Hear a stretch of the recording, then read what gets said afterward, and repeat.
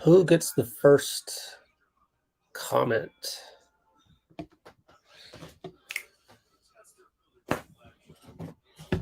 There it is.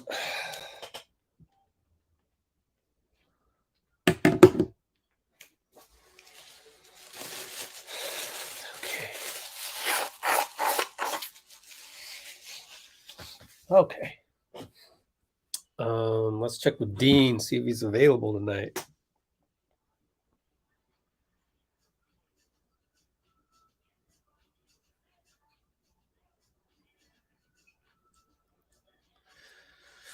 Okay.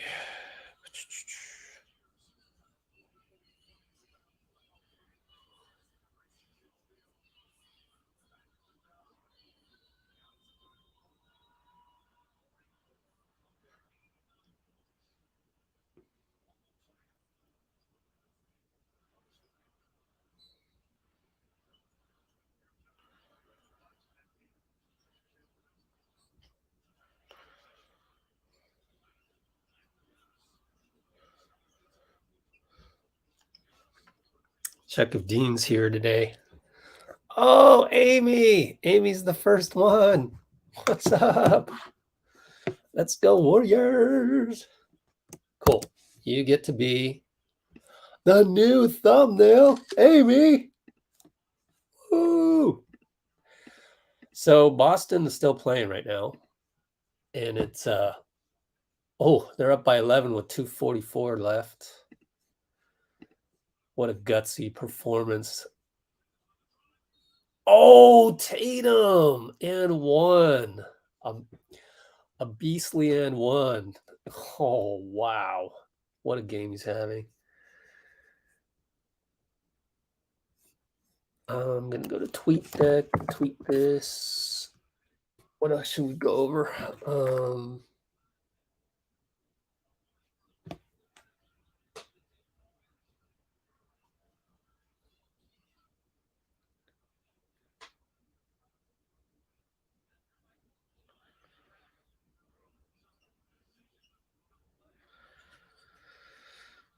Let's see. I can't believe I finished everything in time. Looney's going to start tonight. I predicted that. Go check our Instagram. As I say, I'm not always right, just most of the time. Humble brag. Not a very humble brag, I admit. But no, really,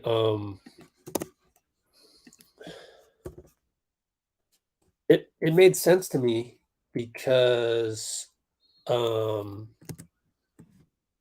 gotta adjust. You gotta counter with something. You can't just do the same thing. Some people were thinking, oh, start the small lineup. Nah, I don't know about that. Too small. It's too small because Steven Adams has been playing well. And then they criticize Mike Brown and they go, well, I guess, that lineup clogs the lane and this and that and the other thing. No, it doesn't. Looney's way the hell out there. Don't worry about it. We've had this lineup before. I think. Pretty sure we have.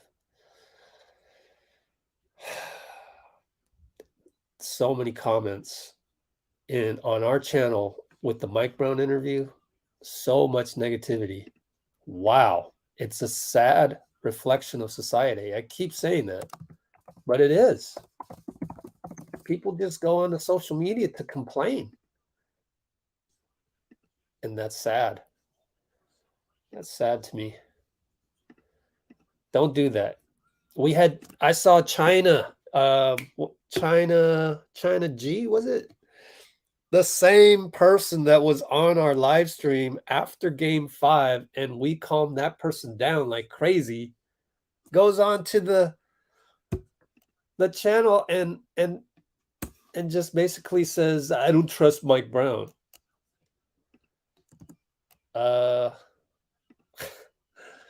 Shouldn't you show some trust? This is when you're supposed to show some trust. not shy away from it, not look to throw somebody under the bus because you're mad that we lost. But hey, that's what our society does these days. It's really too bad. Don't be one of those people. Be special like we have right here. Because, quite frankly, I mean, first of all, it's not attractive. Whether it's your friends, the opposite sex, your niece, nephew, daughter, son, it's not a good look. It's not a good look when I use negativity to fight negativity. It's always just not a good look. What are you going to be? Sooner or later, you'll be with your significant other, or you'll be, I don't know, on a date, let's say. Let's say it's not established yet. And you're there and you look on your phone and you see something outrageous. Mike Brown, oh, you're going to say something out loud. They're going to be like, that's ugly. It's not very attractive. Have some positivity. Positivity will always get you through everything. Everything. It's actually pretty neat how simple that is. It's pretty neat how simple that is. Think about if you walked around with the attitude that life is beautiful, rather than, oh, this sucks, that sucks, and the other thing sucks, and I'm entitled to better, right? That's the macro version of what's happening with the Warriors. I say that basically that's my theme every single time I step on here.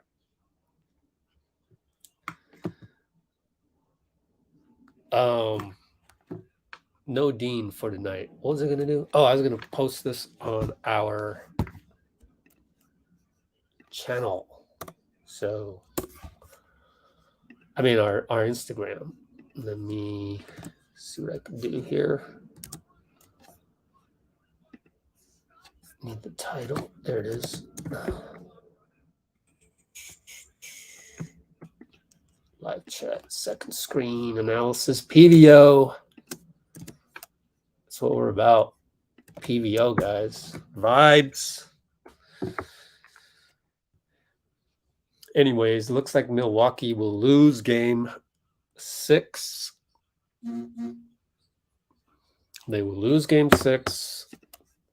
I need to transfer over my thumbnail that has Amy in it. Could have been somebody else in the race for the thumbnail of the night, but I go with the first one.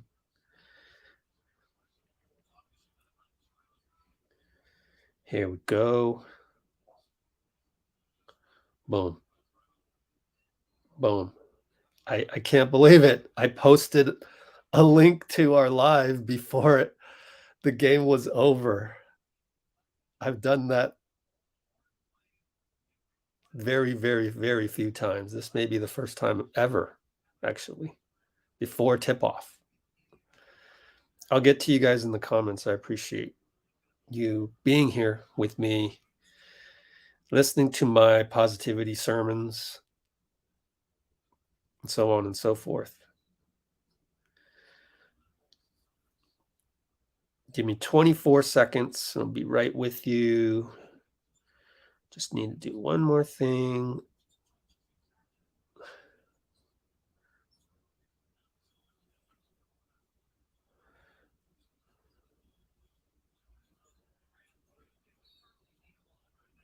Okay. I'm ready for you. Ready to give you my full attention. 6.5 seconds for me. Where's our comments? Let's see. Andre still not available. Yep. Let's go all the way back up top. You know what? Let's do what's up, Dub Nation? Please splash that like button. I can't wait to check the likes versus the concurrence. 54 concurrence. How many likes? 15. Come on. Splash that like button for me. It's not difficult. I shall go to the giveaway point here. I still haven't gotten to the post office. I haven't even done an Amazon return. I need to do this Amazon return, and I haven't done that. And that's technically more important in terms of shipping type stuff. Let's pull these up. There you go. Boom. Those are your comments. Amy up top right there. Crowd needs to step up. I agree. Let's see. Let's look at the comments. Let's see. You know what I'll do? I'll run the Mike Brown pregame while I catch up to you in the comments. So why don't we do that? That'll make it more fun. Pregame right here. Are you seeing this? Yeah, there you go. Let's just go to it. Did you know that you can make a full-time income from YouTube without ever trying to grow your own channel? Yeah, right. There you go. I'll hit the comments right now. With Otto, is it just lingering foot soreness, or what kind of? How was he feeling after? I guess the exercises you went through after shoot around. I haven't talked to him or trainers. I just know that he's out. Mike, I think you've been asked versions of this question a lot, so apologies in advance for throwing it to you this way. But like, what, in your opinion, is the substantive impact of a couple of days ago when you learned that Steve's out, when you're taking this seat, and you know the group so well, but now the seat changes, the voice changes. You know, is there a benefit to a couple of days later, everybody recalibrating and getting used to you being in that seat again, or do you think it's much ado about nothing? How do you see that? Yeah, I have kind of alluded to this a little bit. Before when I took over, it was a little easier from the standpoint that I was on both sides of the ball, during practices and whatnot, because Jaron Collins had the defense. This was the first year I had defense, and so I was locked in on that side of the ball. And then you guys have been to plenty of games. You see, I don't even go to the huddles during the game because I'm talking defense right away the whole time, and I have no clue what Steve wants to do offensively or as APOs, but Kenny and Q-Dog do, and so for me, more than anything else, it's just been trying to get caught up to speed, and in a couple of days on that side of the ball. I said this earlier. I keep giving my trails a shout out every time you guys want to ask me that question, but I feel like I'm back in my USD, University of San Diego days. Cramming for an exam, and so as the days go along, you feel a little bit more comfortable, and you feel like you can help them a little bit more, and hopefully it shows on the court. But it is different, a lot different for me in the past when I took over because of that. Hey, Mike, obviously you guys are here on this stage. I was wondering, going into the year, what were your expectations, like how the team would be able to blend with like the championship tested players along with the young players that you guys have, and how have you seen that play out? But you got to give Steve a lot of credit, man. He just seems to have a formula every year for the right combinations to throw out there and help these guys grow to a point where they can compete at this point in the year. You give him credit, and you got to give our veterans a lot of credit that have been through it, and obviously Bob and the guys that they're drafting and bringing in as free agents. So, the sky's always the limit here. You always expect to be able to compete for a championship, especially when you have the DNA or the makeup of Draymond, Andre, Loon, Steph, and Clay on board, because they've experienced it not once, not twice, but multiple times. And so that was our expectations, but you never know, because it's going to be different with the new faces, and you just hope for the best, and you hope guys can grow quicker than normally. And these guys have stepped up and at least given us a chance so far. Mike, with Otto out, he's been a pretty reliable vet for you guys. Where do you go to try and fill that void? All right, we're going to start here. About to tip off. Bye-bye, Mike. Sorry. we know is more important here. And that'd be silly of me to have tipped off, and well, probably have tipped off in terms of my stream being super slow. But I'm about to tip off here. Who are our announcers? Because I'm so glad I don't have to hear Jeff Van Gundy in the background, even though I've got the volume on 1. Oh, Richard Jefferson! That's good luck, people, especially because of his name. But that's another story. I know you like that one. All right. Where are we? Lack of height fight. Okay. We're back. I'm about to tip off. That'll be my secret demarcation point of here we go. Steven Adams wins the tip easily. No biggie. Catherine, what's up? There they go. We yell defense. Chase does. Green, Draymond on JJ. Great defense. They're not calling those tonight. Yay. Adams was, yep. Unfortunately, you got to call Draymond for that as Adams fell. But I at least I like the hustle. But now Draymond absolutely cannot foul again. That's the problem of him picking one up that early. So I'm a little worried about that off the bat, but that's the game for you. Trying my best here to do the comments. And they miss a 3. Steph comes back to get the tip rebound. Excellent. So far, so good, peeps.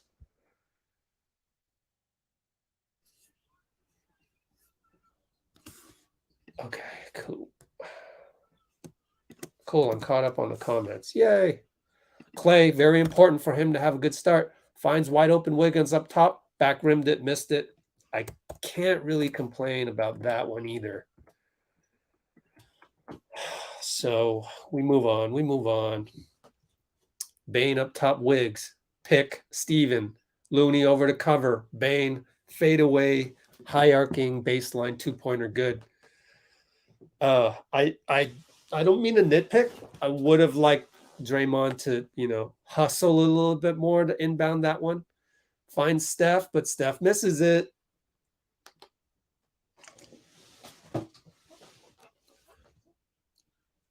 Desmond Bane with an incredible layup, falling down. He's been playing like the, rising star MVP. Was he MVP? I can't remember. He played damn good in the Rising Stars game, but playing somewhat like that. Look at Steph looking for a shot early. Yes. Hunts a pick and roll. Hunts a DHO with Looney. It pays off. I mean, he hunted that, but that's good. Finally, we need you to hunt a little bit in the beginning. Clay can't get around to close out on Dylan, but Dylan misses, and Steph with the nice little lob pass to Draymond for a layup. Dre says, nice pass. Tyus over to Dylan, catch and shoot, off rim, no good. Draymond tap against Steven, over to Clay. Here he comes, right side, Dylan Brooks on him. Pick and roll. Oh, Looney leaned an inch. He leaned an inch too far. Thanks for the like on Facebook, by the way. Who is that? Sherry McBride. Like the first ever, we don't have that many faces. I have to, and let me do this. I have to just screenshot that because that's exciting. NBA scores. Where are you? Oh, man, I'm missing the game, guys. Come on, CBS. Jaren Jackson, crazy shot. No good. He fell by the cameras. He might be injured. Oh, Steph got fouled on the 3. Nothing. Wiggins, tip. Over to Clay. Missed it. Clay. Come on, Clay. Yeah. JJ is hobbling a little bit, but he's still there. I saw it being 8-4 now. That's not good. Draymond steal. Clay will miss that. No, he made it. So, we're up 8-4. Sorry. I've been assuming we're down in the first couple minutes. But I was trying to get a screenshot. So 8:46 to go. I was trying to get a screenshot of Sherry's comment here, which kind of ruined my concentration. So now that I have that, I can actually change the thumbnail accordingly. Sherry, do me a favor. Tell more people on Facebook about us, because I've been doing zero marketing on Facebook. And I don't plan to do any marketing on Facebook until the off season to figure out my strategy there. Absolutely need game 6. Uh-oh. Only a Sith deals in absolutes. Nah, I could see us winning without Clay going game 6 Clay. I could see us. We don't absolutely need that. It sure would be poetic. It sure would be a nice storyline. But yeah. So I'm actually going to disagree with Catherine. Don't get too need. But yeah, don't worry about hitting 2s, hit 3s. I thought it was the reverse. Don't worry about hitting too many 3s. We can hit 2s as well and be just fine. Like the in transition layup to Draymond. But I will say this, Clay needs to play better. And if he's going to play better, might as well go nuclear a little bit, right? Game 6 style. I mean, I'm rooting for that. We still, as I said last live stream, I've been saying over and over again everywhere that I can, meaning pretty much not a whole lot of places, because I don't really post a whole lot on Instagram. Don't post anything on Twitter. They don't deserve it. Twitter doesn't deserve my opinions. They probably don't even want it. They want it so that they can be outraged at my comments. But one of my things was that Steph, Clay, and Draymond have not played all 3 well in one game yet.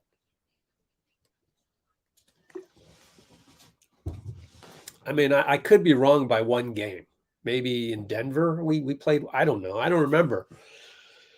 But we haven't had a sustained Warriors basketball in transition run in a long, long time. And I started thinking, why is that? There are many theories that you can point to. One, Memphis is just that good on defense without Ja. And then they had Ja. So to switch from that is kind of different. That can throw you off a little bit. Number 2, Clay's only played 42 games, including playoffs. That's barely half of a real 82-game season.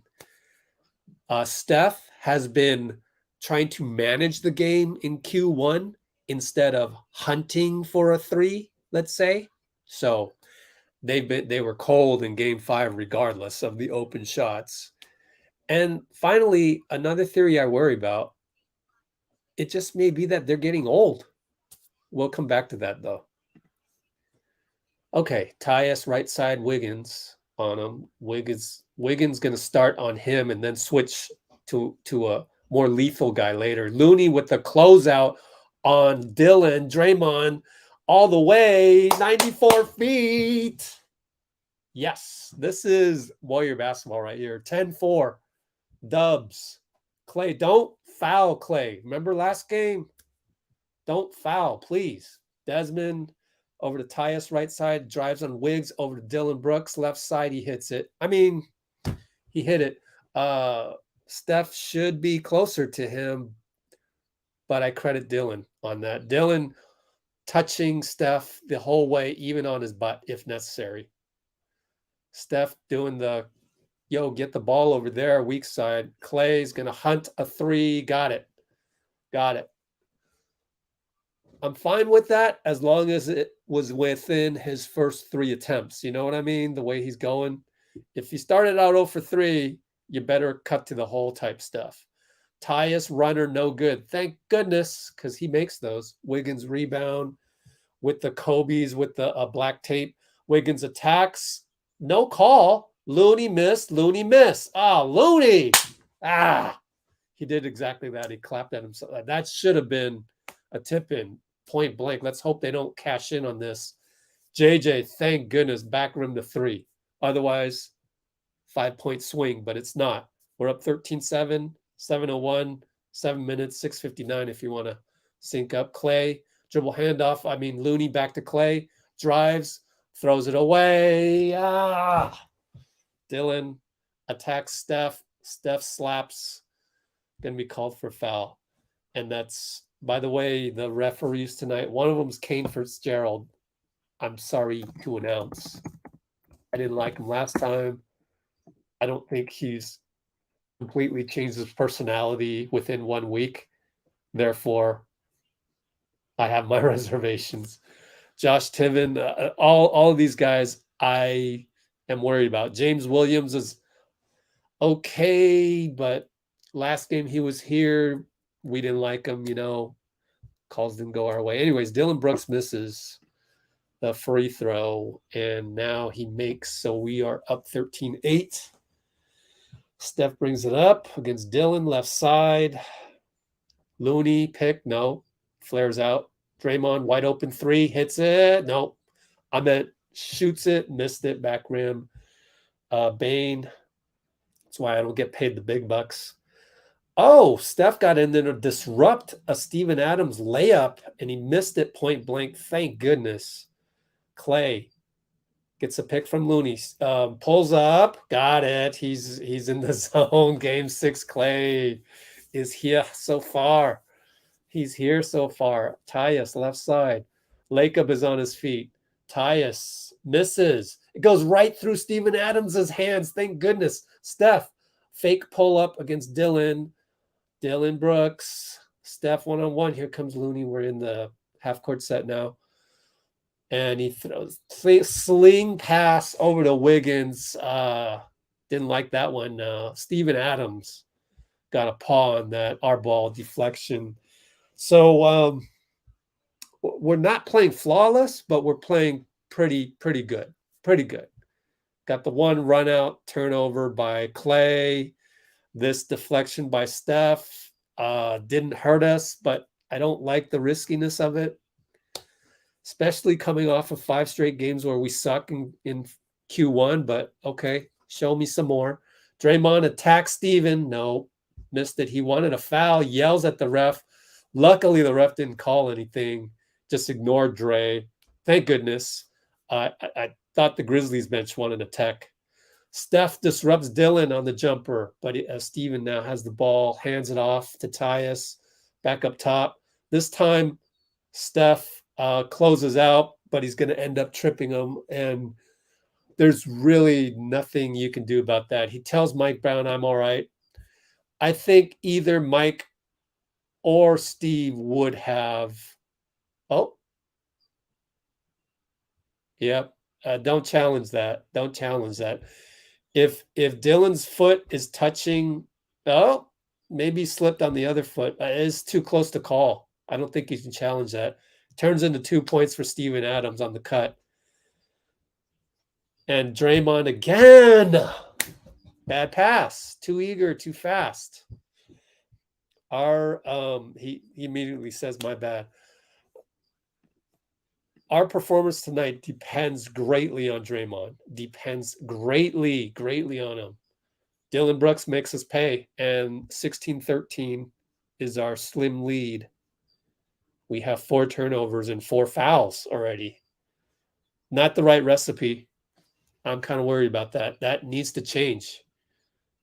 5 turnovers. Right when I said it, he turned it over. Dylan Brooks going to make us pay. 3 more points. That's 8 points off of really bad plays by us. Fouls, turnovers. Again, it's Draymond, Clay, and Steph. If anybody should be thrown under the bus on Twitter, and it just goes to show you the IQ of social media, not that high. It should be Draymond, Steph, and Clay. They are to blame. They are to blame for every loss so far. But, you know, it's up to them to figure it out, and it's up to us to put our trust in them. You know, it's just part of their character. They have not shaken that off. I will, like I was talking about earlier, the many reasons for them playing poorly. Again, my theories are as follows. Let me earmark this. We're at the 30-41 mark. Reasons Clay, Steph, Dre struggles. Okay. One is quite possibly their age. Another factor that plays into their age, as I mentioned before, is that we haven't, or those three haven't been in the playoffs in 2.5 years. The other reason is Clay is playing his 43rd game of the season. Another reason was Steph was trying to manage Q1s instead of attack. He's trying to get the team involved, and in doing so ends up not managing the game. So he should change the mentality to do MVP stuff now rather than wait until later. Draymond is not 100% mentally because of the death of Adrian Payne. And then I know the naysayers, like I say, when you walk through that door to come onto this channel, let's go Warriors, those 3 words, you should come with positivity. So anytime you see a glass half filled, it should be half full to you rather than half empty. So if you were to come onto this channel with negativity, then you would say, oh, Rich, that's just an excuse for Draymond. No. The positive way and the actual thing of what's happening is that it affects his mental. It affects his ability to go fiery mode. Whether that has changed since 48 hours ago till now, we shall see. I would think so, because death of a friend, give it some time. The time at this point is 48 hours elapsed more than the last point. But that definitely explains his very lackluster game 5. I would think, like, there was no fire. Tonight, I don't know. We'll see. Anyways, Jordan Pole's in here. I'm sure there's a 6th reason for all that, but I'll get to that. I could have made a video that lasted 12 minutes on this stuff, because there's a lot of reasons. Oh, Steve Kerr's not here. Steph from the corner, a lot of contact, but I don't think Zaire really did all that much. And they find Steven Adams in the middle. Clay has to help. Luckily, he passes over to Dylan. Steph's there. Dylan will shoot over him because Steph cannot foul. I see the bad body language again by Clay. Just play, bro. Like, don't worry about that one. Yeah, we're down, but we got JP in there now, and he hits a 3 with the 2-man game with Draymond. So we're right back in it. 19-18. We're up 3:55. Wiggins gets a hand on Dylan. If Steven was on tonight, boy, we'd be in trouble. But he's not on tonight. Wiggins gets blocked by Dylan. Entire Twitter, watch Bruce. Wiggs is being thrown under the bus as we speak right now. He's not really doing anything all that wrong. Like, look at that closeout on Dylan. Beautiful closeout. Lead pass from Draymond. Finished by Wiggins. See? You throw a guy under the bus, and he does something great right there, both sides of the floor. Dylan thinks he's Kevin Durant. misses a jumper. I hope he keeps thinking that way. Wiggs is going to take Steven. Gets a call. Wiggs, baby. Wiggs. I'm going to put that in here as a secret demarcation point in our comments.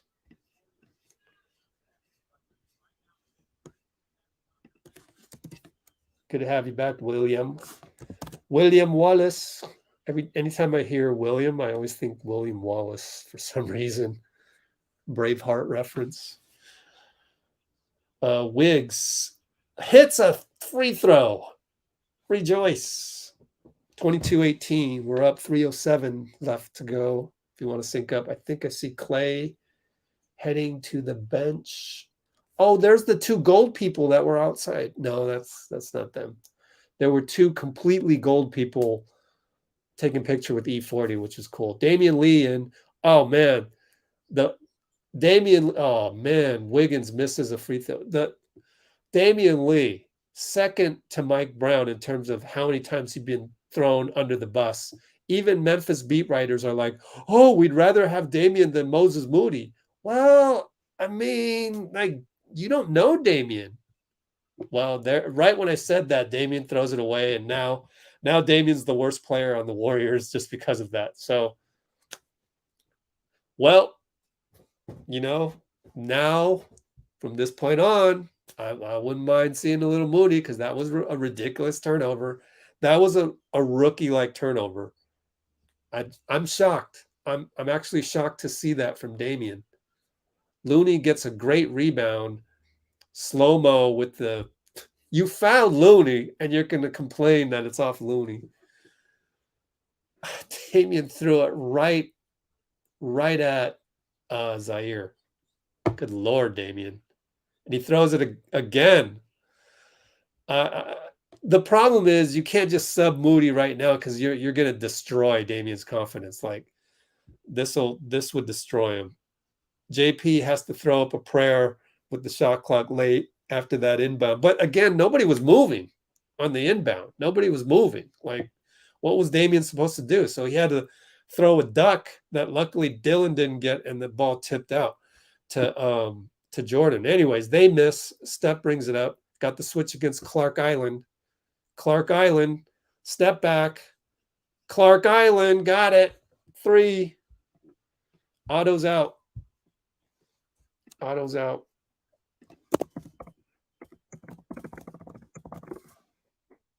And they hit a 3 over Jordan Poole. He's kind of mad about something. I didn't see the whole play, so I don't know what's up. 25-23, 1:26 to go with Steph playing the whole quarter with 2 fouls. Dre, if you spoiled this, I'm going to kill you. No, you didn't. Steph misses Looney with the save. Jordan up to Damian. Make up for it, Damian. He makes up for it. 3 points, Damian. Don't you guys spoil. Don't spoil. Because my stream is slow. I got the ESPN website, ESPN3.com. Damian against Slow-Mo. Slow-Mo's going to take gets a charge call or travel, one or the other. Either way, good job. And they get Damian out of there. Like, he just made, okay, let's get him out of there. But I don't know that you bring in Moody because, I mean, Moody's a rookie. He's liable to make those mistakes as well. They bring in Clay for the last shot, 53.2. We're playing this like game 7. To see Clay come back in like this, that soon after going out, we're playing it like game 7. Jordan messes around. Wiggins almost travels, and they're going to call it late. He jab stepped, but traveled in the process. 38.9, up 5.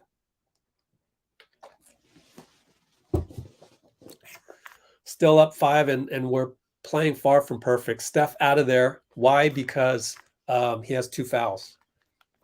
Slow-mo alley-oop attempt to Brandon, no. So Damian came right back in for Steph. Clay wants it by himself. That's good. 15 seconds shot clock. 12, 11, 19 main clock. 9-second differential. He does not pass to Damian, and he shoots it good. Fade away, free throw extended. So we're up 7. This is pretty good. This is a pretty good, impressive way to come out, guys. I'm proud. +7, not bad. Even if it's +4, I'd be happy. Clark over to Melton. It's online. It is +4. So +4. All right, whatever. Not bad. I mean, considering, you multiply that by 4, that's +16. That's not too bad. I mean, you can't really do that, but okay, William, gotta calm down on those comments. Like, let somebody else comment. Everybody. William is under 18, so give him some leeway, but you can't dominate the conversation like that. You gotta let other people talk. So just basics that normally you don't really need to talk about because you assume everyone's an adult up on here, but we do have some kids actually. Let's see. Yeah, 1 down, 3 to go.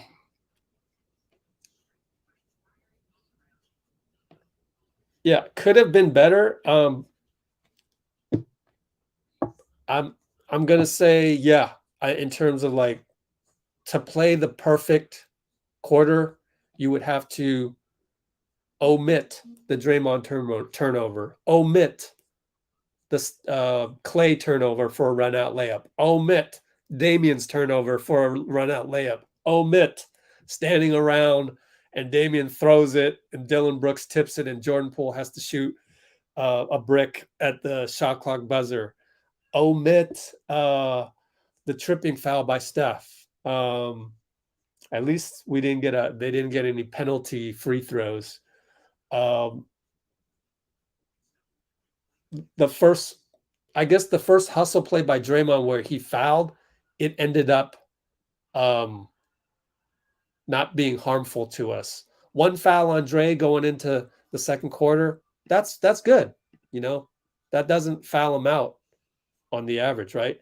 But again, 6 turnovers, 4 fouls, that's too much. So I just named, and then the Wiggins travel from up top. So this was far from perfect.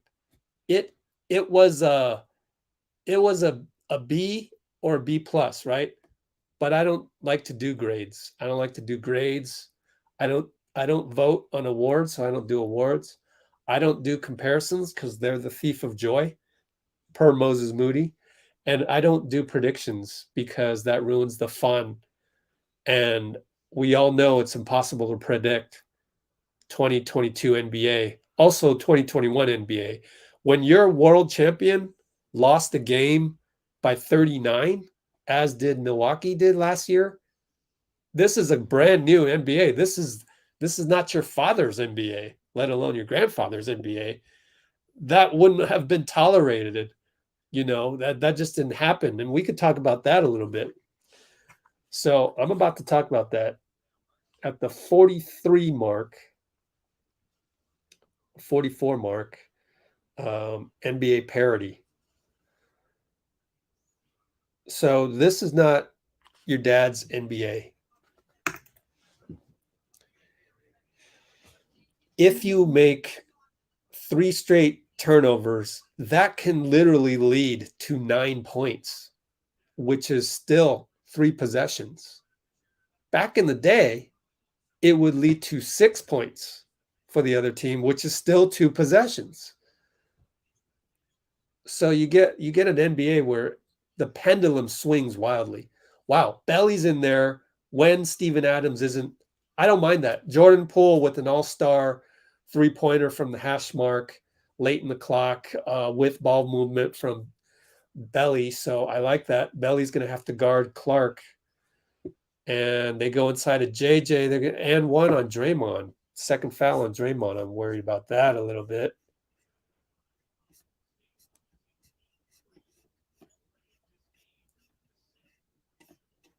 Okay, let's check out your questions. We are sleeping on the impact of Loon. Yeah, exactly. Did you see? I saw beat writers saying, "Oh, Loon's going to clog up the whatever." It's like he's got Steven Adams. Defense wins championships. What's up? Like everyone loses their minds in the playoffs. Even beat writers, especially Memphis beat writers. Anyways, 11-12, 11-11, 11-10. Jordan Poole against Clark Island. Step back two-pointer. Nope, too hard. You could see it right when he let go of it, and they cannot corral the rebound. Thank goodness. We're going to get 14 on the clock. No, they're going to give them a rebound possession. We'll have 24 on the clock. Yeah, I don't disagree with that because Melton had the ball and he just lost it. So we're going to get a fresh 24 on this. 93 on the chat. Thank you guys.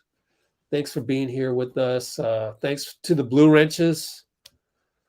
Maintaining the positivity in the chat. Clay up top over to Draymond. Draymond looks to hand off. Nothing. Three guys on him. Gets it back to Clay. Hash mark. Now spins. Top of the key. Fade away. Not a good possession. Damian went away, but he corralled the rebound. Jordan Poole left side. Bricked it. But Belly gets a rebound. Out to Clay. Reload. Got it. Yeah. Belly. Belly. Belly, belly, belly. The Clay for three. Timeout. 10:38 to go. Q2, 10:38. What's our lead? Our lead is 36-28. Yeah, Clay. Yeah, Clay. Let's look at Clay's numbers real quick because you get the sense. 14 points, 5 for 7, 4 of 4 on threes. He knows it. He knows it. He knows the feeling. Yes, sir. Let's see. Oh, gosh. What did you do, Deep Dark Fantasy? Find Clay, please. Yeah.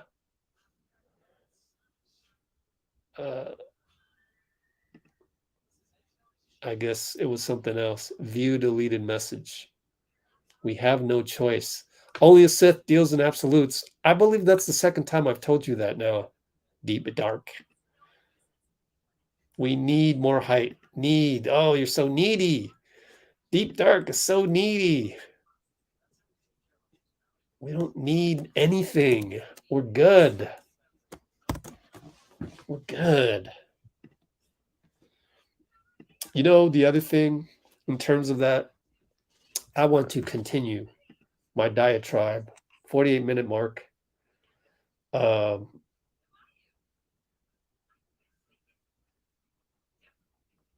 Okay. I've just game 5. The bad news about game 5 was that it was embarrassing. We went down by 55, lost by 39. By the way, credit Juan, Modi, Kuminga, Belly, Damian for getting it to that magical 39 because that's the most any championship team has ever been down has ever lost in a game. Surprisingly, all-time NBA records, 55 was not the worst deficit at any point in a game.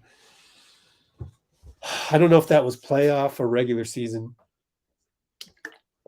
included. Maybe somebody can look at that for me. But what I was going to say is, even if we were to lose game 6, so that was the bad news about game 5. And the most shocking thing about game 5 is that it happened, that us with championship DNA would screw that up. Because I was talking to my dad about that. Oh, championship DNA. Well, we can redefine championship DNA to be something else. Maybe it's something else. Maybe it's dancing to whoop that trick in the face of a 55-point deficit. We talked about that with Dean. Maybe that's a show of mental toughness where you're not wallowing in your own pity or misery. But that's new school. That's like Steph and Dre. Like Clay was pissed off like you and I. Like we wouldn't have been dancing. We wouldn't have been like, yeah, go Dre. We'd just be sitting there on the bench seething. Like that's Kobe Bryant. That's Michael Jordan, So my point being, I've seen so much now with the last 2 years of the NBA. Even if we lose this game, there's no guarantee Memphis is going to come out and win in game 7. There's so many unpredictable things. Brandon Clark attacks Belly, gets a foul call. So 10:26 to go. He'll get 2 free throws. We're up 8 still. So, yeah. Let's check the concurrence versus the likes. 48 likes, 70 concurrence. Please splash that like button.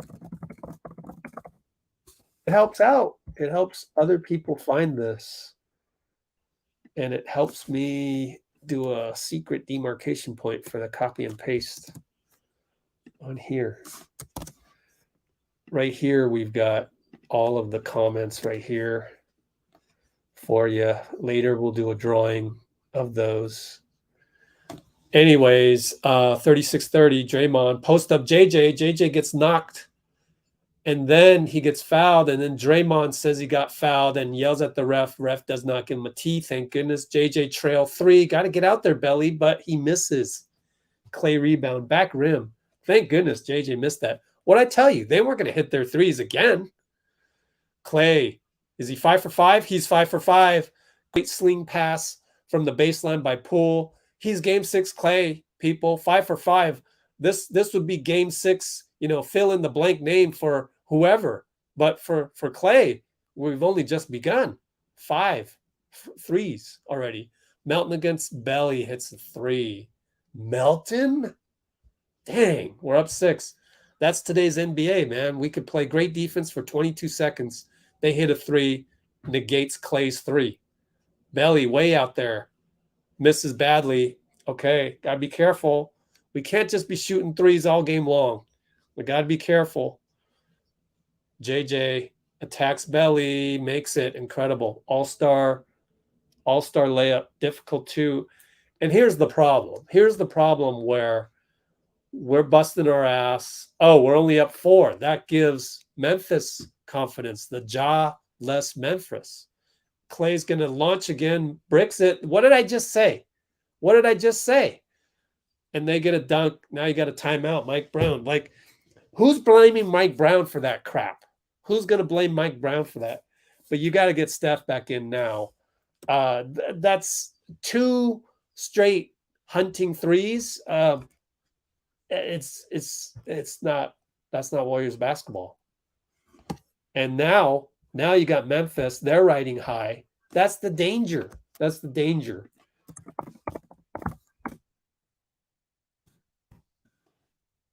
You can't do that. Like that's the non DNA of a champion, right? We can't be doing that. I don't understand why we keep doing that, but it's kind of a new team. It's only Clay's 43rd game. Belly hasn't had that many championship runs, so just get Steph back in the game right now and go from there. And I get you're saying, why shoot 3 always? That's what I'm saying as well. But it isn't always, because Clay just hit his 5th in a row, 5 for 5. Then Belly missed, but it was wide open. But it was still enough time in the shot clock. And then Clay hunted that. We all know he hunted that. 5 for 6.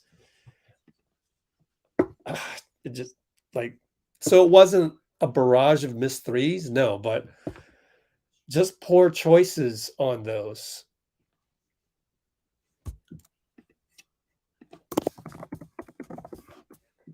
So again, if you're joining us late, Otto is not available.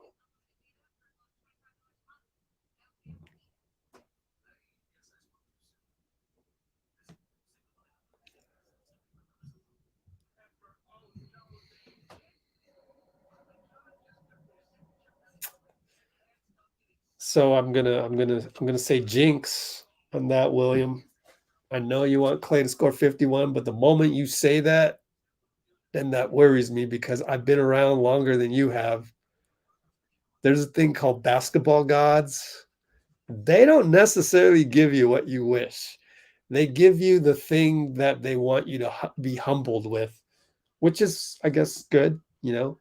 It's a reflection of real life. I mean, there will be something that lands in your lap that you didn't ask for that is going to be super humbling for you. And when that day comes, I hope that you have watched enough Warriors games and been through enough Warriors losses with me that you will learn to get out of that rut, get out of that hole, get out of that hole, that abyss, that spiral with positivity. You just have to. You have to get out of it with positivity. There's only one way to do it. It's not blaming this guy, blaming that guy. I even have trouble with that. Trust me. I'm still fighting negativity with negativity. It's so hard to fight negativity with positivity. It's so hard. But we work on it. Just like Clay works on his shot every now and then. We work on it. We work on it. And we get better just a little bit, incrementally. We pound that rock every single day. And then we'll be better equipped to handle it.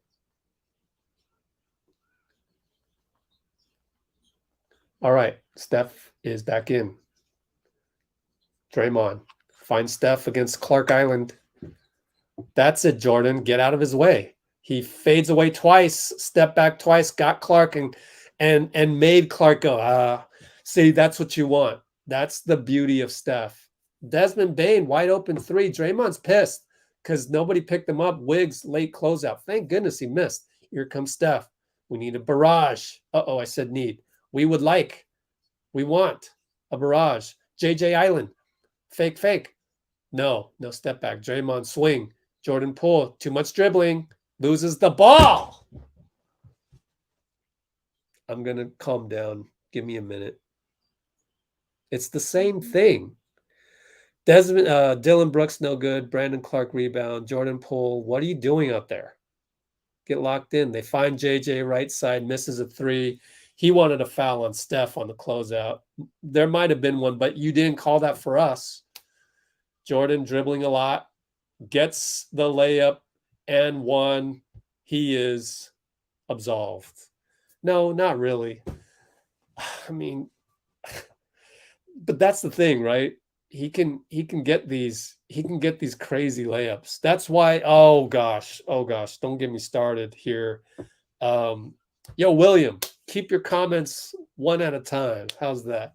Let other people, people are going to come by the channel. They're going to look and be careful. Like, spread them out a little bit. But anyway, I'm nitpicking. Jordan Poole missed the free throw. That's unbelievable. We're up 7 though. So William, just keep the same mental. Just a tip. You don't have to take it. Dylan Brooks wide open. JP couldn't get around that. Neither could Looney. I mean, I'm going to credit Steven Adams with a monster pick. We're only up 4. Man, this Memphis team's good. I mean, we beat them. We beat them here. I do not want to play him in the playoffs next year. Steph against Brooks. Moves. Can't get anything. Draymond down the lane. Steven on him. Back out to Looney. Handoff Poole. Fake behind the back. Step back. Smothered by Desmond at the shot clock. And guess whose fault that is? I don't blame Jordan on that at all. That's Steph not being able to. I mean, number one, it's Memphis's defense. Number two, it was Steph burning a lot of clock there. And that's why we don't run the pick and roll offenses, because it's too much. Tyus airball. Jordan Poole brings it up, finds Wiggins. They leave him open. Here comes Tyus, picks him. So not the best game by Wiggs. Look at Draymond hauling ass back. He's tired. Desmond Bane rebound. And that's the thing. We got, age is kind of the problem with our main guys. And Dylan Brooks hits a 3, talks trash at Jordan Poole. They're only down 1. Got to play tighter. You just that's the good and bad of the Jordan Poole and 1, right? I mean, what did I say? He was dribbling too much, turnover, dribble too much, and 1. Then Steph's like, oh, we're dribbling too much. Let me dribble too much. Then dribbles too much, has to get rid of it. Jordan Poole dribbles too much. Like, this is where, quite frankly, this is not Mike Brown's fault, but we miss Steve's calming influence, Steve's positivity, where he comes in and he says, hey guys, you got to hit the singles. Hit the singles. Hit the singles, not the home runs. Steph, you were trying to hit a home run. JP, you did hit a home run. But the one before that, you struck out on 3 straight pitches, and you gave them the ball.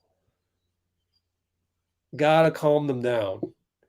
And if you, I mean, I'm looking at Moody. Here's the thing. Do you think a rookie can handle that? Like, we're telling Jordan Poole to calm down. We're telling, Stephen Curry to calm down. And you want us to play Moody right now? Like, instead of Damian? I mean, he might do those things if we're having trouble. They're doubling Steph here. At least Steven Adams is helping out. So Steph, 3-pointer off the dribble handoff, misses it. Looney rebound, but knocked out by Tyus. Clay can't move. Tyus hits a 3. Clay shakes his head. Don't shake your head like that. So now we're down, and they're hitting like crazy. And right when I said, and Steph can't hit, Steven gets the ball. Right when I said they won't be hitting those 3s, they hit the 3s. JJ bucket. This may be, got to show me something, guys. Got to run an offense. Wiggins, they go Wiggins by himself. Draymond inside, back out to Steph. Got to hit that. Steph missed it. Wiggins rebound, swatted by JJ. Again, no good. Memphis is getting into our heads right here. Dylan over to Bane. JJ swing to Tyus. Looney foul Steven. And Steven's got an injured elbow, but we'll see. He's taking his time. And if he doesn't get up, I wonder if they're going to probably review this, which gives me some more time to talk. Hey, look, it's our old guys. And look, the worst possible thing, here's the worst thing, which is I'm going to show you why the worst thing isn't the worst thing. Okay, so the worst possible thing is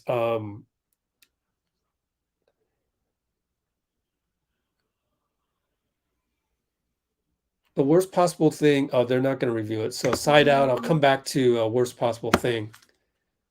The worst possible thing is that we lose this game and we lose game 7, right? But I'll tell you what happens after that. JJ draws a foul on Wiggs. So what happens after that? If we lose this game, because it feels like Memphis is turning the corner on us right now, right as we speak. Damian came in for what? I'm looking at the bench, Draymond. So we're super small. Mike is going with the veterans. Damian hit a 3 earlier and got a charge call or a traveling on Dylan, got a turnover on Dylan. So overall, he's playing well. And they're showing Mike Brown and he's mic'd up. He's mic'd up. It's not the same voice, right? And that's where a lot of youngsters on Twitter are gonna listen to that and, oh, I hate Mike Brown, this, that. It's because of your unfamiliarity with him. Mike Brown hasn't done anything wrong. He's supposed to coach. He's supposed to talk. But you point the blame, and it's easy to do on social media. We'll come back to the worst possible thing in a minute. Desmond Bain, 94 feet. Blocking foul on Damian. He doesn't agree with it. That's Josh Tiven. Clay says, review it. Takes a free jumper. I don't think we can review it at this point. It's too early in the game.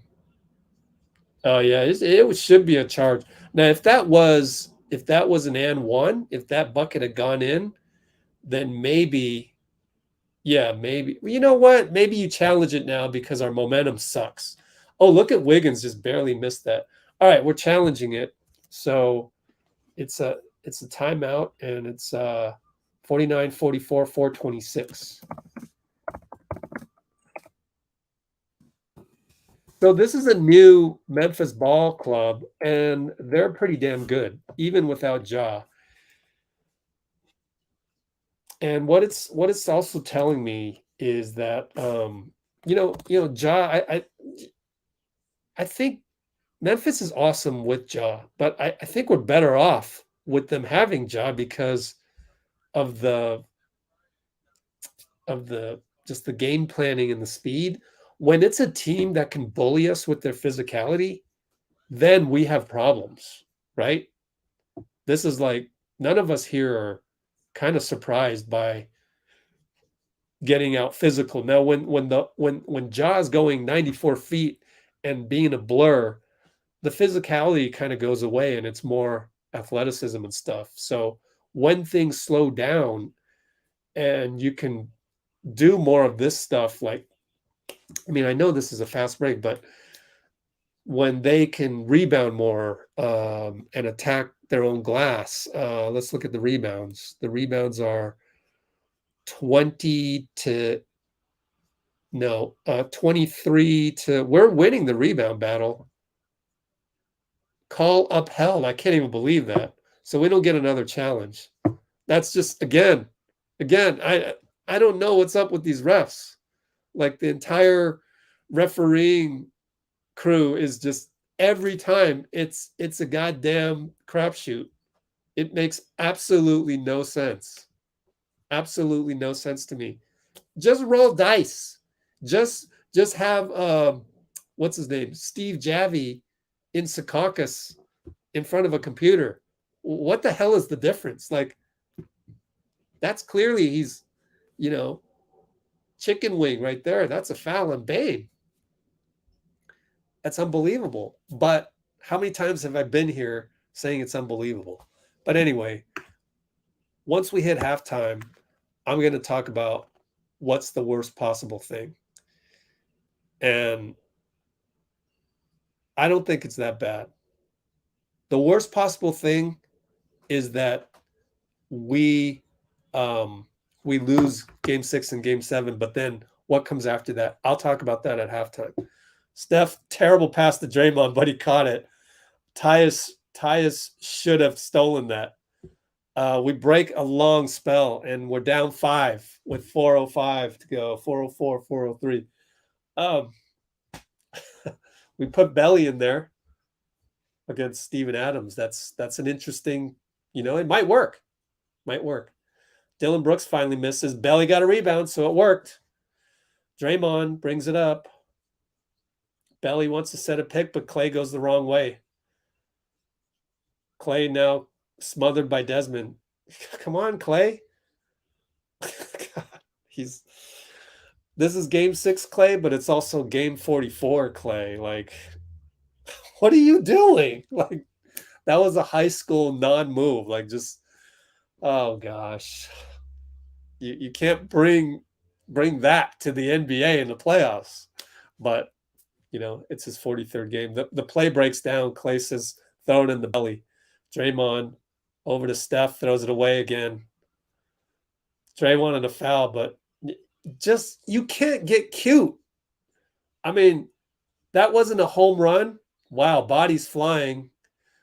Steven fouled Steph. We got the rebound anyway. Steven's limping. That's what you get, man. You could have injured Steph on that one, man.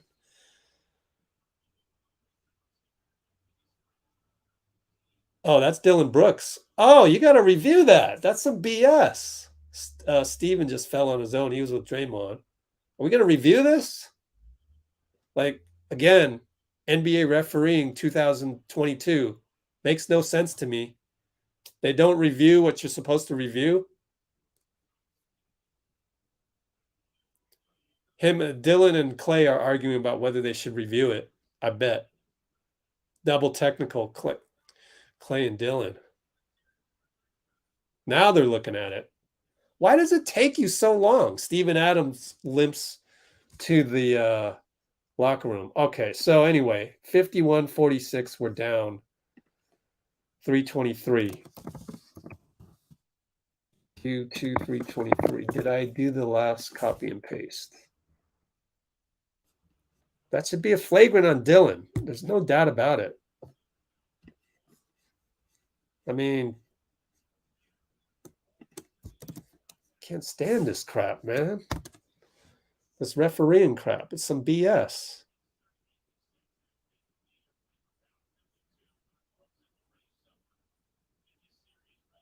Yeah, you need to throw him out for that. That's some BS. You could have injured Steph right there, man.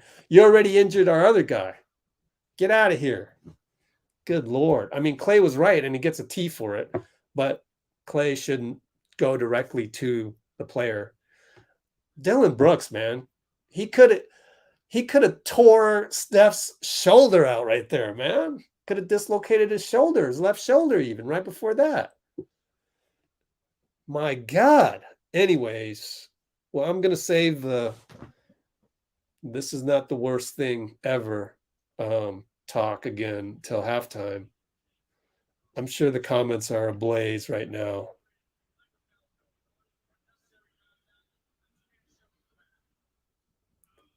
A flagrant 1? How's that not a 2?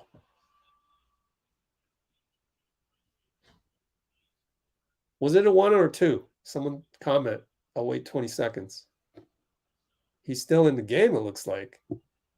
That's some trash, man. That's some trash. You're arguing that? Get the hell out of here, Dylan. Get the hell out of here. Man. Dylan Brooks, dirtiest player in the NBA. Good Lord, man. He's proven it right here. And he's arguing that? First of all, he could have cracked Steph's shoulder. Then he throws him down like that. How's that a 2? How's that a 1? Steph misses a free throw. I'm telling you, this odd things like this, quote unquote championship DNA, that's what we get. Basketball gods are pissing on us right now because we said, oh, we got championship DNA. I don't want to hear no more talk about championship DNA. You know why? Because this is a new NBA. It's a brand new NBA. We don't have that brand new NBA championship DNA. Steph throws it away. There you go.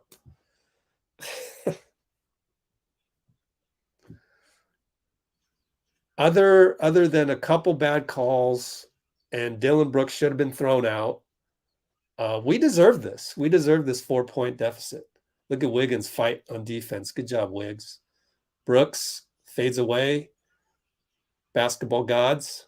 Draymond rebounds. Steph, 2 guys on him. Pulls up. Got fouled. No call. Belly gets the rebound. Wiggs, no. Pull it back out. Finds Clay. Clay will shoot. He hunts. He misses. And he says, my bad. We're doing this to ourselves. Steph and Clay. 226, 225. Good help by Belly. Beautiful. Belly, give him more minutes. And then Clay with the, this is my 43rd game. Flub of the pass by Steph. I think what I'm going to talk about at halftime, the worst thing that could happen to us, the consequences of that, I think I'm reaching the conclusion that the consequence is the same whether or not we get out of the series or not. Draymond closeout on JJ. Thank goodness JJ missed that. We're down 4, but it feels like we're down 14. And here's Jordan dribbling too much, finds Wiggs. He'll attack, gets blocked. That's what happens when you dribble too much and you feed Wiggins too late. Brandon Clark, no good. They're not calling anything, which is great. Draymond down the lane. Fouled, finally. Draymond taking his time. It was a hard fall, but he got up, so he's okay.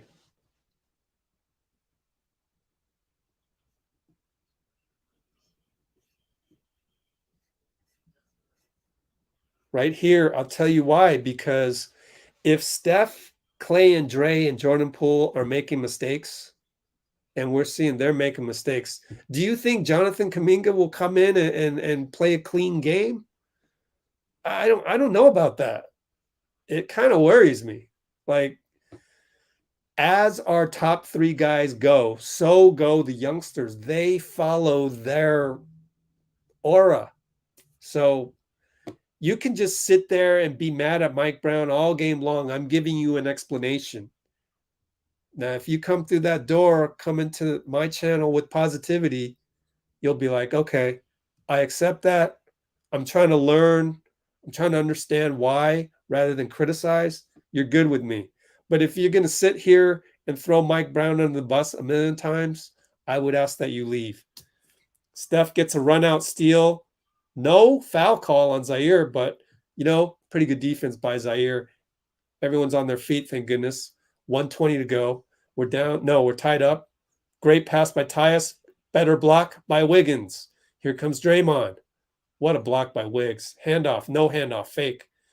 Finds Jordan. Hash mark. Left side. Wide open. Back rimmed it. Wiggins tap. Great tap. Gives Jordan another shot at it. He misses it. And we're falling in love with the home run play again. I mean, he makes that. Crowd goes crazy. Great defense by Jordan Poole. He's feeling it.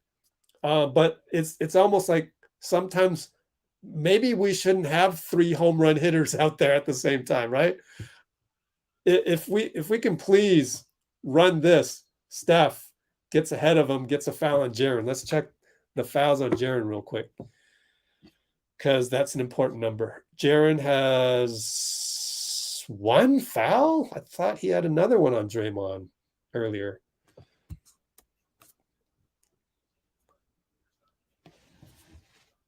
Well, this is all that you could have asked for if you're an executive with ESPN. 45 seconds to go, 51 apiece. Steph at the line, hits it. Had to do a little kick there to make sure it went in. Oh boy. So this is a gripping game. Draymond comes out. Interesting. See on the Jumbotron he came out because of the 2 fouls. So let me guess, Looney came in, right? No, but Steven Adams is out. But Looney came in. Excuse me. Oh, Brandon Clark's in there, so you got to have Looney in there. We're not playing rookies tonight, guys. Not when we got our 3 best guys making mistakes. Desmond over to Dylan. And again, I got to credit this Grizzly team. These guys are really good, even without Ja. JJ spinning, misses. Clark got a tip on it over Wiggins, but Looney stayed with it, stayed strong. We'll get the last shot. Steph against Zaire, up top, 13 seconds, 11, 10, 9, 8. Here comes Wiggins' pick. Switch. Clark Island, 4, 3. Goes by Clark, fake. Misses it. And that'll segue perfectly into what I have to say.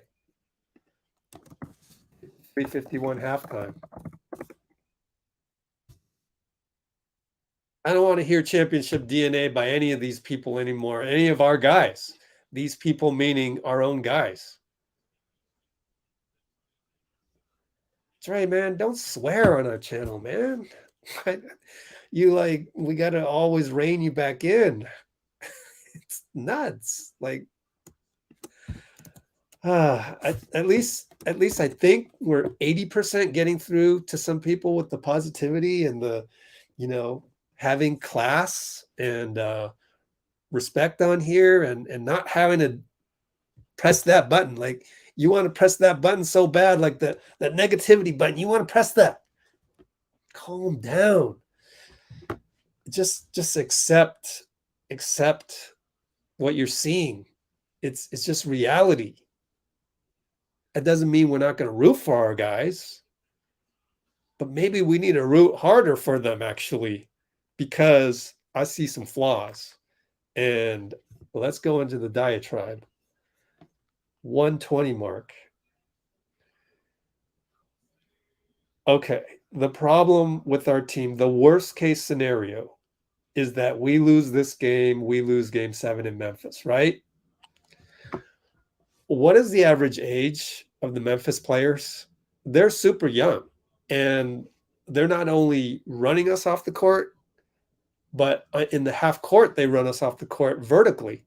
Brandon Clark, Zaire, JJ flying all over for the ball. They get the ball more often than not, although we are doing a good job on the glass because we are actually 46 rebounds to 27. And yet they got 51 attempts. We have 52 attempts. That's why it's a 2-point game. So our offensive execution is the flaw right now. And we have 11 turnovers, 9 fouls. They have 3 turnovers, 6 fouls. They are playing some damn good defense. But we're not helping them out because we're not throwing the ball around, hitting singles, and making the defense move, just as Steve would say over and over again, which I can't blame Mike Brown for not having the same voice as Steve to be able to say that. Okay, so the problem is we're old. That's the problem. We got Steph missing free throws, missing layups. We got Clay. He's only played 43 games this season, so it's kind of hard to judge that completely. Draymond looks like he's giving it all tonight, and he looks tired. So if we get eliminated by Memphis, that sends a clear message to Bob to say, look, we got to play Moody and Kuminga a lot more next season, and we're going to have to start passing that torch immediately. That's not a bad thing. That's the reality of the 2022 NBA. And I'm just going off of what I've seen in the last 60 minutes of play.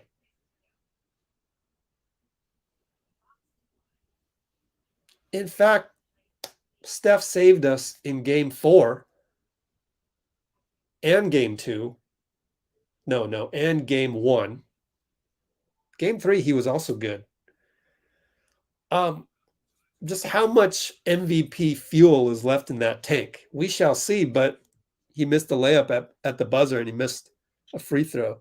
Granted, it was after a what should have been flagrant 2 on Dylan. I mean, do you have to be injured to get a flagrant 2? Can we just write that in the rule book or something? Like, what are your criteria? I don't know what's going on with NBA refs. I can't stand the NBA refs right now. The state of the NBA refereeing is at an all-time low, but I also think that it's a function of this pace and space, super fast NBA, super athletic NBA, and we're also kind of drowning in that as well. So back to the we're getting old problem.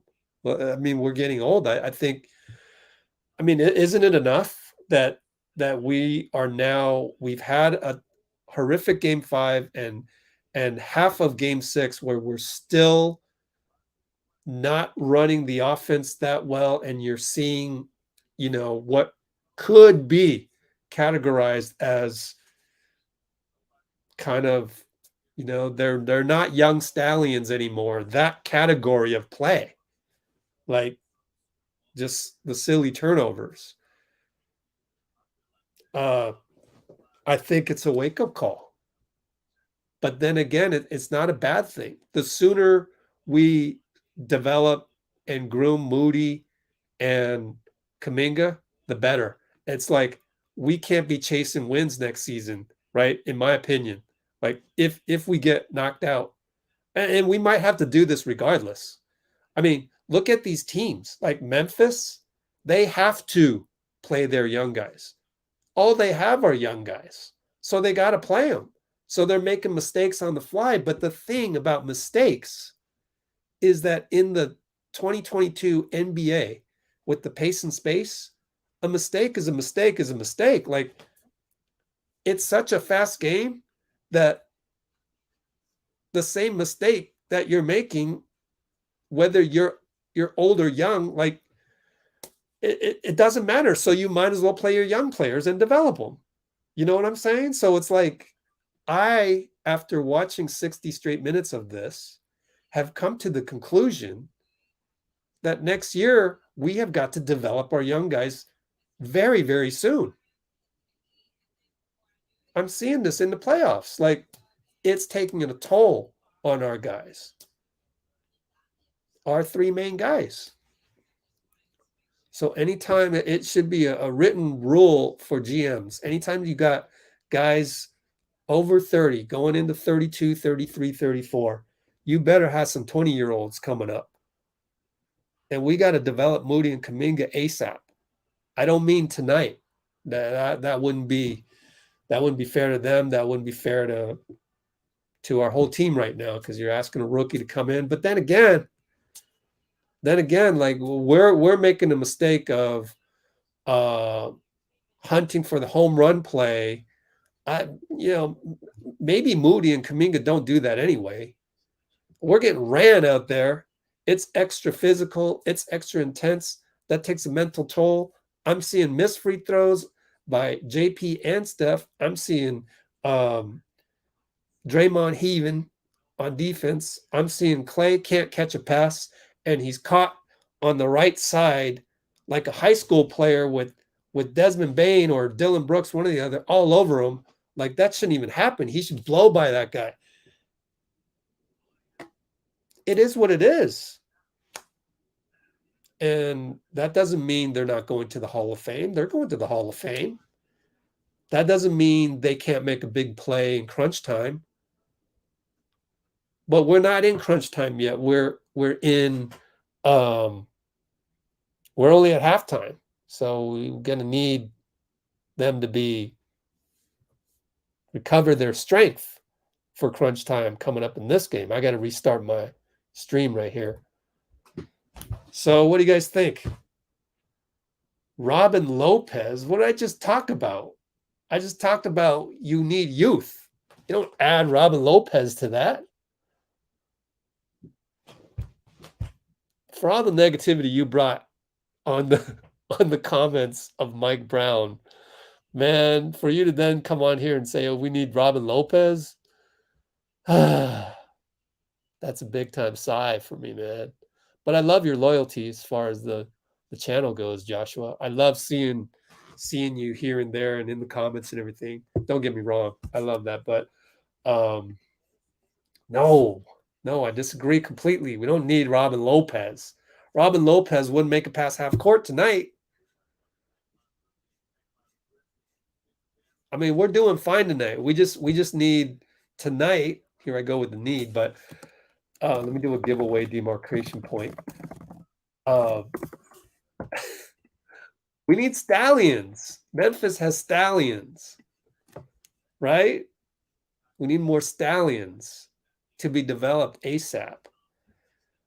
Now, can we win a championship this season? I still think we can. If you're going to say Curry is washed, you must not be a Warriors fan, and you're permanently banned.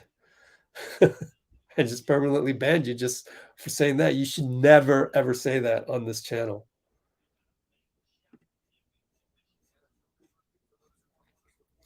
So they need to hit more singles, and then that's what Mike Brown talked about. But Steve Kerr's got to get on that Zoom call right now, go to the locker room and just say, hey, guys, can you hit some singles, please? Can we get some cutting action, this and that? But then again, I go back to this. Yes, Dylan Brooks is a dick. Dylan Brooks is a dirty player. He doesn't need a flagrant 2 foul anybody. He doesn't need to send a guy who can, bench press his weight and then some with Steph. Steph's buffed shoulder saved his shoulder right there. His dedication to working out saved himself. Anybody else? I mean, you get caught in a vulnerable position with Dylan Brooks. I wouldn't be surprised if he injured him. So Dylan Brooks, to me, is a dirty player. And yet, that doesn't change the fact. The fact is, Memphis has a squad. They have a squad. This squad can play defense. This squad can turn it up a notch and have an MVP on their team. This is a championship caliber team, the Grizzlies. So what do we got to do? Well, by next year, we got to have Kuminga and Moody at least 6th and 7th guys. You know what I'm saying? Like, to match up with the Grizzlies of the world. I'm more worried now about the Grizzlies next year than anything else other than staying healthy. Like, what I'm seeing from the Grizzlies today, I'm worried about 2023 already. Do I think we can win this game? Yes. We still haven't played well. 11 turnovers. Not cutting to the hoop. And we still see Draymond throwing the lead pass to Steph, who isn't there. That drop pass in a regular season, that's a beautiful drop pass. You don't take that. That's a home run pass that you're expecting, the perfect drop. You know how risky that is? And I'll tell you how risky it is. It resulted in a turnover, run out. And they probably scored 3. We can't be doing that stuff. So I'm sitting here going, okay, is Draymond, did he lose his skill and talent? No. Is it that he hasn't played with Steph except until recently? Okay, maybe. Or is it that Memphis is a very physical team? It's been taking a toll, and we're kind of fatigued out there. It's also that Steve isn't out there. I'll give you that. And it's not Mike Brown's fault. But I'm seeing a bunch of youngsters run all over us. That's what I'm seeing. I know we're only, what's the score again? We're up 2. We're up to. I've never been in a situation where we're actually leading in a game, and I'm out of breath, and I'm watching the game. Like, I feel like they're running circles around us. So yes, we can't. I mean, they're on the up and up, right? Next year we won't be any younger. So that's my take. That's my hot take. So if we were to lose this game, and it's funny because we're leading, but it feels like we're losing, we can still play better. But I mean, if you add up the talent, we have more talent than this squad without Ja. So we should be leading. We shouldn't be having 11 turnovers, et cetera, et cetera, et cetera. But I see Memphis hanging in there, and they just need that little burst of confidence. They're exerting their physicality because we're just not as physical. They're doing the right things. If you're a Memphis Grizzly fan, you can't be mad by this. And I'm concerned going into the future, let alone whatever happens here. Like, I'm looking at the bigger picture. I'm concerned about that. Now, as far as tonight,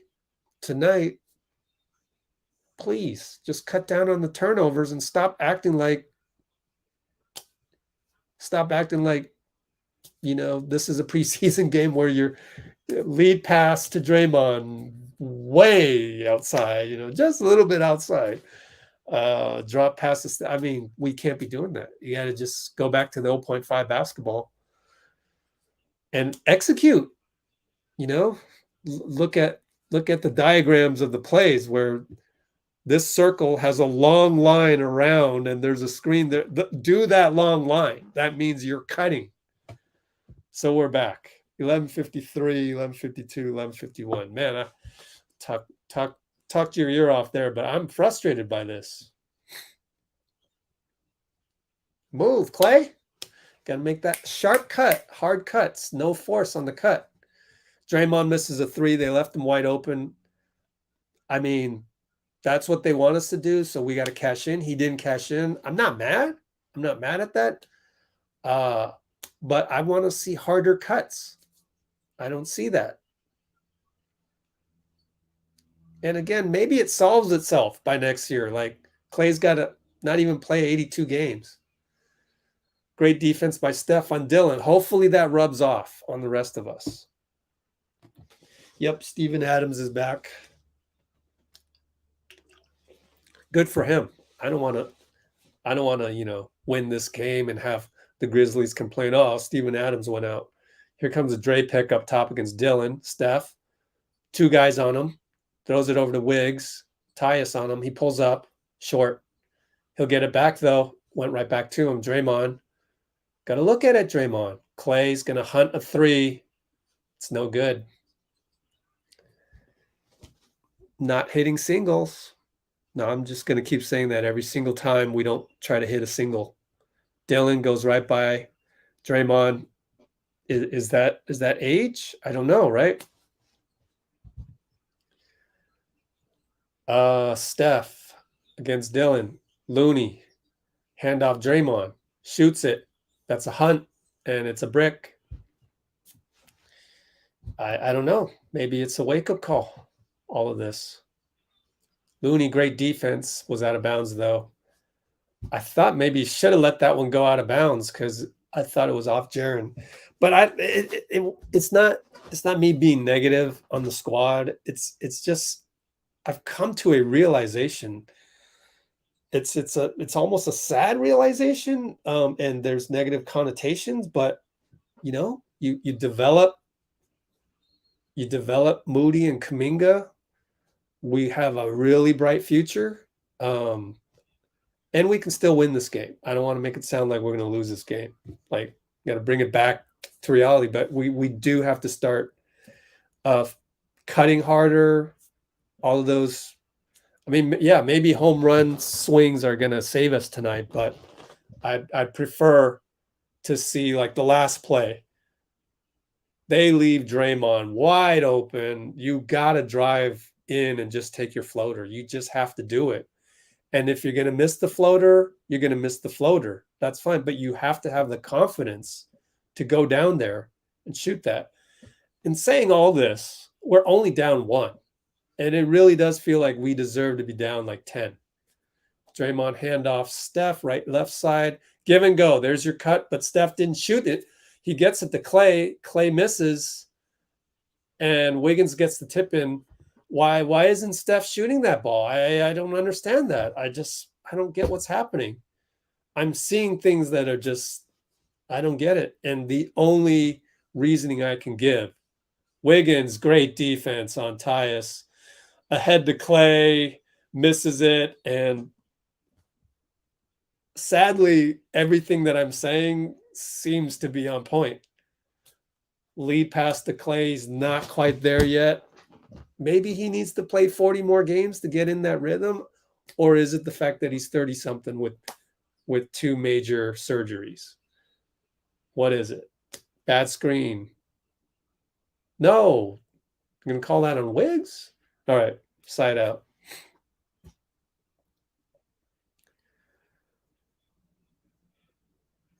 What's he supposed to do? That's a flop on Steven, but whatever. Whatever. I don't know what. You can't really complain about that one. Dylan, no good. Draymond grabs it, stays in bounds. Here he brings it up. Steven. Steph. Oh, God. Dre just hands it to Tyus. Foul on Clay. Everything that I'm saying at halftime. I hope Draymond's okay. He said he's all right to Looney. I don't mean to be the bearer of bad news. I'm just, Clay's a split second slow. And yet we're up by 1, 55-54. I don't know. This is just crazy. It's crazy.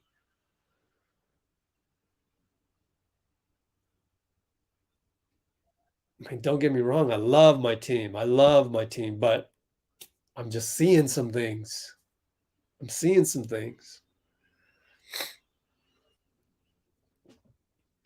Maybe they're waiting for the right time to just start executing better. I don't know. And I wouldn't say anybody's washed, quote unquote. Like that's too extreme. It's just Memphis is an elite team. This is a championship caliber team. There's an elite handoff behind the back to Steph, but Steph misses it. Again, we still haven't seen Steph, Dre, and Clay have a great game all at once. And so it's time to pass that torch, I think, starting next year. But we'll see. Let's see what happens. I mean, maybe we'll get better as we go. Clay, corner 3, assist Draymond as he attacks. Maybe this is us. That's the only thing about what I'm saying. Maybe it's like, nah, Rich. What needs to happen is they're still developing because they've been out for 2.5 years. All right, I'll buy that. I can buy that as the one thing that's left. Dylan Brooks, step back 3 over Steph. 749, 748, 747. Clay's going to hunt a 3. Got it. I don't like it. I don't like that hunt, but I'm not going to complain, man. That's 3. We're up 3. Oh, gosh. Don't keep hunting. Please show me some singles. I want 2 more singles before another home run. Because I've been down this road too many times last 2 games.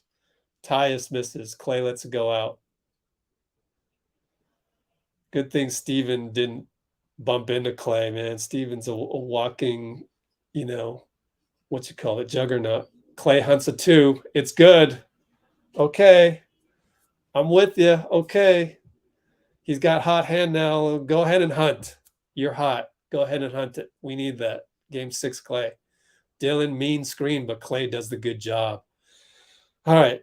658, 657. We're up 5 somehow. JJ hits a 3. Now we're only up 2. This is a slugfest. See, I still wouldn't want Clay to hunt right here. I still wouldn't want it. Lobbed it over to Wiggs. Back to Draymond. Wiggs. Okay, Draymond over to Looney dunk. That's more like it. See, those are singles.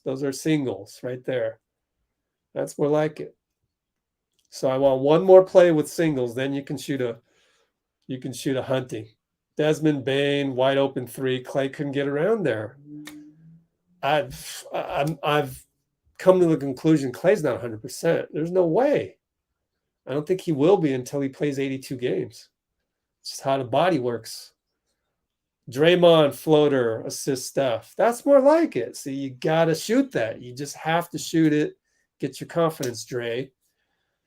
We are up 3 somehow. I'm still very worried about this because we could actually play better.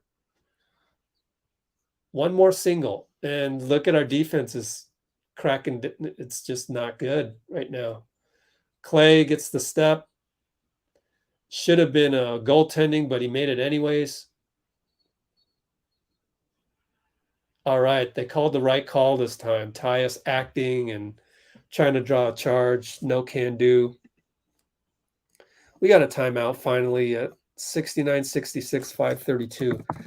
And also, the good news about this type of game, we needed this type of grind out. This feels like Toronto Raptors, Cavs. So that's a good thing. But I want to go macro again, 64,000 feet. We got to get younger real fast.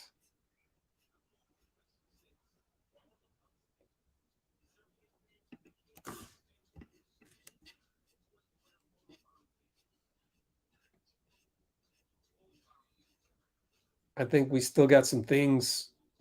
Trying to hit the home run a little too much. Got to understand that, Clay's only played half a season, et cetera, et cetera, et cetera. Steph's older and Draymond isn't 100%. Doesn't seem like, or just older. Sorry to say. Therefore, run the play and hit more singles, right? You shouldn't be hunting for the home run that much anymore because of that. And then maybe next year, Kuminga will be out there and he'll be the one hitting the home run, or Jordan Poole more so. He still has yet to check in. He'll probably check in now. We got to get younger fast, man, because Memphis is only going to get better after this. As much as this is good for our team right now, and this is good because we're going to need to go through these games.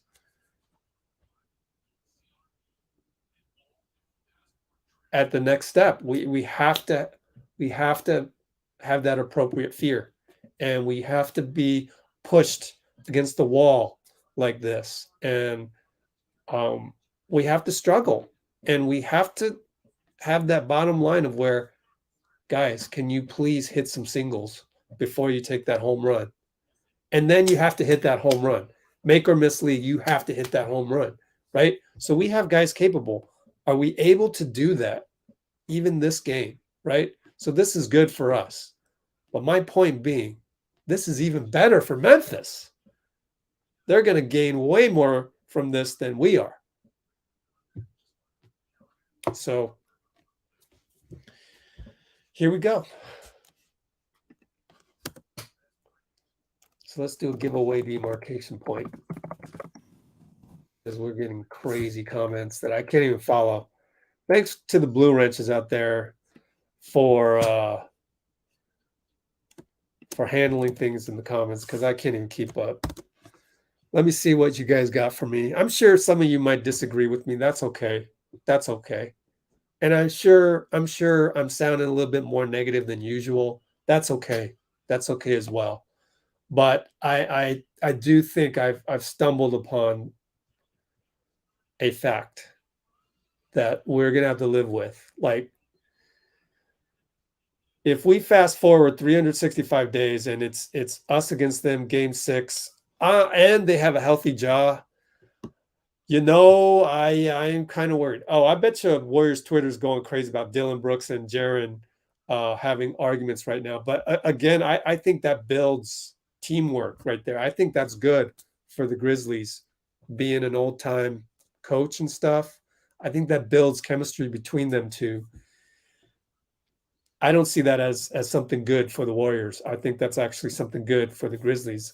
Our ball anyway, after that turnover by Tyus, we're going to run Draymond, split action, fake split action to Steph for 3, and he misses it. Wiggs has been playing awesome, giving us extra possessions tonight. I don't want to hear any slander about Wiggs on any platform. He doesn't deserve it. Like, what he's doing today, giving us extra possessions. I mean, how many rebounds is that for the guy? Like, unbelievable. Like 7 rebounds, of which that wasn't a rebound. That would be called a foul. So he should get credit for that. But Steph isn't hitting anything right now. We still haven't had a game where he's been great, and Clay and Draymond has been great. Steph is just not there tonight. Of course, that could change, drop of a hat. And he throws the ball away. That's right when I say that. So you guys can keep going on in the comments. I just don't have time. I'm so passionate about this, so concerned about my team, about that, and Steph.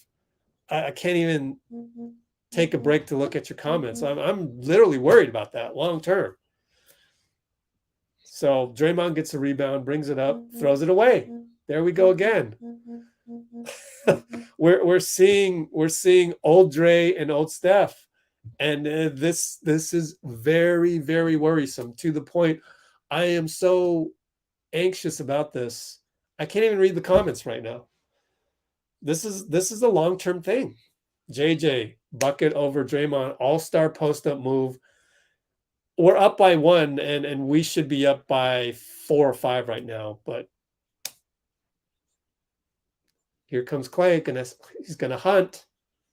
It's no good. Sadly, I wish I were wrong. I wish I were wrong. Tyus, where are you, Steph? Closeout's late, but Tyus misses it, and Clay throws it away. This is unbelievable, and yet what I've been telling you. So, if we lose this game, and if we lose game 7, I mean, regardless, if we lose this game, I mean, if Bob isn't watching the game the way I'm watching it, I'd be shocked. Like, he's got to be seeing what I'm seeing. I'm seeing a couple 33-year-olds. Draymond, great DPOY defense on JJ, also gets the rebound. We're going to have to use our timeouts pretty efficiently. Wiggins wide open. He's got to shoot that. Hits the 3. Got to keep the defense honest. He hits the 3. I mean, don't get me wrong. We're playing great. But then the mistakes we're making, I worry that they become more so as the years go by. Look at Wiggins. That's DPOY defense on Clark. He's smaller than Clark. Steph hunts a shot. Not good, guys. How many timeouts we got left? They miss. Oh, Jordan gets clocked by JJ. I just hope he's okay. God, I don't even want to talk about. I don't even want to watch the replay. That's so bad. He got clocked big time. That's concussion worthy, I bet. And they are going to have to look at this. What was I looking for? Timeouts. We have 2 timeouts. That can't be. Wow. That's a bad angle on the replay. Guys, we have 2 timeouts. That can't be. That can't be. I don't know that that's a flagrant, though. Yep, they keep playing, and Jordan's okay. I can't believe it. Jordan's okay. Steph gives it up to Damian. Damian shoots a 3, no good. That's a home run. I mean, Steph, shoot the layup. You got him already.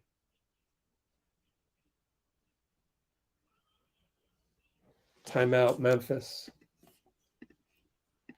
At least Jordan Poole, he's mad right now, but at least he's not injured, right? That tells me he's not injured. 72-60. I don't even know how we're ahead right now. Everything that I'm saying, I know I'm doom and gloom right now, but then take away those 2 horrific lead pass turnovers that we just witnessed.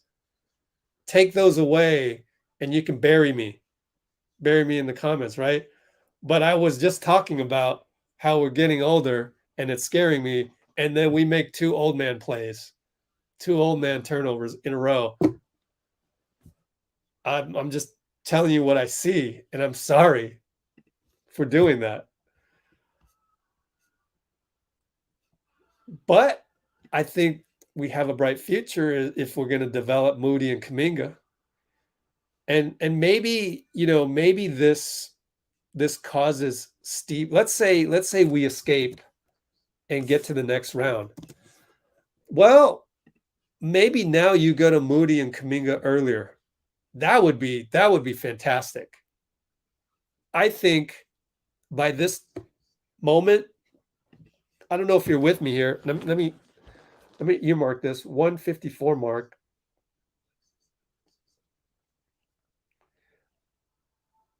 I don't mean to jinx it. I really don't mean to jinx it. But whoever, if we get out of here and we go to the next round, again, in line with what I've been saying, all these ridiculous turnovers from our 3 Hall of Famers, I think it's time to play Moody and Kuminga earlier.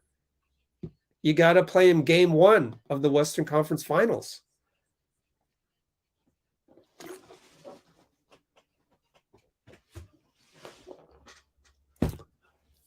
and I might just be, fast forward. Let's say we get lucky, we win this or we win game 7, whatever. We fast forward to Monday or Wednesday, game 1, Western Conference Finals. I will sit here and I will literally disagree. I literally never disagree with Steve. But if we're game 1 in the Western Conference Finals, and this is going to be a long series, probably 6 or 7 in the Western Conference Finals, I think Steph, Clay, and Dre deserve to lose some minutes to Moody and Kuminga. I said it. I don't care that it's Phoenix. I don't care that they have an old guy in CP, who, by the way, my dad watched the game. He reported back to me. I was like, how come Phoenix is losing to Dallas? He said, well, CP's old and he's a liability on defense. And funny thing is, I'm seeing these guys are old, our 3 guys, and they're a liability on offense. It's all this silly stuff between Jordan and Dylan. It's no big deal. I hope they didn't dish any tees. Did they dish tees? Technicals? I hope not. It should be nothing. Jordan didn't do nothing. That's nothing. That's just silliness. I mean, Memphis fans got to understand Jordan just got clocked by JJ. It wasn't on purpose, but you get clocked in a game. I mean, you're heated. You're heated. I've been there. Even if it's not a foul. I've been there where I got clocked. It wasn't a foul. It shouldn't have been a foul. Inadvertent. I was pissed. You just play the game pissed. So it's all good. But we're back. 250, 249, 248. Tyus against Damian. Misses it off of Brandon. Good defense. Swarming by Jordan. You know what?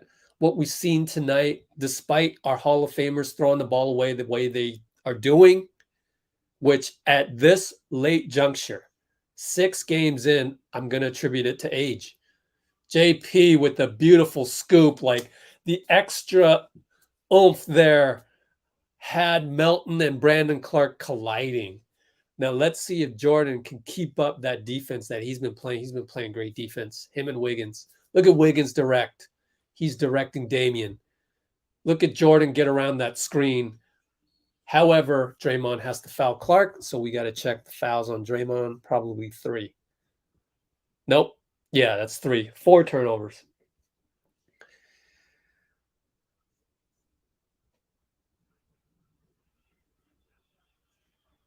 So, Sadil, you guys can clear. I mean, is this comment meant to throw Steph under the bus? Because that's not what we're here for. Okay. If that's your intent, then I don't like it. But if you're just saying that he's having a bad game and that, have you given credit to Memphis yet? I mean, these are some physical guys. Dylan Brooks is all over Steph. He's doing stuff that you can get away with full court. I wouldn't. I mean, this was no different against the Cavs. This was no different against Toronto.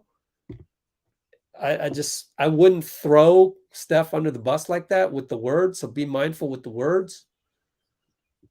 Jordan missed it. Just go with the banker. Anyway, so I just be careful with your words on Steph. I hope the intent there is just to say, yeah, he's getting older, and we're not seeing him run 5 miles every game. Clay, again, that was a bad pass on JP, but a young Clay doesn't lose the ball like that, in my opinion. But also a young Clay played 82 games or 82 minus rests.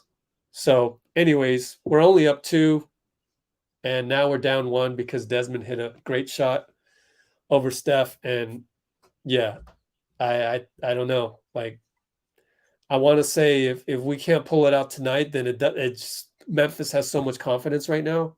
However, I've seen crazier things. Steph finally makes it. He finally makes a bucket.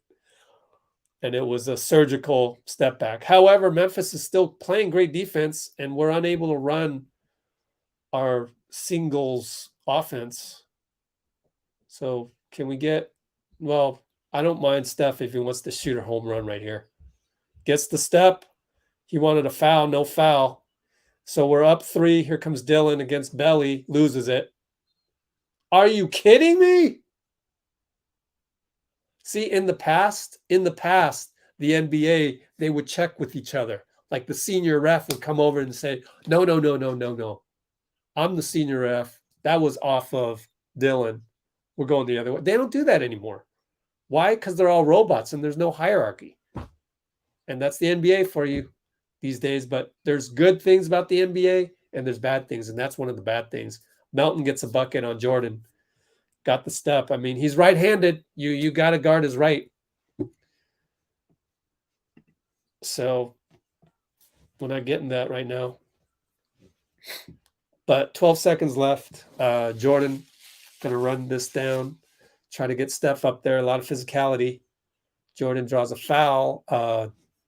Don't think we're in the penalty yet, are we? Oh, they're lining up. You got to make free throws. Nope, side out. So Clay inbounds it over to Steph. Finally got him the ball. 4 seconds. 3. Double step back on Clark. Short. Melton shoves JP, but they're not going to call that. So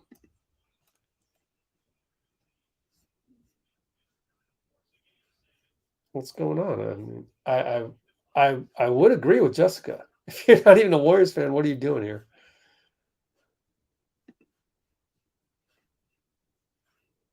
So, quarter score, 78-77. Despite all that, we're still up.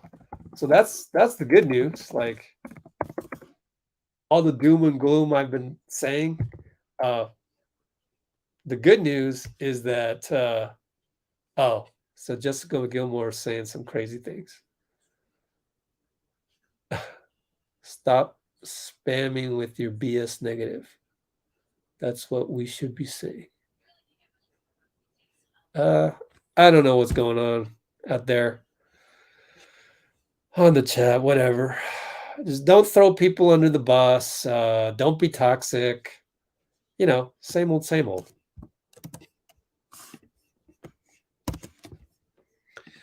I mean, despite it all, we're in good shape. I mean, we play the same. We'll end up with a 1-point victory at this rate. So that's the good news. And yeah, stop turning the ball over. Welcome from Oakland. All right, so all of you new handles on here that I haven't seen. Cool.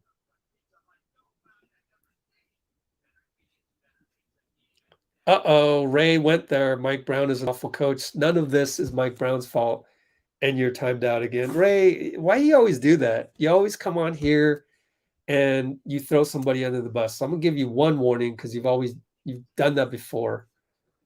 I'm going to time you out in case nobody's done it already. And then the next time you're just not going to be able to comment on here because every time you come on here, you throw usually the coach. If it's not Mike Brown, you would have said Steve Kerr. I guarantee you. You just throw somebody under the bus every single time. When will Steve clear protocols? I would think Monday, I don't know, is the 6-day mark.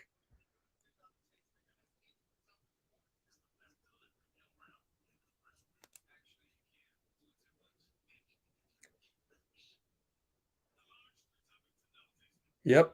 I like it when Steph drives like that. Yep.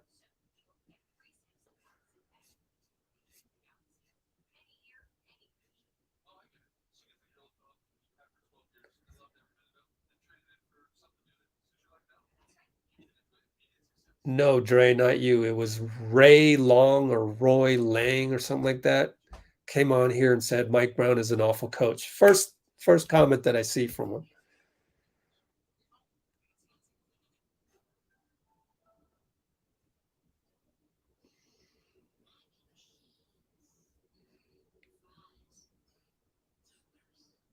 Yep. Exactly.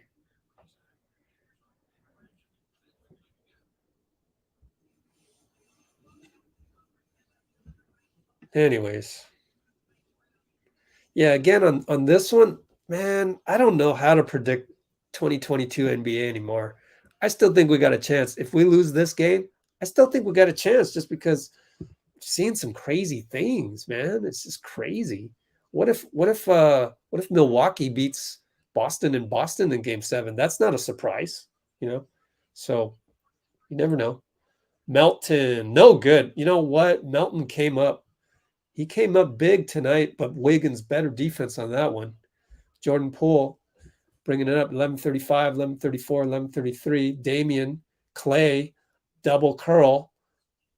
Clay is going to take a tough shot over Steven Adams. No good. Looney, a couple tips. Damian gets the ball, throws to Clay, over to Jordan. Bye-bye. Almost travels. We're good. Clay, over to Wiggs. Extra pass. That's how you play, Clay. That's how you do it. And you got to understand your body cannot hunt as much as it used to now. So that's what you do. If we keep doing that, we're going to win this game. And sure enough, Clay loses him on a cut. But I can't be mad at Clay. This is his 43rd game. I can't be mad. But it is what it is. I hope 40 games into next season, I hope to see, the young Clay. But he's older. What are you going to do? Probably unlikely. But look, Hall of Fame Clay is still better than a lot of guys. All right, Clay got back, swatted Bane, but Bane got the step on Clay. I mean, Bane's a rookie. He's 21, So that's the problem with our squad right now. Next year, you'd probably see Moody and Kuminga on the floor right now. You know what I'm saying? That's no knock on Clay. I mean, it's not a knock on the older guys. It's just them getting older. And our necessity to get young to match the youth of other squads that's coming up fast. I mean, we haven't even talked about the Pelicans, right? You know what I'm saying? So this is not knocking our guys for being old. That's not fair, right? But it is saying that there's some reality in there. And it's time to come to grips. And that's okay. Because we have the pieces. Because most teams will be like the Lakers. They don't know what the hell to do. They got 3 aging stars. They got no cap room. Man, at least we're not the Lakers. All right, so they score. We got 10:09 to go. Jordan over to Looney, over to Damian. He's stuck. Dylan Brooks, excellent defense, even though he's a dirty player. Wiggins going to have to save the day here. Slow-mo reaches in, 3 seconds. Fade away Wiggins saves the day. And I love that slow-mo had the bad body language. That's good. That's good. That means that was a dagger. That's good. He shouldn't have the body language. Just play on. Dylan with the crazy 3. He always does that. Usually he makes it, but he missed that one. 9:35 to go, 9:34. Jordan bringing it up. Again, we have Steph or Clay on the floor at all times. Jordan almost lost it. Found Wiggins underneath. He's going to jump hook. It's short. He hustles, but also hustling was Bane. Dylan against Clay. Attacks. Clay off of Dylan's leg. All right, Clay talks smack to him. There you go. He won't do that to Clay. Like he can't say nothing back to Clay. He will say stuff back to Jordan because Poole is younger than Dylan. But Andrew Wiggins 5 for 14, but I don't care. Those are some 14 good field goals in my opinion. So we're gonna go with Clay here. Jordan bringing up E40. Up on his feet, everyone up on their feet. This is great stuff. This is great drama. Jordan Poole wide open. Back rimmed it. Wiggins there again. Reload Jordan. Back rimmed it or front rimmed it. Dre with the reload to Clay. It's an air ball, but it's off of Wiggins. Home run. We got to run singles now. You guys owe me. You owe me some singles. You got to run the play now. You hunted. You tried to hit the home run. It didn't happen. All of that we're up to. I'm amazed we're up to. We're still up after all of this. Dylan against Loon. Uh-oh. He wants to step back. No, he'll attack left. That's a good drive. Man, he made it at the shot clock buzzer. Dre says, let's go. Hurry up. Nobody's running with him. Jordan Poole against JJ. Fake. Reverse layup. In and out. Oh, got the call, though. I hope it's on JJ. Let's check it. Let's check it on JJ. 2 fouls only. I think we're going to get feels like a timeout. No timeout. Wow. Jessica, yeah, you sound mad. I know you're passionate about the Warriors, but can we ease off with you fake fans and yelling things at people? You got to stop it.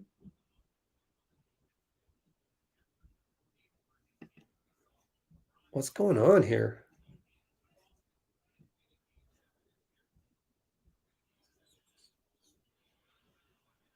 Yeah, but I do agree with Jessica. Just cheer for the team. I appreciate you, Jessica. It's just that I've tried to fight negativity with negativity myself. It doesn't work. It just doesn't work. It just feeds more negativity. So, I mean, I believe in you. Just be careful. Steph is back in, and Dylan hits a step back three. What do you complain about, Steph? Just go. Just go. Just play. Like if I was Steve Kerr out there, we don't have him, I would just tell him, just play.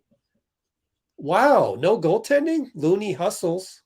Jordan holding the ball too long. I'm worried about this. Over to Looney. Over to Draymond.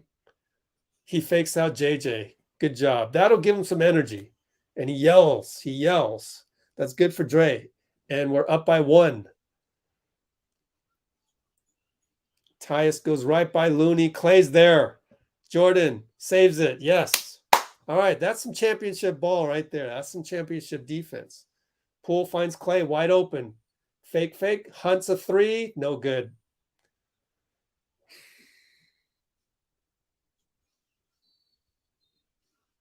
Timeout. Taylor. We're only up 1. Anybody's ball game right now.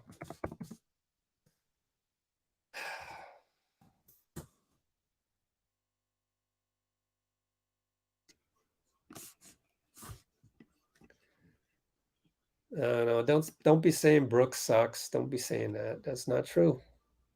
He doesn't suck, but he's a dirty player. He's playing great tonight. He's still a dirty player. Still should have been flagrant 2. Trying to take out Steph on that one. I mean, it's literally stupidity. Like, I don't think he means to do it. He just does it. He's just instinctively does these hard plays on people. He's got to fix that. Like, it makes you look bad, Dylan. Like, you're a solid NBA player, but you're ruining that right now because you can't control yourself when you go to do something. And that's unfortunate for him. But I wouldn't say he sucks. You know what I'm saying?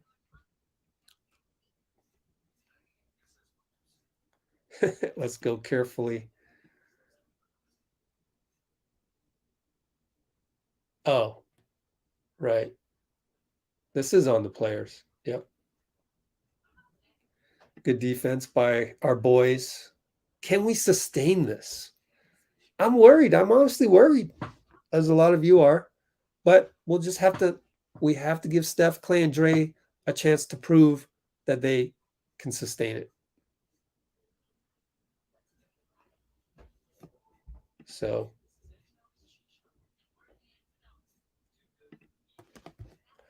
I can finally take a break. Yep, that's well said right there, William. Brooks gets the Dirty Player Award. Let's do another giveaway demarcation point. But that's this. Let me also take a restroom break that I sorely need right now. I'm going to leave you with the box score here to just look at for now. Be right back.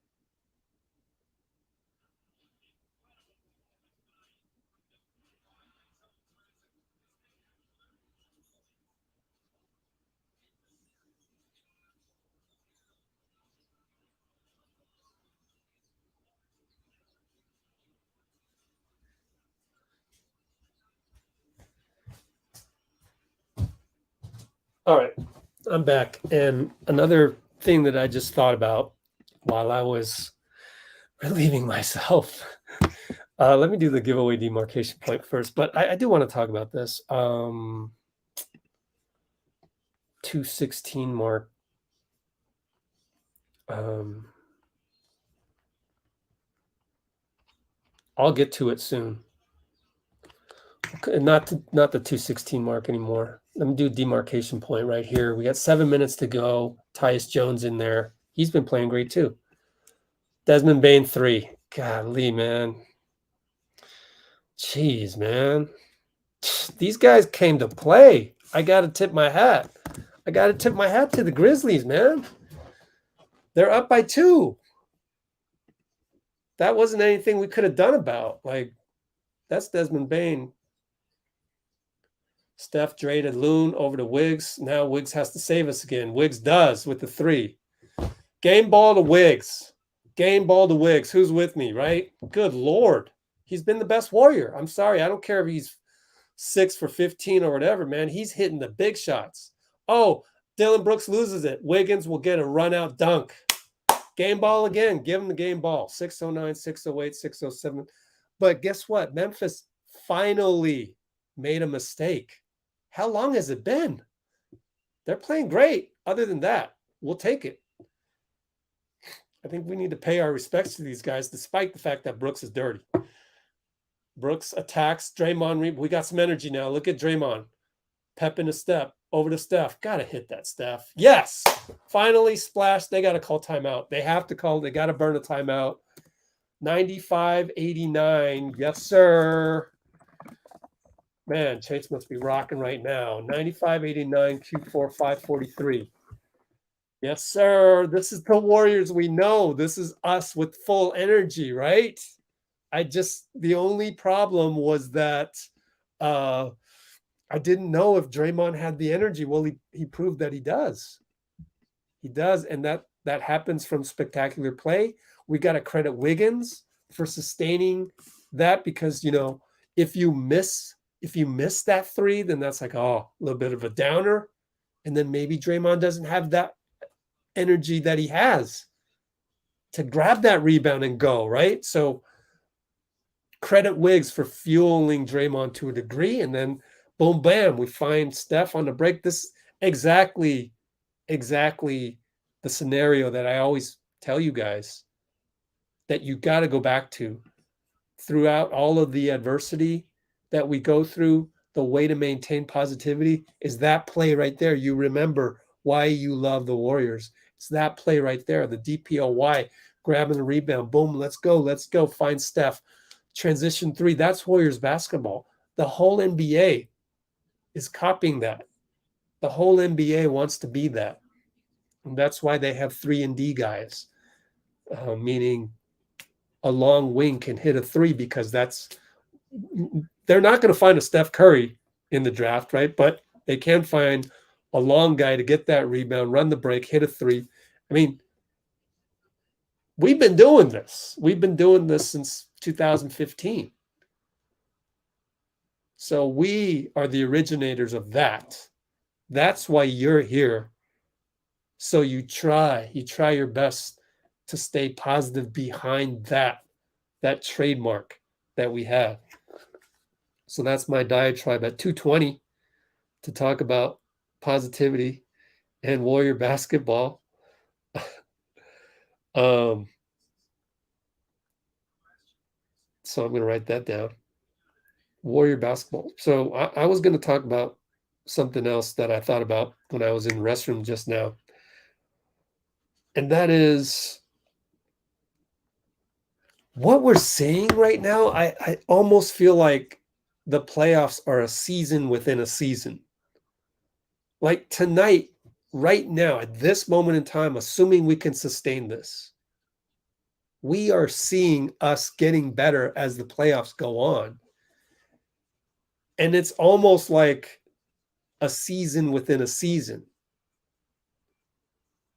And if that's the case, I think I still play Moody and Kuminga game 1 of the Western Conference Finals, right? Doesn't that support what I'm doing? Because we are developing this team. We are molding this team as we go. It's kind of different than most other teams. Like, okay, Memphis doesn't have Ja. That's, I don't know. Let's not worry about it. That's complicated. But Phoenix is Phoenix. Phoenix is already good. We can't talk about Milwaukee because they don't have Chris Middleton. Boston, this is the culmination. Boston is Boston. Like, are they really going to get any better? Like, Boston is already as good as they can be. But we are not as good as we can be yet. We can get better. So I think that's part of the challenge as we go through this. And it's good. I think it's good. Game 1, I want to see Moody and Kuminga with some minutes because we're a developing team. Dylan Brooks finally misses. JJ tries, Draymond, great effort to force JJ to not get that rebound. 5:22 to go. We have the momentum, 6-point lead. I'm glad Dylan Brooks back rimmed that one. All right, Steph brings it up right side. Pick Clay. Got the switch. We're going to pick again. Adams Island. Bane comes over. Steph, double step back over to Looney, over to Draymond. Dunk.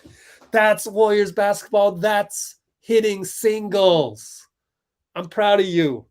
Proud of you, blue and gold. Proud of you, old guys that I criticized earlier. You're doing what I wanted you to do, which is hit some singles. Now, if we just come out playing like that, Steph takes a foul. That should be on Steph. I'll bet you they'll call it on Draymond, right? Because Kane Fitzgerald, 3 fouls, Dre. Steph, 3 fouls as well. So I don't know. I don't know who that was on. Maybe Draymond, because they're showing him. Draymond said, come on, crowd. Didn't have to do that back in Oakland, but comparison's a thief of joy. I still think we need the yellow T-shirts. Who's with me? Here's the thing. I get that you want to establish your own identity at Chase. Okay, black T-shirts, et cetera, et cetera. Oh, Steven Adams misses the second. We're up 7, 442, 441. But look, we kept Franco Finn. We kept DJ D Sharp. We got rid of the intro. I mean, that doesn't make sense. Keep some things, don't keep other things. Wiggins, beautiful. Oh, I missed it. Looney's there. This is Warriors basketball. Look at Wiggins. Wiggins is part of Warriors basketball hitting singles. Wiggins. Yeah. Tyus. Oh, man. These guys came to play, man. I tip my hat to the Grizzlies, even though we're going to beat them at this point. 404, 403. Knock on wood. I shouldn't just assume. 4 minutes of solid play. Here comes a 3. Steph got it. See what? You hit the home run after you hit the singles. That's Warriors basketball. That's what we haven't been doing, but that's what we're doing now. And we are taking control. Up by 10. Tyus trying to keep them in the game. No good. Great defense. Oh yeah, this is Warriors basketball. Hit another single. Hit another single. Here we go with the threat of a home run, and we're burning clock. 9 seconds, 8 on the shot clock. Steph will hit a home run. Oh, he wanted to bury him. Looney, beautiful. Over to Clay. Steph goes by Adams, almost loses it, but Looney's there again. Looney saving the day. We're 4, 3, 2. Shoot the Steph way out there, back rimmed it. Looney rebound. We're killing him on rebounds. Clay reload, splash. That's Warriors basketball. Organized chaos, weaponized joy, organized chaos. We just, I had a feeling we would be able to do a flurry. This is our first flurry of the entire freaking playoffs. First flurry. It's a season within a season. We have a chance to keep doing these flurries. I mean, look, everything that I said before, guess what tears that premise down? Hitting singles, then hitting home runs. That's what tears that down. I'm glad to be torn down. Tear me down. Hit those singles with, just like Crouching Tiger, Hidden Dragon. Death by 1,000 cuts. Death by 1,000 cuts. That's the name of the Warriors game. That should be the MO. And our Hall of Famers just have got to understand that.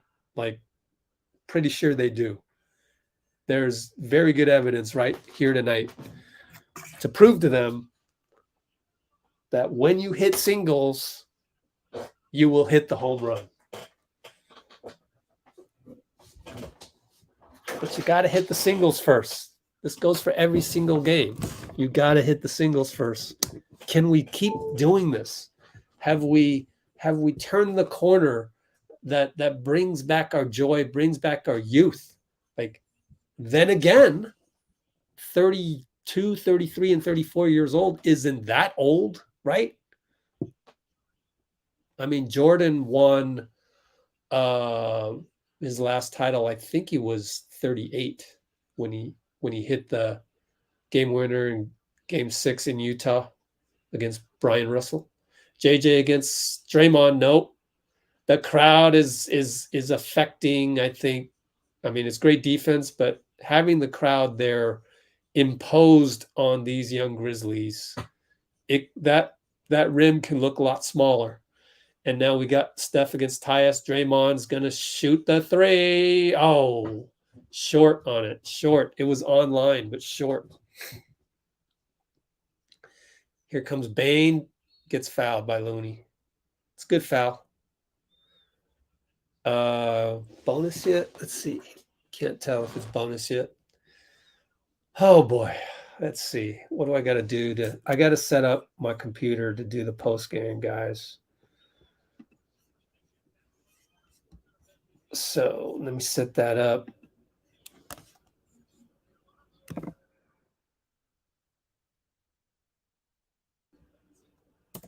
See what we got here. This is gonna tax my internet a lot. They miss again. They're getting frustrated, and that's great because we got awesome defense. Looney, man, everybody stepped up. But I'm gonna attribute it to hitting those singles when you needed to hit those singles. And here's Steph going in on Tyus, gets blocked. Draymond over to Wiggins, over to Clay. 3 seconds, over to Steph. Step back, Tyus, nailed it. Steph lives for these moments, right? He's going to make that more so than, but that was a late shot clock one. Foul, which is good because Brandon Clark got the putback. Match nude tinted serum. 1 for. Hold on a sec. Okay. I'm going to see if I can get that stream going. I'm going to see if I got another stream over here. But yeah, things looking really good. We're up 14, 132 to go. I mean, it's mathematically impossible. It's mathematically impossible. Foul on Draymond. It's mathematically impossible. You can't get enough possessions in a minute 30 to make up 14 points. We got this. We got this. I'm looking for the NBC stream just to get it ready for y'all, because it's going to be a very, very joyous post game. A joyous post game. You'll hear the ad going. Let's see what we got here. I'm going to keep an eye on the post game here for you guys. Tyus makes it, but we're up 12 and there's only 128 to go. Steph gets it up to Draymond, over to Clay. Finds Dre. It's keep away. It's keep away. Looney throws it away. God, Looney. But it's Brandon Clark bringing it up. Tyus over to JJ. He's going to shoot it. They got to make this. Nope. Mathematically impossible. They foul Steph. We got this. Feels so good. How's it going in the chat? You know what they're playing on ABC? It's Holy Moly, or at least a commercial for it, which is odd. Oh, look at Andre. He's all spiffed up tonight. We're going to win this. 108 to go, 12-point margin. They can't even foul in time. They have to foul Clay, and he has to miss both.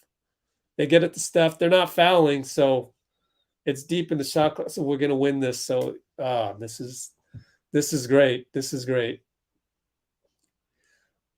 Steph, razzle dazzle. That's, man, a dagger to the heart. Nobody touched. Let him score 3, whatever. Draymond, don't do anything to Dylan. Looney on Dylan. He wants it. He's hogging the ball over to Brandon Clark. No good. Tip out. Let it go. 30 seconds. Let JJ shoot 3. Give Wiggins the game ball. We win. 110-96. Ah, what a relief. 110-96 final. Steph with the arrogant talking to the ref at halftime thing. It's going to be a shot clock violation. It might not be 110-96. It's going to be 1.4 left. They're going to be able to. Dre goes to hug Ja. I wonder what they're saying. What could you talk about at that moment in time?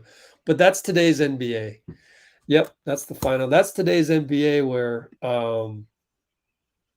you lose and you can still talk to the other team, you know?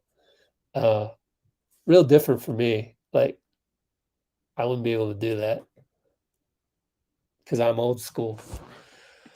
But that was satisfying. So satisfying. And just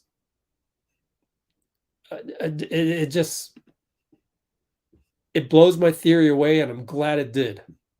I'm glad my theory is done. Sorry to Robbie and one other guy that YouTube automatically held your comment because they were worried about it. Yeah, I think it's time to do a giveaway right now. Maybe we'll do 2 of them. We'll do one real late.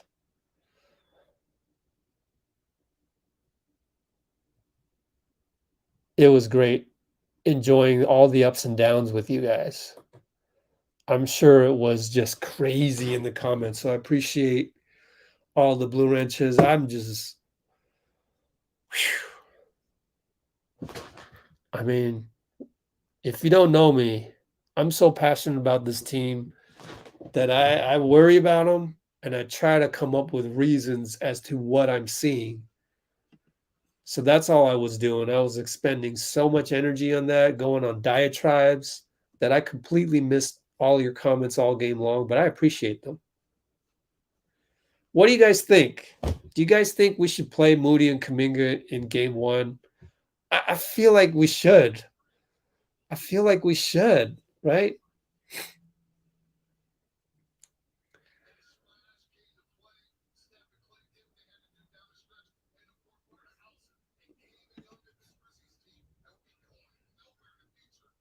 I know, right? Looney and Wiggs, players of the game. I agree with that. I mean, these are some crazy numbers. Right? Is Mike Brown okay now? Right? Hilarious.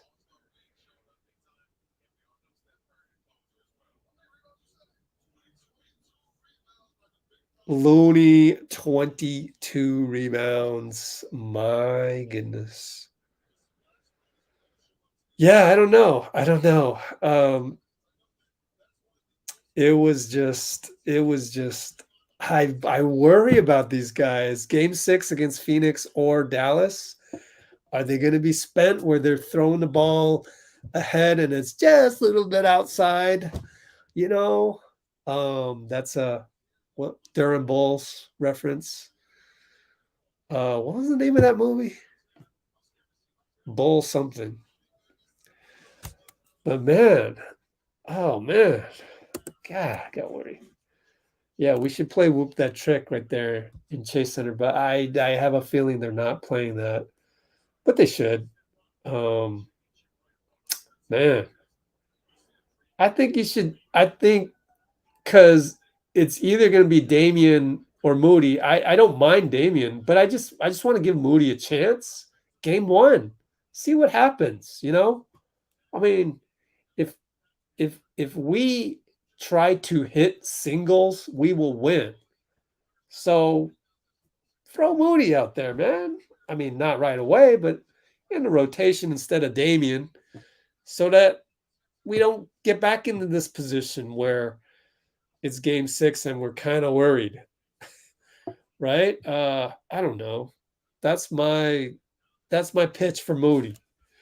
But obviously Jonathan, right? John, automatic, he should be playing against Phoenix. It's just I mean, we try to hit singles, we win.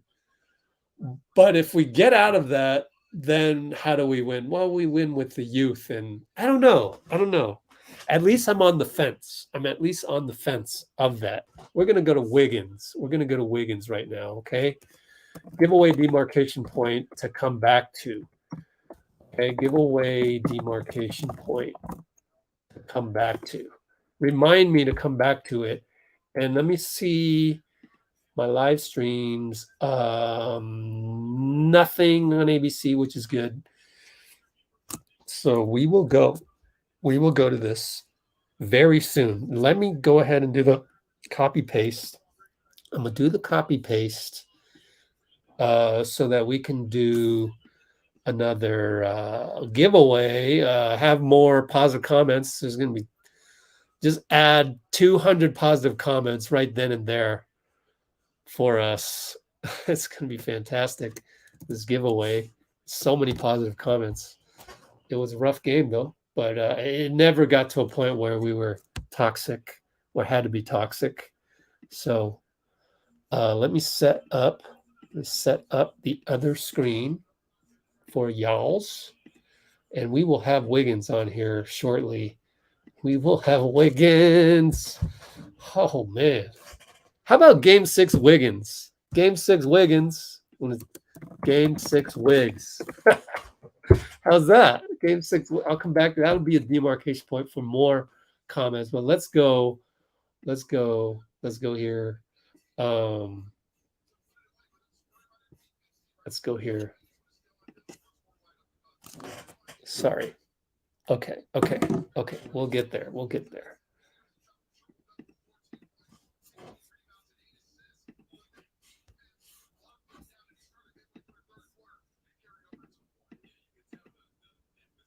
Stepped up big, just an incredible performance in the closeout game. All right, let's go back to the court. Grant Liffman from Doug Salt Live. He sent it by with all-star Wiggins, who had a big night, 18 points and 10 rebounds. All right, I'm here with Andrew Wiggins. The Golden State Warriors are headed to the Western Conference Finals. How does that feel? Man, it feels amazing. You know, we fought hard for this. America took a great fight. You know, it was a tough battle. They didn't go down easy. But, you know, we got to stay locked in and, you know, on to the next one now. The crowd tonight, it was loud here. Did you feel the energy from Dub Nation? Man, I felt the energy from when I walked in the building. You know, the fans here is amazing. The energy, the atmosphere, you know, it was all great tonight. All series long, you've been rebounding the ball like crazy. You've been hustling. You've been hitting some big shots. How does it feel to do this on this stage? Nothing like it. Nothing like it. This is what you work for. This is what you strive for, you know, to be in this position. I got some great teammates, so hopefully we can go and, you know, take it all. Game 6 Clay, what does that look like? Dominant. You know, he came out here with a mindset that he was going to win this game. You know, he did that.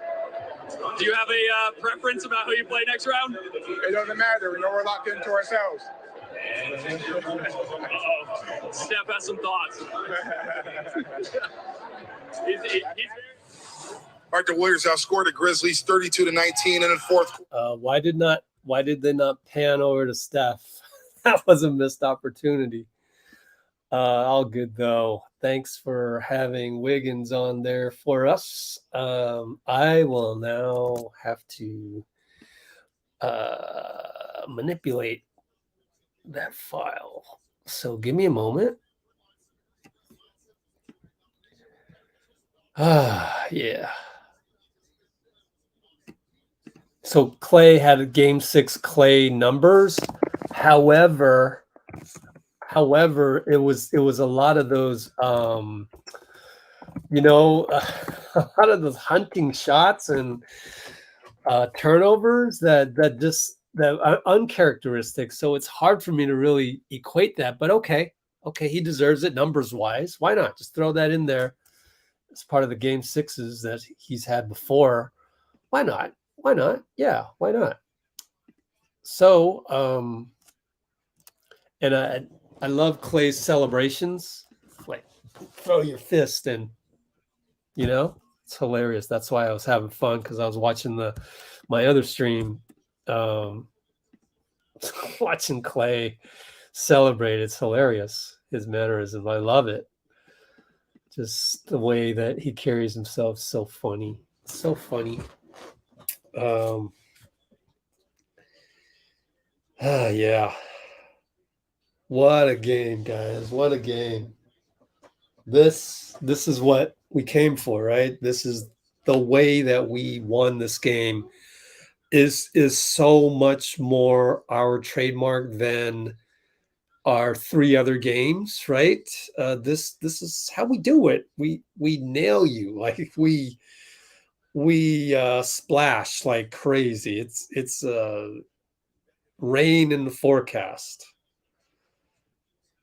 Let me set one more thing up and we can do the giveaway.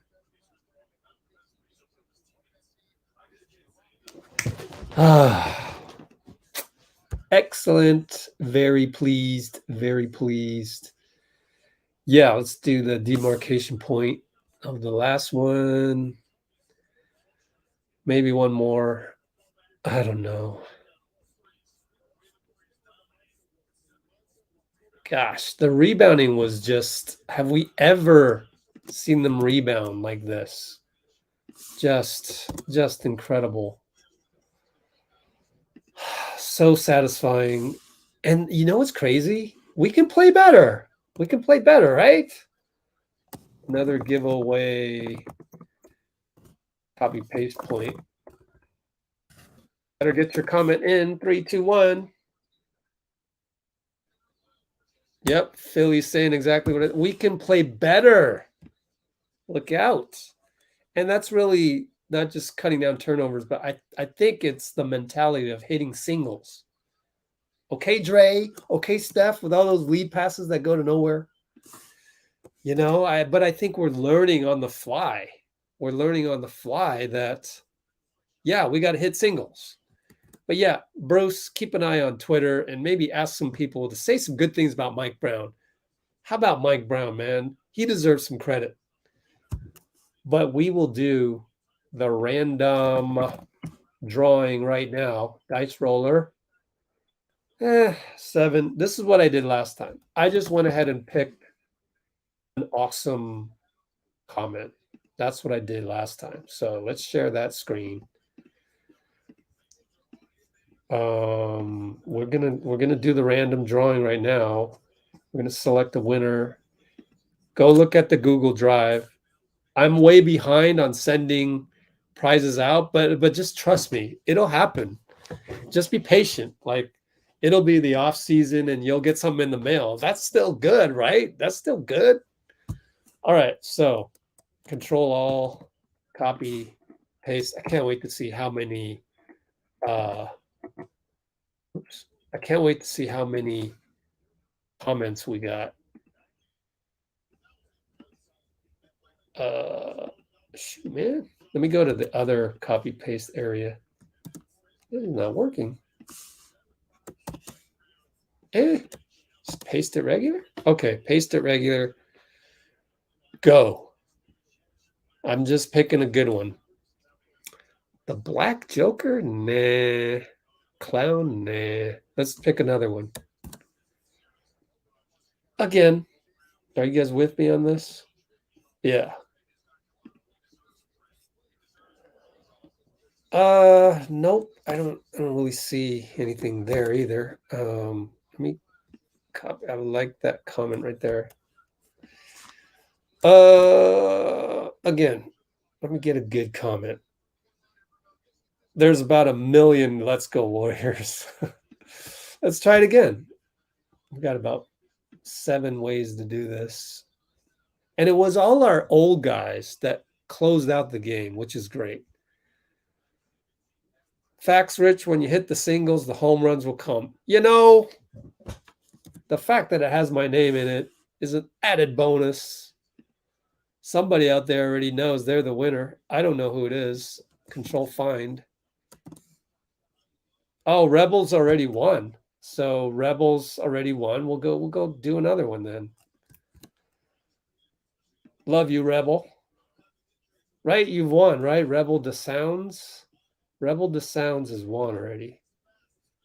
Because if we go here, Rebel to Sounds, and I go to my winners list, he has won. Yes. So that means you guys still get a chance.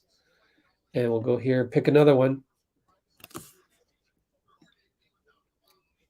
Let's be positive, man. That's good enough for me. That's positive. Dre's already won. Pretty sure Dre's won, right?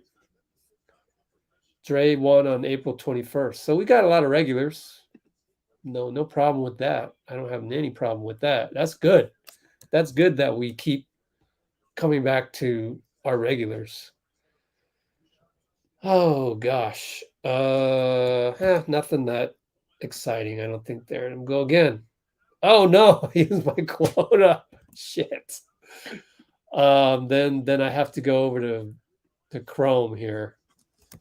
I hope it works. God. Okay, I got to pick a winner from this one. You guys can't see this, but I'm going to randomize that. No, I've used my quota.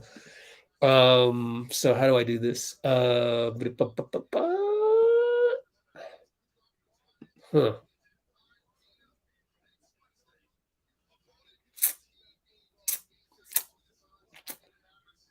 Oh, I know. We pick a random number between the amount of pages that we have of comments. And I picked the one from the top. 113 pages. Can you see that? We have 113 pages. So I'm going to go here, pick a random number. And between 1 and 113. Here we go. 96. So I go to page 96. And top of that comment wins. First comment, that's a good one. according to my way of judging comments. So 96.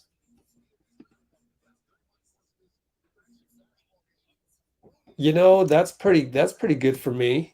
Eddie Chong, you are my winner. Eddie Chong, are you here? Eddie Chong, winner. So what you have to do is you have to email me and put giveaway somewhere. Email me at rich@letsgowarriors.com and put the word giveaway somewhere in the email. Are you here, Eddie? GP2 reevaluation. Oh, man. Basically around the finals. So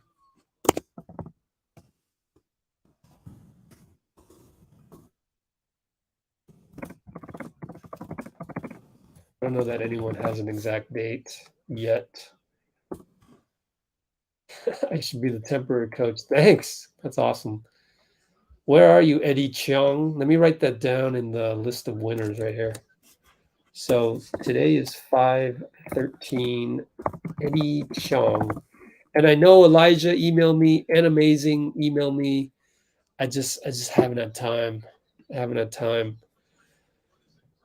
Oh, maybe I will now, but every time I say I do have time, I actually don't. Okay. Somebody find Eddie Chong for me. Meanwhile, I need to get the Andrew Wiggins post game up on the channel.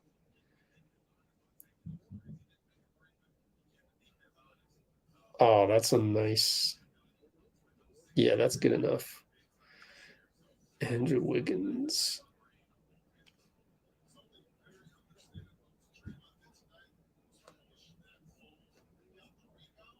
Andrew Wiggins post game.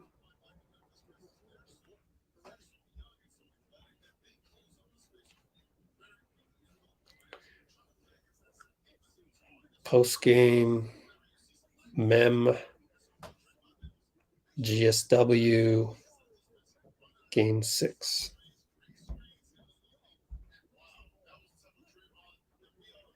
Andrew Wiggins. Oh, man. So excited. And it feels good. This is gonna we can ride this for a couple days, right? Feels so good. Come on now. Let's see. I need to find another on-court interview. What you got for me? Oh, thanks, Vitor. I mean, I appreciate your patience because, man, oh, it's tough. It's tough to get there. Kaminga tweeted. All right. He deserves it. HK with the donation. Where is that in the list here? How come I don't see it? But HK donated. Appreciate you. Oh, there it is. Deep Dark Fantasy. It's you. All right. Hold on. I almost want to listen to the Wiggins one more time because I need a quote. Need a quote from Mr. Wiggins. Why don't we run that one more time? Run that one more time. Because it was so short anyways, you know. They don't have anybody at the podium just. Oh yeah, they do. So I can't run that. We're gonna have Looney pretty soon. Give me a moment.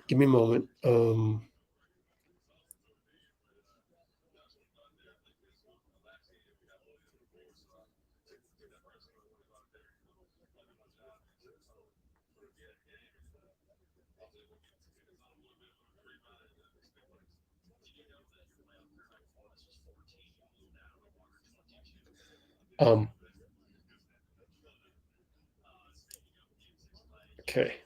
22 rebounds. Good stat to know. Looney's funny. Okay.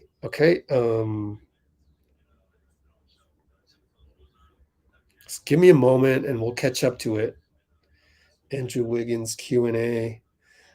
promise you we'll have Wiggins pretty soon. Actually, I'll turn up the volume right now on Looney. But then we'll come back and do the real thing. Everyone's talking about your rebounds. See, everyone knows. Speaking of guys that are in the clutch, Steph Curry tonight. He struggled a little bit through the first 3 quarters, but fourth quarter, Steph just locked in at the end there, just put the dagger in. What's your faith in Steph at the end? No matter what game it is, do you just know Steph Curry's going to provide in the end and lock in? Definitely, when games are close, we know we just keep it close. He can finish any game. He's a guy that draws a lot of attention. He's going to be able to score and make plays for others. So we know if we keep it close, and he's going to bring us home. And he's been doing this for years. He's a clutch player, one of the top clutch players ever. So he made big shots. When things got a little rocky, we gave him the ball. He made plays and made shots. So we don't expect nothing different from him. He's a great player. He's one of the best players in the league for a reason. You obviously been through a lot of runs through the playoffs in the past, but after 2 years ago with the team having the worst record in the league, last year missing, losing in the playing game, is there maybe something a little extra special about making it to Western Conference Finals this year? Definitely. It's always special when you can make it back. When you take 2 years like that, or you don't even make the playoffs, and to make it to this point is always special. But coming in and training camp, we had high goals. This one to go was make it to the conference final. We want to make it to the finals and win it. So this is a huge step for us. We're stepping in the right direction. With this team, our standards are real high. Our fans hold us to a high standard. But you got to win you got to take every round serious and take those steps. From not making the playoffs to this point is great, but we got to keep working. And we feel like we got the talent to do something special. Kevon Looney had 11 rebounds in the first quarter. He finishes with 22 in the game. Game 6, Kevon. That's what I'm going to call it. Congrats, Kevon. Thank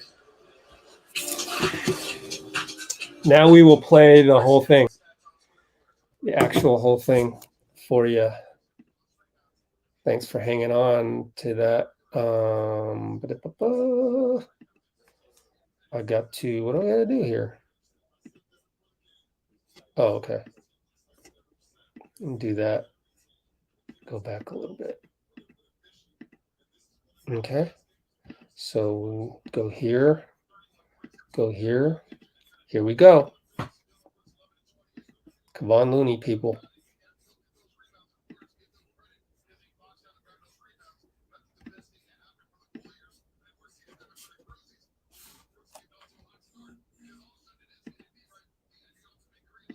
So they did an amazing job with setting guys up. Let's go back inside and chase it into the Fit brothers, Grant Liffman and Kevon Looney, who grabbed 22 rebounds tonight, 11 offensive. Let's hear from G. Leff. I'm here with Kevon Looney. I've heard of Game 6 Clay, but how about Game 6 Kevon? 22 rebounds. How did you feel out there tonight?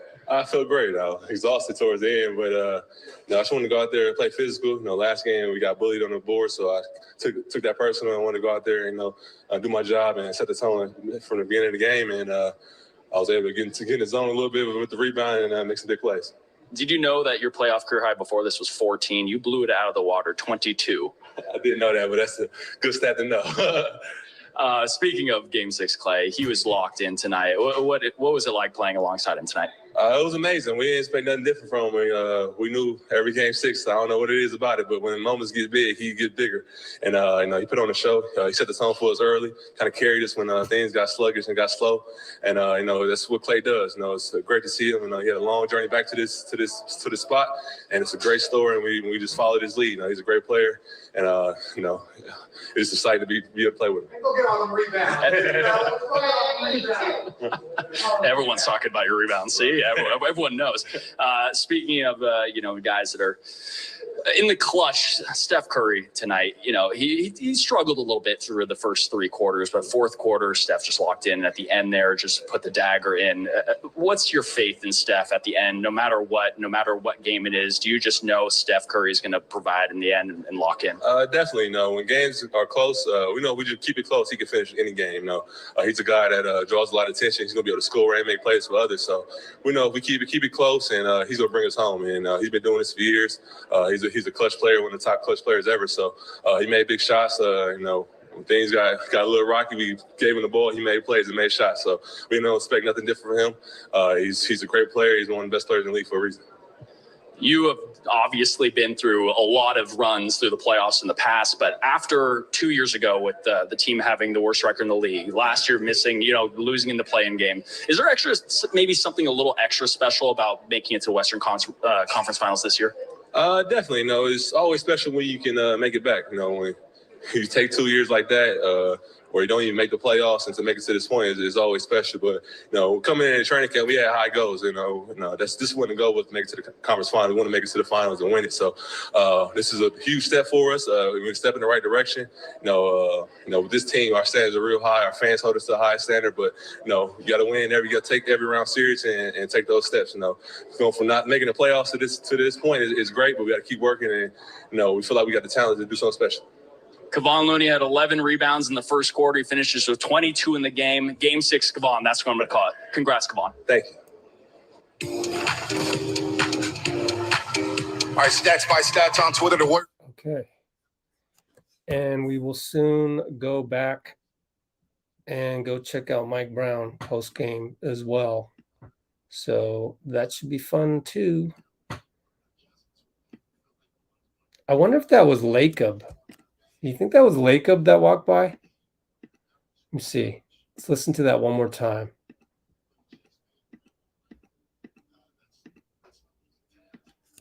Let's see. You have to go get those rebounds, and the Warriors give them credit because they boxed down and grabbed those rebounds. I think the best thing that happened for the Warriors and the worst thing that happened for the. Okay. A little loud there. Let me try and listen. 14. You blew it out of the water. 22. I didn't know that, but that's a good stat to know. Speaking of Game 6, Clay, you blew it out of the water. From the beginning of the game, and I was able to get in the zone a little bit with the rebound and make some big plays. Did you know that your playoff career high before this was 14? You blew. No, I just wanted to go out there and play physical. Clay, but how about Game 6, Kevon? 22 rebounds. How did you feel out there tonight? I feel great. I was exhausted. Where was it? So I this home and make some out of the water. 20. Speaking of Game 6, Clay. It's amazing. We ain't about it, but when moments get kind of carried us, went back to this, and we just followed his lead. He's a great player, and it's exciting to be able to play with him. Go get all them rebounds. Everyone's talking about your rebounds. See? I don't know if that's Lacob. I don't know. I can't really pinpoint it. So I don't know.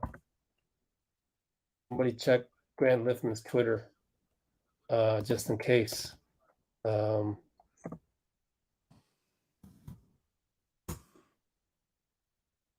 Let's check his Twitter real quick. Twitter.com, Grant Liffman. See if it was Lacob, if he said anything about it. Game 6, Kevon, nothing. So let me upload that, and then we'll get to Mike Brown real quick. Did we hear from William Chong at any point in time? Let me know in the comments so I don't have to scroll up a million times, try and find him. Hope he got it. Hope he knows. But if he didn't, then we will. Well, I'll catch up to him at some point. Okay, let's go to Mike Brown. Okay, let's go to Mike Brown. Go now.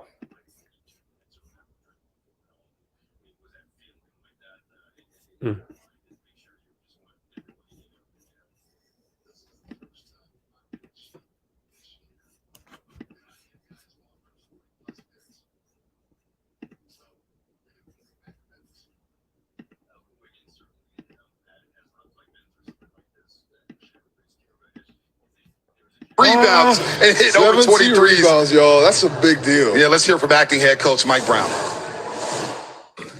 Man, what a heck of a series. I'd like to start this off just congratulating, the Memphis Grizzlies. Taylor did a heck of a job with that group. Ever since he's been there, you can just feel and see that they're getting better and better every time they step on the floor. And their team is young. They're explosive. They're big. They're quick. They're athletic. They're skilled. You know, you give those guys a lot of credit. They had a hell of a year. And just as importantly, I mean, they took us to the brink in this series. There were a lot of games that you can literally take a coin and just kind of flip it up, and it can go either way. And so my hat goes off to Taylor and his group of players, as well as the organization, because they're going to be around for a long time. Next, you know, man, Loon, what a game. Holy moly. 22 boards. I don't, when was the last time somebody had 22 boards? Larry Smith was the last board in a playoff game, like an 87. It's fantastic. I think what's more impressive than the 22 boards is I think I ran him 17 straight minutes, and I kept looking at him because after the first 5, he looked like he was dying. Then the next 2, he looked like he was worse. I don't know if he can get any worse. And then every minute after that, I was just saying, Loon, hold on. Loon, hold on. And he did. Clay, you know, you guys have been around here a while. You know how Clay is with game 6s. What a time to step up tonight. He was fantastic. Not only, you know, you look at his shooting, he had 8 boards. And that was one of the things that that we stressed was our guards got a rebound. He had 8 boards. And on top of that, you know, we one of the adjustments we made, we felt like we wanted to put a bigger body on Bain. And he not only scored 30, shooting 11 for 22, but he chased Bain around all night. That's no easy task. Wiggins, Draymond, between the two of them, it's 26 rebounds. And I said to you guys before, you know, when we win the rebound game and the possession game, we give ourselves a chance to win the game. And Draymond with his 16, Wiggs with his 10, Clay with his 8, and then obviously Loon with his 20. That is remarkable against a team of that size and that athleticism. You know, obviously Steph is Steph. But the last thing I'd say is, you know, we played 2 guys that don't get a ton of minutes. And one of them obviously is D. Lee. He was fantastic. The next one is Belly. It's hard to sit for as long as he has and throw him in during crucial minutes in a closeout game. And he was fantastic. We were down, and I think he came up with 1 or 2 offensive rebounds that got us jump started a little bit, that energized us. So those 2 guys, it's, you know, Steve said it from day one. It's about next man up. Those 2 guys did it and really helped us get the win. You ever seen 70 rebounds in a game total? I don't think so. I still, I'm looking at this. I'm looking at the 25 offensive rebounds, and it doesn't look right to me still. So let alone 70. How debated was the Looney start, and then why did you end up deciding to go with it? It was debated a little bit, but the reality of it was Draymond's call, Draymond and Steph's. And it's our job to give our players confidence. And they looked us all in the eye and said, that's where we're going to get our confidence. And they've done it before. Draymond has carried this organization for years with his hard hat. You know, obviously Steph and Clay with their shooting, but what Draymond does, it's unbelievable. And Steve is going to roll with Draymond no matter what he says and what the outcome is. Mike, did you almost coach this like a game 7? I mean, Andrew played 42 minutes or whatever, Draymond, and all these. I mean, was that feeling like that in your mind to make sure you just want everybody to get everything they had? This is the first time on my minute sheet this year that I had guys log for 40-plus minutes. So we didn't want to go back to Memphis. Wiggins certainly, you know, has not quite been through something like this. Sure. Everybody's curious. You think there was a curiosity to see what he would do, and what did you think of certainly in the whole game, but the last 7 minutes when you went with a starting lineup to close? What did you see from him? I saw a resiliency that, most people didn't think he had, especially when he was in Minnesota. He stepped up. He was picking up full court. He was switching and keeping bigger guys off the glass.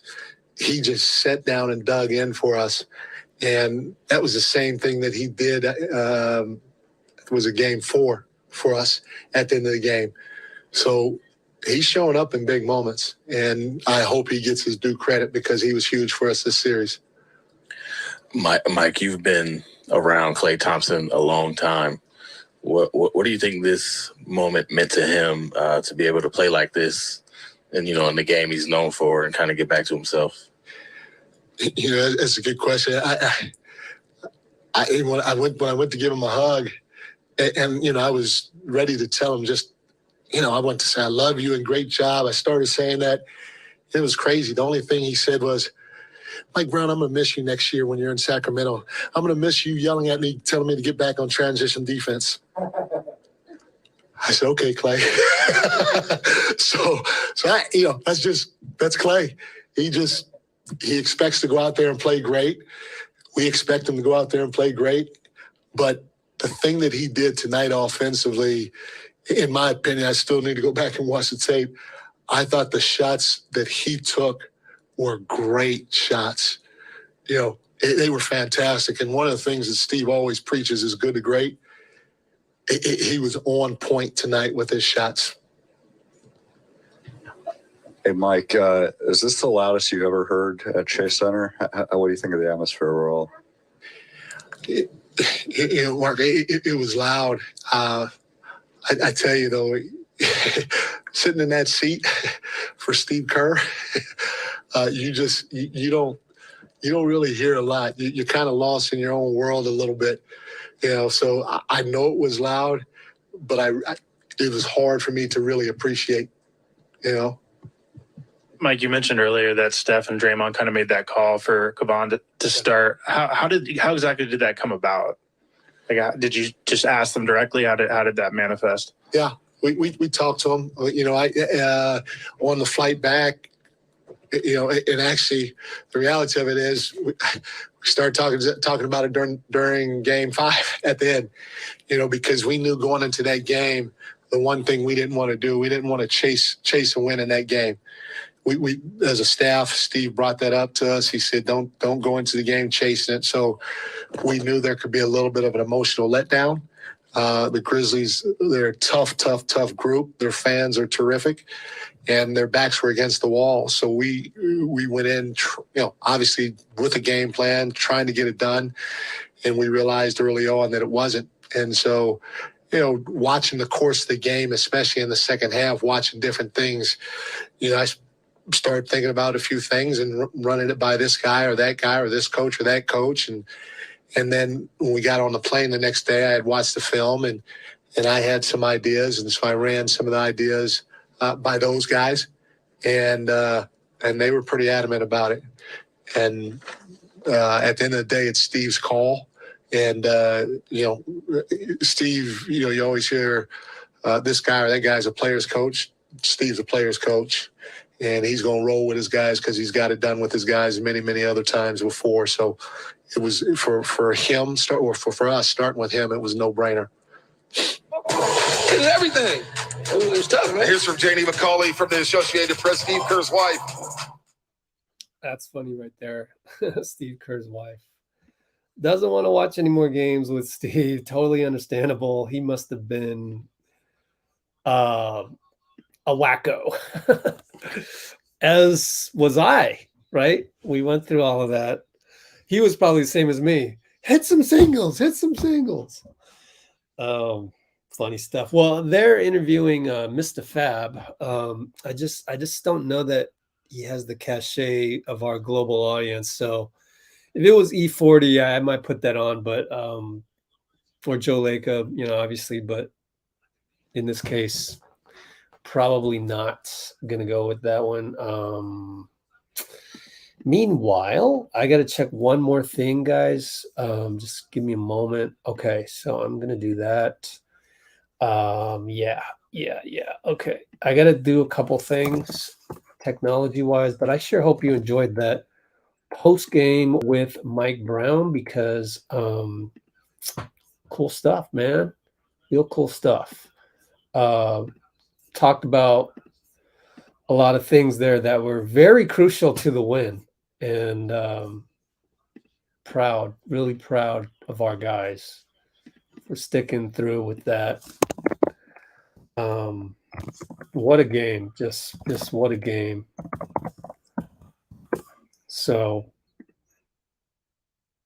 as I upload the Mike Brown one, it's man, everything he touched on, whether it was Looney, whether it was Wiggins, whether it was Clay. Wasn't it funny how Clay was like, man, I'm gonna miss you, man. When you go to Sacramento, I'm gonna miss you yelling at me to get back on defense. Like the things Clay comes up with on the fly is just hilarious. It's totally hilarious. We got Mike Brown outside of the interview room right now, so we'll go to that in a minute, but I want to give it some time to marinate a little bit and give myself some time to post this Mike Brown post game and try and figure out a quote to use. Let's see. You know how Clay is with game sixes. I love that one. Game sixes. And Looney. How about Looney?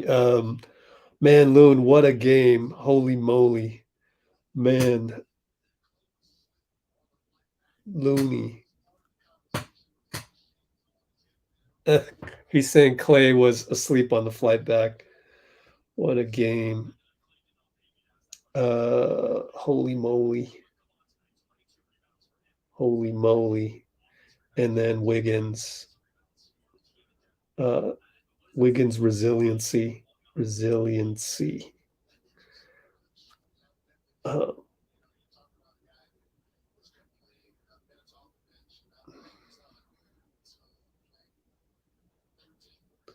Looney, holy moly. He said holy moly. Shout out to Steph. Holy moly. On Looney. 22 rebounds.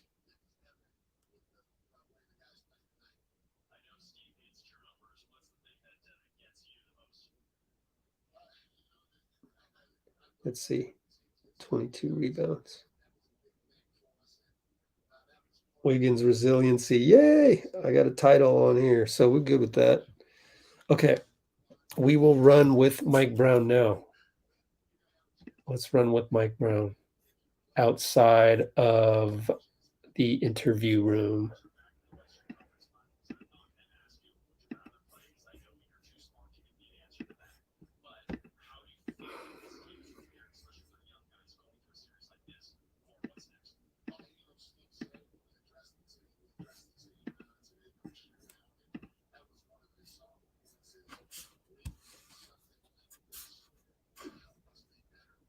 I'm here with Mike Brown, and Mike, let's start off with how does it feel to be in the Western Conference Finals?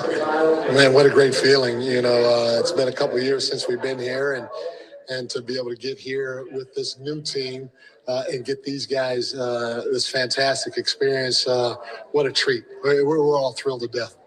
And does the experience feel different? Because obviously during the dynasty years, like everyone kind of expected, right? The Golden State Warriors were going to be there. Does this feel a little different getting there this time? 100%. You know, we got a lot of guys hurt. We got new guys stepping up. You know, so we got a new staff basically. So for us to be able to get here in this first year with all the new pieces all over the organization, it's just a special moment for us. Well, Kevon Looney, you were saying just in the presser just now that you consulted with Steph and Draymond to see about Kevon starting. Obviously, it paid off. Why don't you consult Clay, Mike? You know what? Clay was asleep on the flight back. So he was part of the conversation, but he had his shades on, his headband on, and he had a blanket over him. So we didn't get much out of Clay when we tried to include him in the decision. Clay did not pay me to ask that question. I just want to make that clear. No, but Kevon tonight, 22 rebounds for him, 11 offensive rebounds, 25 offensive rebounds for the team in general. What does that say about your team pulling off a feat like that? It shows how deep we are. You know, you talk about a guy that was kept playing minutes off the bench and not playing a ton to playing 13, 14 straight minutes tonight and having just a heck of a game for us. You know, and like I said, Belly hadn't played at all, and he steps up and he was big. He jump-started us with a couple of offensive rebounds that kept the possessions alive, and then D. Lee. So, you know, Steve said it all year, hey, next man up, next man up, next man up, and it was evident.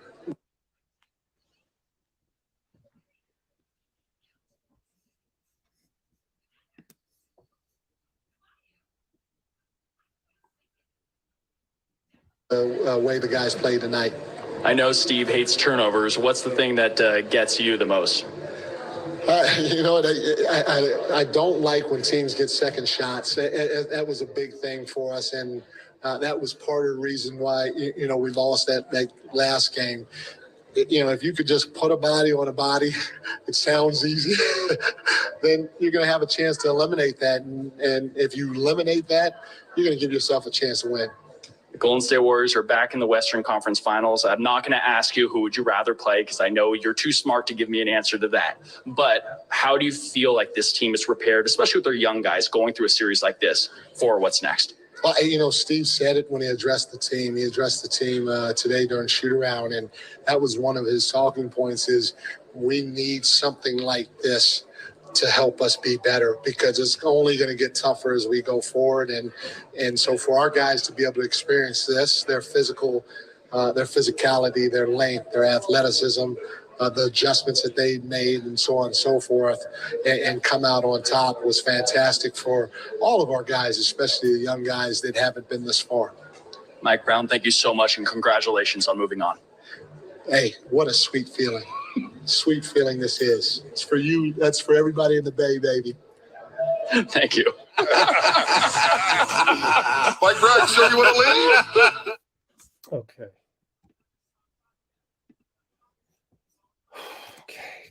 Good. So let me get to that real quick. Edit that a little bit. Yeah, let me edit that a little bit because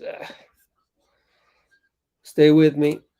We don't need to go through Wiggins again because I did that already, although we can come back to it if need be.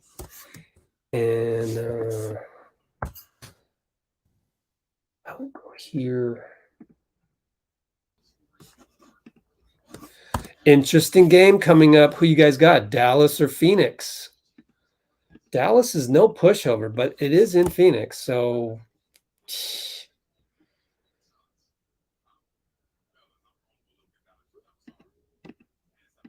Dorrell Wright is picking Luka.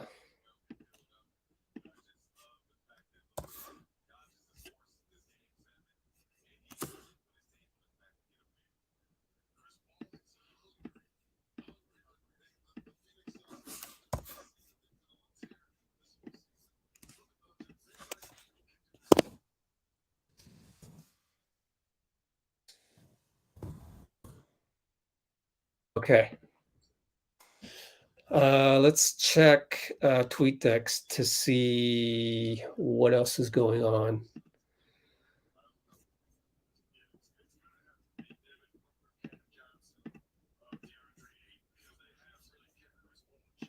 Okay. Let's stop that real quick. Let's go over here real quick.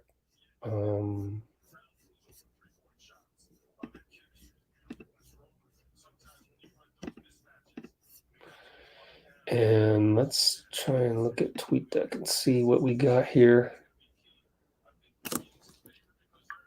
It's the Fab.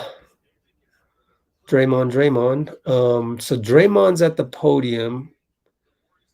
And he's talking about how they picked Looney to do it. What do we have here? Let's check this out real quick. Some from Kendra. I guess when we clinched it.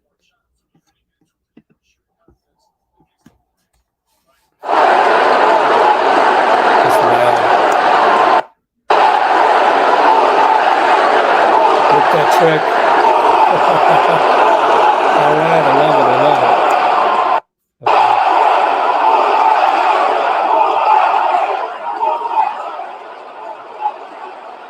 Okay, I gotta save that.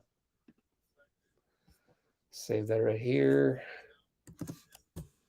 What was I gonna do next? Oh, more TweetDeck and checking out my new file right here. Cool. So I gotta upload that file.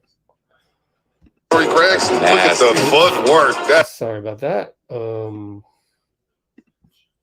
the wrong place here. What else we got? Don't be choosing opponents. Yeah, absolutely.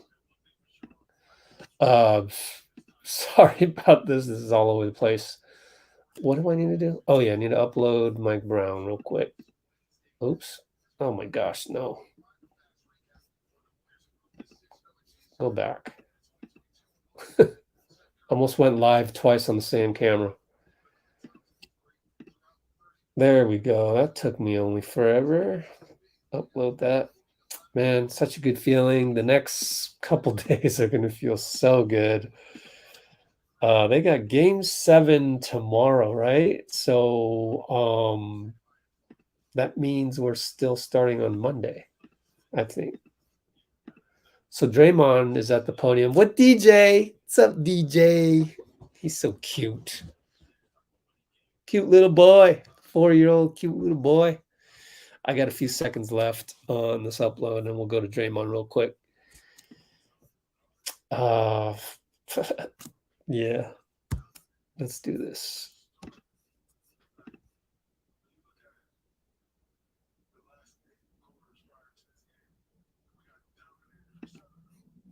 Okay.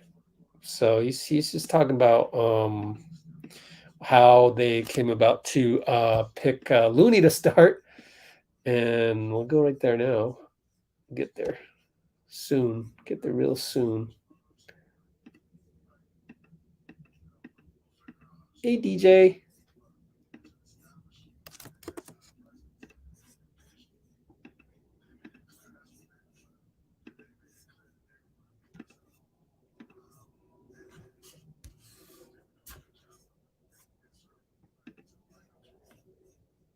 Double. Draymond almost dropped the triple-double, and the Warriors survive against the Grizzlies and send them home for good. Let's hear from Loon Dog, Kevon Looney, who's standing by at the podium. Mike said that you were kind of at the, I guess, decision point of putting Looney in the starting lineup. Why did you think that was the right move? And then can you just talk about what he gave tonight? I just thought we were getting physically dominated. And I know the worry was the offensive end and just how they were guarding. But we were getting dominated from the start. Like, when you look at the last 8 quarters prior to this game, we got dominated for 7 of them. In the fourth quarter of game 4, we just pulled the game out because of Steph Curry's greatness. And so we just knew we needed to come out and establish an inside presence to start the game off and not worry so much about our scoring. And, like, you know, we'll figure out how to score the basketball, but we needed to establish an inside presence because they made it clear that's what they were trying to do. They made it clear that they were going to beat us up, and they were doing a good job of it. And inserting Loon back into the lineup changed that. I mean, did you know that Andrew Wiggins was going to have it this tonight? And what did you see from him, especially down the finish? I thought he would have a good game because the reality is he's been playing very well throughout this playoff run. And he last game, it wasn't one of his best. And so, you know, I knew that he'd come out and he'd have a big game. And, I mean, he was amazing on both sides of the ball. Tyus Jones 2 for 12. Tyus Jones had been hurting us the last couple games, and he took him out of the game. The way he rebounded the basketball, the way he protected the rim, he was absolutely incredible. So it wasn't shocking at all. Draymond, as a close friend of Klay Thompson, what does it mean to you to see him out there throwing up the 6, like, you know, back in his element after what he's been through? It means everything. You know, we went on a 2-year hiatus from the playoffs, and in large part due to his absence, you know, and what he brings to the table. And I know for most people that's three-point shooting. For us, that's a competitive edge that no one else on this team has, you know. And I know I get a lot of the credit for that side of things and just bringing the intensity, but like I tell y'all all the time, one of the toughest guys and most competitive guys I've ever played with. And no, probably the toughest and most competitive player I've ever played with. And it showed up tonight. You knew right away he was coming out fire. And 11 for 22, 8 for 14 from 3. You know, it's great to see. 8 rebounds. He's been rebounding all playoffs. 3 block shots. Like, he was all over the place. It was a beautiful game. Draymond, I have 2 questions for you. One, you said you needed a bigger presence inside. You guys had 70 rebounds. Just, I mean, how do you think you performed in that area? I thought it was great.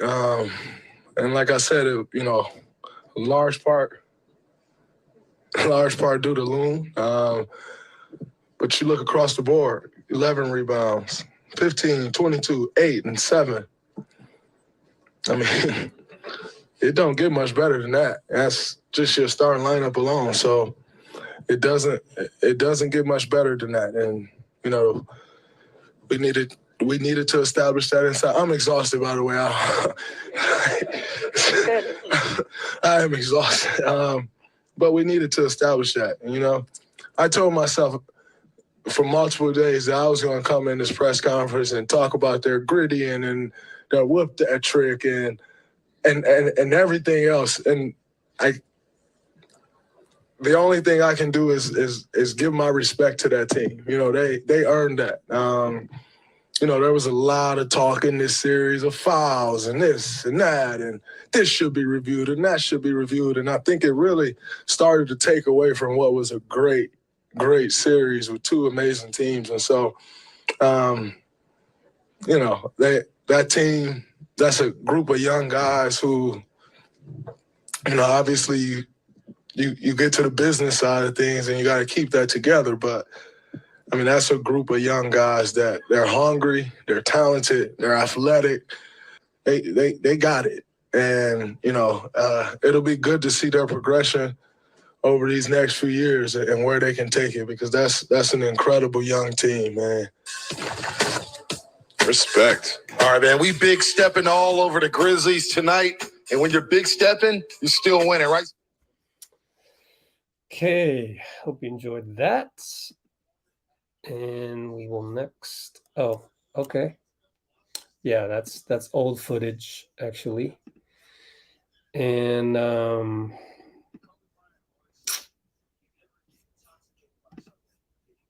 let me go here and check something.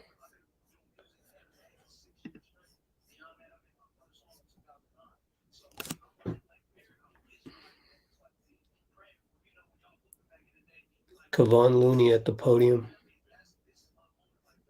Okay. So that means I gotta do this, and this is the beginning of Draymond. Oh, DJ, he's so cute.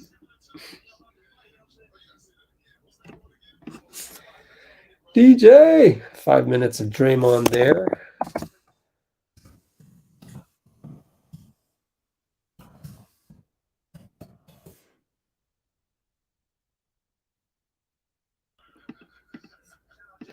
Mr. Fab talking about Kobe Bryant at the moment. It's work ethic and stuff like that.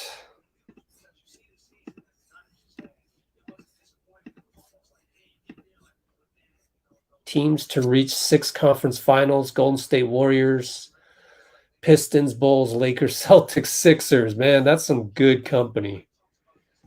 Oh, we are legendary officially.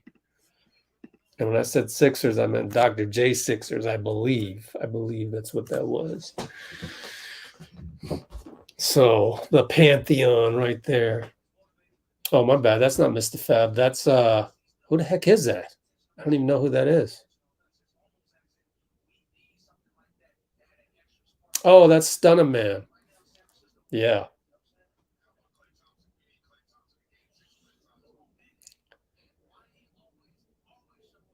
Oh my gosh, is that my buddy Nate out there in the back? Oh, I got to screenshot this.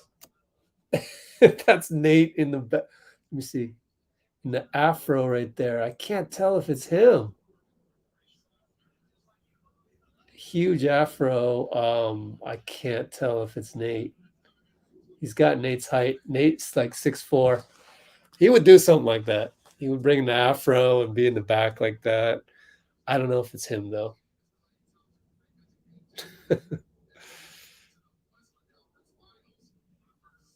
5 more seconds on this upload.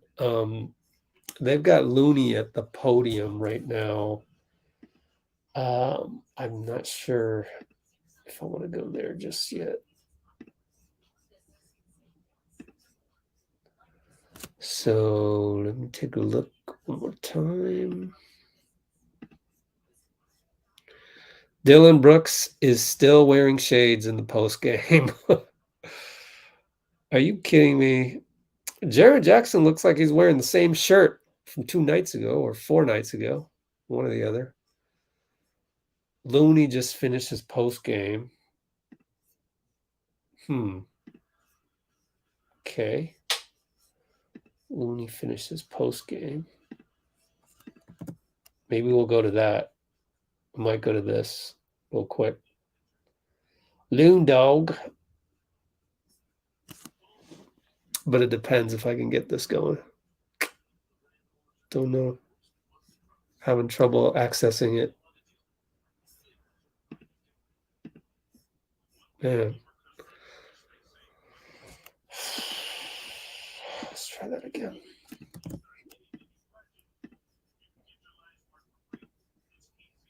There we go. I will have Loon Dog shortly for you. It'll take me a little bit of time to get this.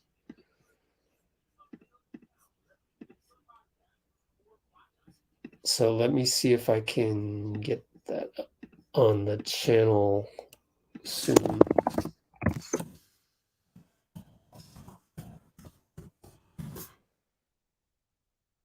Okay, so I think you're gonna have to give me a couple minutes here, but then we'll have Looney and whoever else. I'm sure they'll have Steph. I'm sure they'll have Clay.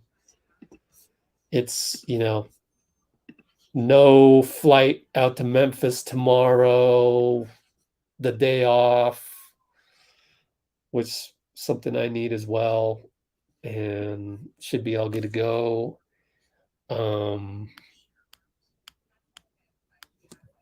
Just did Draymond, so I need to do Looney.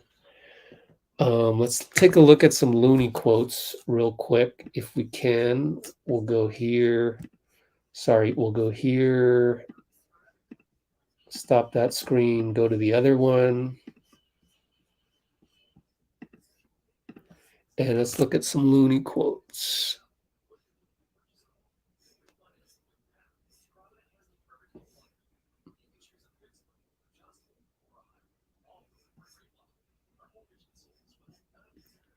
Did Looney go before Draymond? Huh. Maybe they have it at 95.7. Let's see what we got here. No, Draymond Green. Where's 95.7?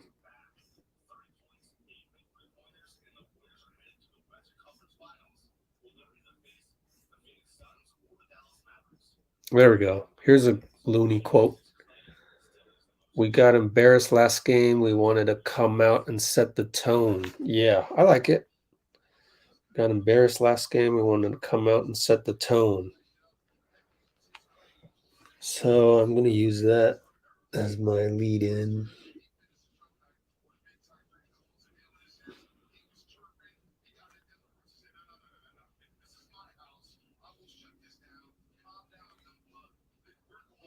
Okay. Okay, so I'm going to finish up the Looney video here.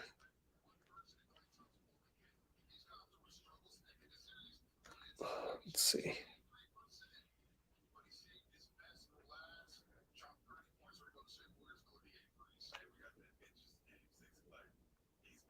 So give me a moment. Let me get this up on the site, up on the channel. We can take a look and enjoy some post-game Looney. Add to playlist. Yeah, that's good. That's good. Okay, that's good. Thanks for your patience. I don't even know what's going on in the comments and what's going on with everything. How's the commenting? Good one, Dean. I like that. Go Mavericks. Okay. Come on, Jason, because yeah. Wow, Dean. Dean, that's awesome. I love that. I love it. Let's see. We got embarrassed last game. Come out and set the tone. Come out and set the tone. Come out and set the tone. Loon Dog. Kevon Looney.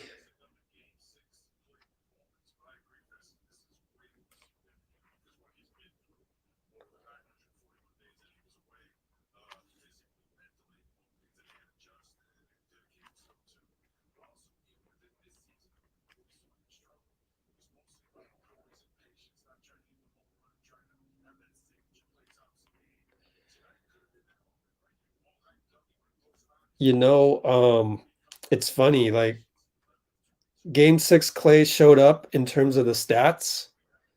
I still think he could have played better. Like he had a few, remember when I was nitpicking? Which is crazy, isn't it? I mean, I don't think that he had those same mistakes at OKC game 6 Clay, right? You know what I mean? So there's a difference there, a slight difference. But I don't mean to criticize. It's just, yeah, I'm being nitpicky. But anyway, I need to look at my page real quick. Let's look at, let's go. What do we got here? Oh, cool. Okay, cool. So let me save this, and then we can go directly to Looney fresh, right off the presses. They've got Dylan Brooks. I don't care so much about Dylan Brooks. Maybe we would come back to it later. I just not that excited about having Dylan Brooks on the post game when we're bound to have Clay and Steph pretty soon, I would think. Okay, so and then they only showed a minute of it. So we will go here and youtube.com. Let's go Warriors. Videos. Looney. Why is it so small? Super small. Okay. So let's catch up. There we go. I've been since college. I got close a couple times this year, but it's been a long time since I got 20. So great achievement for me. Especially I take pride in being a rebounder. So getting 20 was a good milestone for me. Did you know you had 11 already in the first quarter when you? I didn't know until I think like Wiggs brought it up. Like you got 11 rebounds already. I wasn't even paying attention. I just wanted to, go after every board, especially when getting a game. I wanted to set the tone that was going to be physical. So that was my goal to start the game. So I got off to a good start. Mike Brown said that Steph and Draymond requested you in the starting lineup. They wanted you in there. Did they tell you that? And what does it mean to you that those guys are the ones that said, we want Looney in the starting lineup? They didn't tell me that. It means a lot when your teammates want you out there on the court with them. I've been playing with them guys for years, and for them to trust me in these moments is big for me. My first couple of years, I couldn't even get on the court, so to come to this point where they want me to be starting with them is a great accomplishment. I feel like I earned my respect, and it feels good. 70 rebounds overall, 25 on the offensive glass. I mean, just what goes into getting that big of a number off the boards? It's just a group effort, After the last game, we really got embarrassed, got kind of pushed around, got bullied on the boards, and we just want to set a tone as a team, as a group. And I feel like we all did a great job coming back in. The guards, Clay, I think had like 8 or 9 rebounds, maybe 10. Draymond did a great job. Wiggs, Steph, JP when he was in there. So we just wanted to take it as an effort. We got embarrassed last game. We should come out and set the tone. We got offensive rebounds early, and once you kind of set the tone from the beginning, it kind of goes your way, and it's kind of what happened. Kevon, what was it like to log such a heavy workload tonight? What was the key of continuing to push through that as the game went on? You live for games like this, and for moments like that to be in the game 6 to close it out at home. The crowd was going crazy, so you don't even think about how tired you are. You just push through it. We got Steph and Draymond, they pushing the ball, so you got to go out there and play. And that's probably the most minutes I played in a long time, and definitely straight through like that. So I got a little tired, but I was able to push through, keep playing my role, doing my job, and making plays. Mike said he was kind of during that 17-minute stretch yelling at you like, "Hang on, hang on." What was that kind of frantic fourth like for you? I'm sure you were exhausted, but also getting a bunch of rebounds. I didn't realize I played the whole quarter towards the end. I got a little tired, but it's something I just pushed through. When the game, the crowd is hyped up and the adrenaline's going, you don't even think about it. You just go out there just playing hard, making plays, and my teammates were supporting me, got me hyped up, and it was just having a lot of fun out there playing. So I didn't think about being tired or how many minutes I was playing. I was just having fun. Kevon, you've been around Klay Thompson for so long, and you know him well. What is it like to watch him have this moment in another game 6 after what he's been through? It's great. He lives up to his reputation. Whenever we need him in big games, he always shows up. And after being out for 2 years and for have a game like this to close the team out that's that good and to take us to the Western Conference Finals is big for him, for our team, for his organization. Clay set the tone for us today. Kind of followed his lead. When things got slow or stagnant, he kind of carried us. So we didn't expect nothing different from Clay. We was all excited to see Game 6 Clay show up, and he did it. Kevon, it was only 2 years ago that you were dealing with some pretty serious health issues that I know had you questioning things. I know I had a lot of people around you wondering if you'd ever get back to this point. Thinking back on that and where you are right now, how do you feel just knowing that you got from there to here? It feels great. All the hard work, the determination, the prayers, and the stuff that all the hell I put my body through to get here is paying off, man. That's the best feeling in the world when you work hard and you request something and you pray about it and it actually comes true. It makes you feel good about yourself. There was times where things weren't looking good for me, and I didn't have any doubt, but people around me might have did. But kept working and stayed the course, and that's been the motto of my whole career: to stay the course and figure things out. And to have moments like these is big. I want to see that make more moments and make more memories.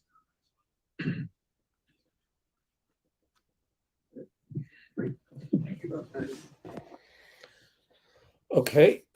We got Clay up at the podium, so let's switch it over there. Command station. Hold on. Get out of that one. Thanks for being with me here. This is it feels so good. It feels so good.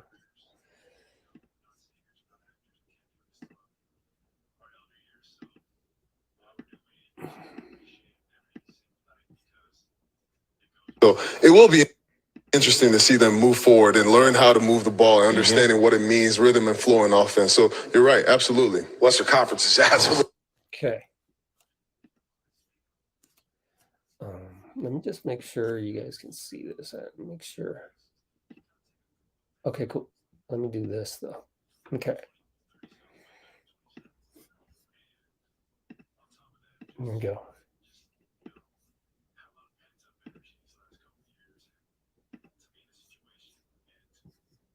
Fully loaded. The future of that conference is definitely bright as we take a look at the edge presented by Great Resort and Casino. And what do you know, Mully? I said just take the money line, just win. You said the heck with it. Give me the 8 points. And the Warriors covered the spread with the late surge here in the fourth quarter.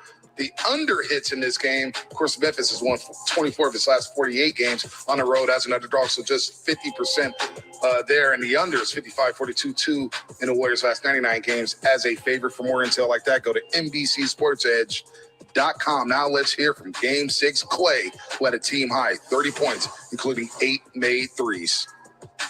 I'll ask you the obvious question, Clay, but I guess I think Loon said they just expected Game 6 Clay. They knew that was coming. Is it easy for you? Do you just say, okay, now this is the time?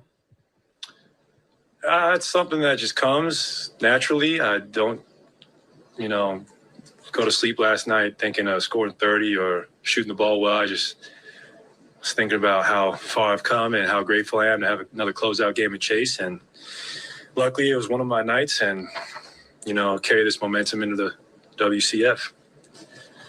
Clay, did that feel like it used to feel? Like, did that feel like, how it used to be out there? It felt better, honestly. I mean, especially the perspective I've gained from the injuries I had to now be able to compete at the highest level and be one of the Final Four teams. It's a feeling that's hard to describe, honestly. It's truly amazing, and it just inspires me to keep going because I think we still have great basketball ahead of us. You have a long list of kind of unsung teammates over your career. Where does Kevon Looney kind of rank on that list for you? And considering obviously what he did tonight, I mean, 22 boards in 35 minutes, probably season high. We needed every single one of those. Kevon was possibly our MVP tonight, and wow, I'm so proud of him. He also had injury problems early in his career. Couple surgeries, and for him to be out here doing this at the highest level, he's going to be rewarded for it. Hey Clay, I know each game is unique in and of itself and they're several years apart, but are there certain things about Game 6s that bring the best out of you? I have no idea, Medina. I mean, really, I have no clue. It's just, I just love the moments. I love the pressure. I love playing basketball at the highest level. Our careers, we're not singers, we're not actors. We can't do this till our elder years. So while we're doing it, you just got to appreciate every single night because it goes really fast. And even tonight sometimes went fast for us. And I just don't have an answer for you for that. It's just something you can't quantify. Clay, speaking of moments, when you hit your last three of the night in the fourth quarter, you got real fired up, pumped your fist. Can you kind of take us through what that moment was like for you? Well, 30 sounds way better than 27. And on top of that, I had a lot of pent up energy these last couple years, and to be in a situation and to, kind of seal the game there, and just it all came out because I just know how hard it is to get to this part of the season, and it just all came out for me. And to see the sea of Warrior fans, it's a moment I just tried to revel in for the few seconds I had.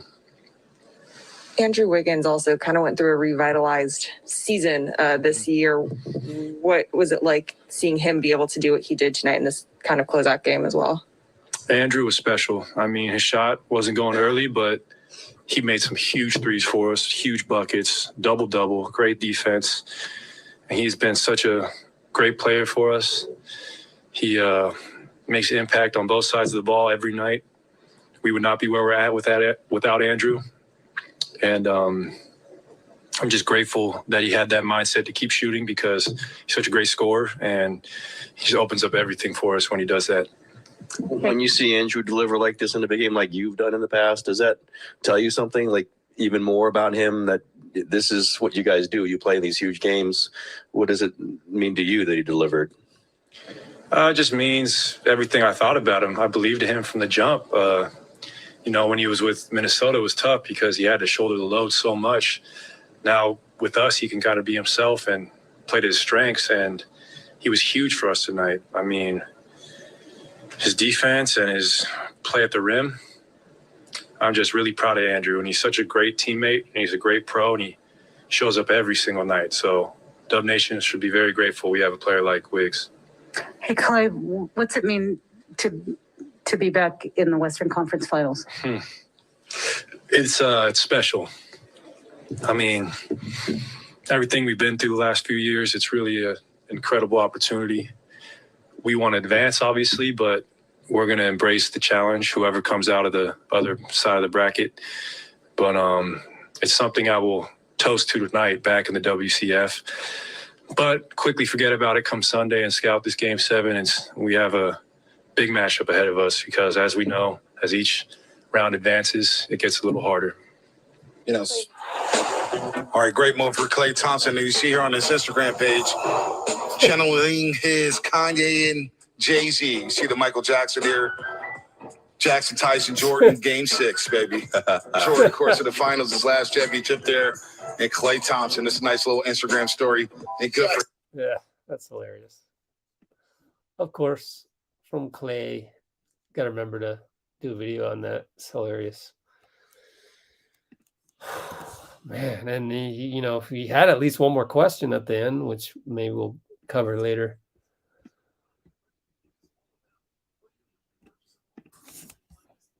So throw this up on the channel.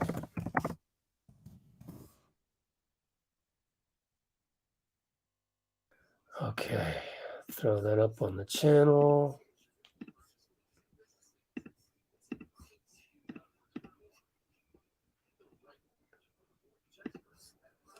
And we'll also check and see who's on the podium now. I would imagine Steph. It's always the last one. After, I mean, not always, but 99% of the time. Especially after a win like this. He likes to savor the moment, enjoy the moment in the locker room. Everything. Just takes his time. Let's see. So, what was I going to do? Okay. Seconds there. Okay. Warriors are making history. Do you like my comment? I haven't even been looking at the comments. Good night, K-Woo. Thanks for being on here.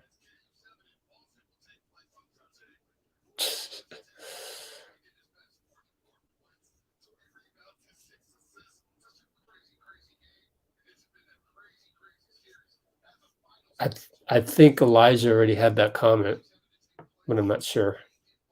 Clay Station showed up on Twitch. What's up? Yeah, that's the one that they were talking about. Oh, wait. 17 with 21 plus playoff series wins. Yeah. Wow. In a 10-season span. That's pretty cool. What was the other one? There was another one to grab. 70 plus. Jeez. This is crazy. Let's check TweetDeck for any other current people on the podium. I love the moments. I love the pressure.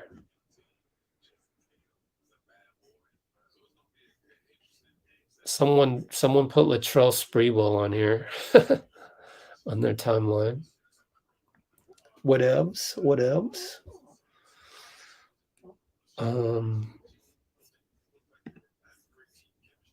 Upload complete. Okay. Give me a moment. Give me a moment. I gotta do this Clay interview right here.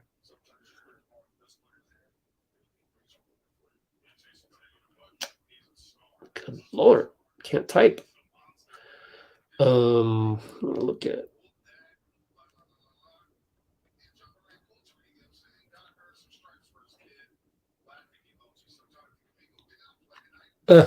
Everyone's laughing at each other. So yeah, Jonathan Kaminga with the tweet and John Morant answers, and yeah, it's 2022, man. It's the kids. The kids are like that. They just do that. They want to tweet back and forth, addicted to the stupid app. Whatever.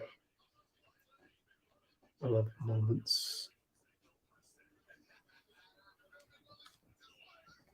Let me find another one. Find another quote for you. Kavan should go by Kavan Olajuwon. Oh, gosh. Andrew was special. Kavan was possibly our MVP. Andrew was special. I believed in him from the jump.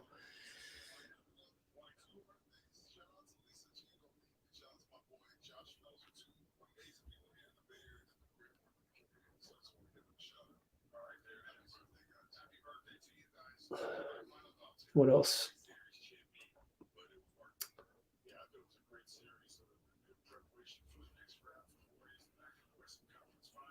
Kavan Olajuwon. It's funny. He got it from Instagram. Kavan was possibly. It's funny how he calls everybody by their first name only.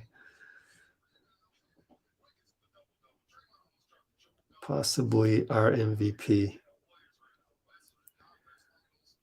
Okay. Wiggins was special. So hopefully we will have Steph come onto the podium. He's probably just taking his time and enjoying the moment, as we all should. But what did you guys end up with? Suns or Mavs? I think maybe Suns is the better matchup, but I think we also match up well with the Mavs, except when they want to run the. You know what? Jason Kidd's doing a great job over there. He's doing a great job. Like he's just running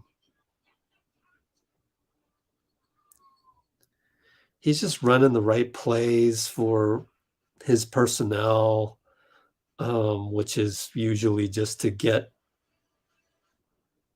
Luka the mismatch. Man, it feels so good to be able to watch their game 7 tomorrow and just not have to worry about us. Thank goodness, right?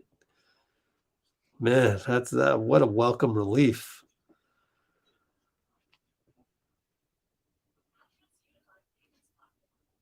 And isn't it crazy? I feel like we can play better. Like I'm sitting there, I'm criticizing our team, nitpicking up through 3 quarters.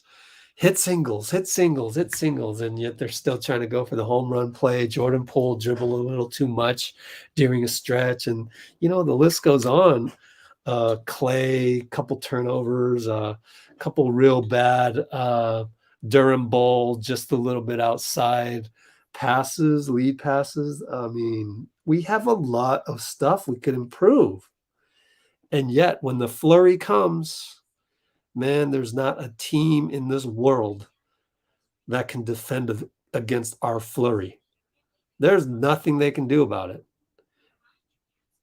So when the key is to get to that flurry stage, and it requires hitting singles. So can we do that? Can we go back to doing that, please? What other good quote was there from Clay that I need? Comes naturally. Game 6 comes naturally. That's hilarious. I love that one.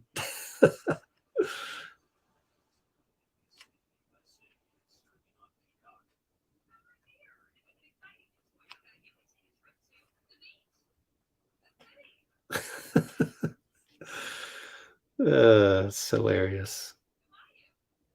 Game 6s come naturally.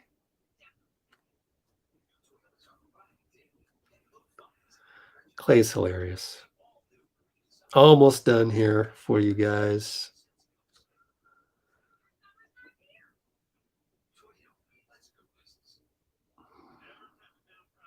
Okay. 24 more seconds and I'll be right with you. Still waiting on Steph any day now, Steph.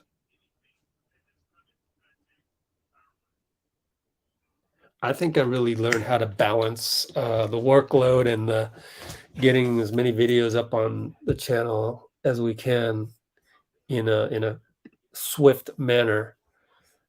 And I think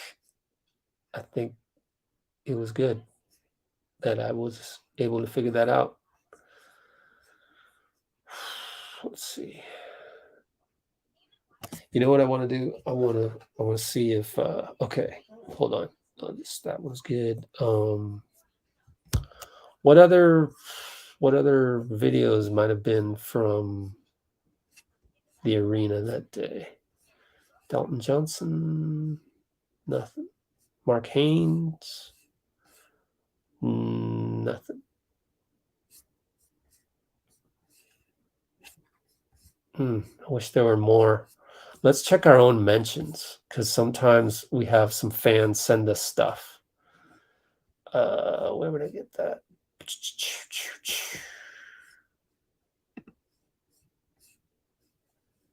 Mentions. Okay.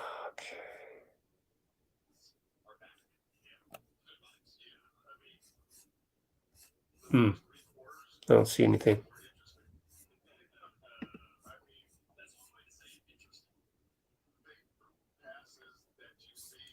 Okay.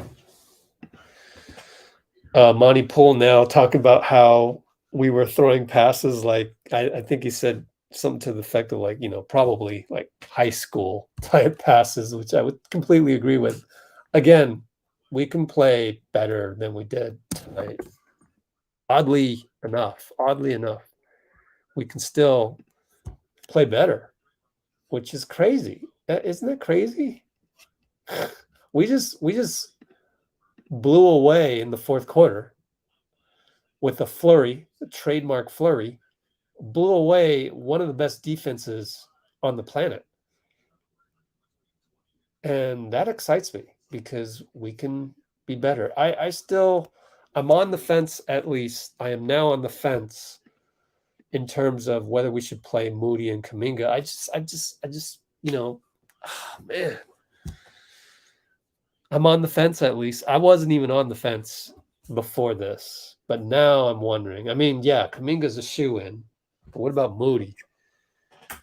I just think these 7-game series are actually so long that maybe you should develop Moody in game one, not at the same time as Kuminga, but throw him in there. Like instead of Damian, throw in Moody, see what you get. Not that Damian played bad. He had the one terrible turnover, but I mean, physically, Moody is a bigger player. And Moody can hit the shots that Damian can hit, although I will give Damian some credit on being able to hit, mid-range floater. I haven't seen that from Moody, but then Moody is a bigger body, attack the rim. I mean, I'm just saying, I'm looking big picture too. I'm looking at all the mistakes that we made through 3 quarters. Might as well develop a rookie during that time anyways. Instead, we're going to have one of our 3 Hall of Famers do some dumb turnovers. I mean, what's the difference? That's my argument. What do you think? And let me check and see. That's at the 4:06 mark that I made that revelation once again. So to repeat myself, 4:06 mark, Moody. I want Moody. I now want Moody. And it's interesting. I want Moody because of my disappointment through 3 quarters of Steph, Dre, and Clay. But they played a great fourth quarter, and we got Steph at the podium right now. So we're going to switch over to Steph at the podium pretty soon. I need to check one more thing. Okay, so they got Clay over there. That was an 8-minute video or 8-minute post game for Clay. I got 5 minutes of it, so there's still 3 minutes of Clay available. So let me go ahead and work on that. Meanwhile, Steph will talk for a little bit, and then we'll go to Steph immediately after I finish this part.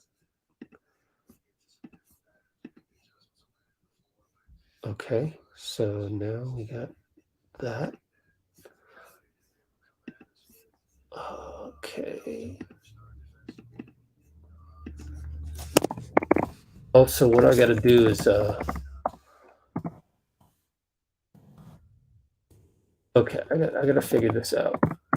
I got to figure out when I ended the Clay one. Let's see. He was saying, what was he saying? Because you had to shoulder the load so much. Now, big matchup ahead of us because, as we know, as each Big matchup ahead of us. So let's look at the end of Clay, see where he said that. Big matchup ahead of us. That was at the 5-minute mark. So there were 3 more minutes of Clay, which is cool for us, right? Let's see. But quickly forget about it come Sunday and scout this game 7. We have a big matchup ahead of us because, as we know, as each round advances, it gets a little harder. 5:11 mark. Cool. I know where to go now. Technology. A little harder. Steph is saying we can play better. Yes, sir. Yes, you can. Yes, you can. Can you kick it? Yes, you can. So I'm gonna upload that Clay part. And I almost want to stick around and see what kind of quote he has for that.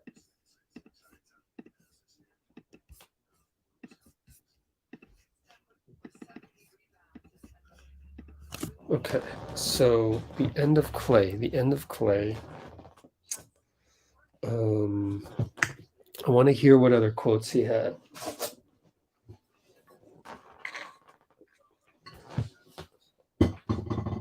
I want to see if he had the Olajuwon quote in the end one, because I don't recall him actually saying that. So why don't we just go to it? Okay. So I will switch over to Clay, and then we'll switch over to Steph. Okay. So let's go to Clay real quick for the last 3 minutes of Clay. Here we go.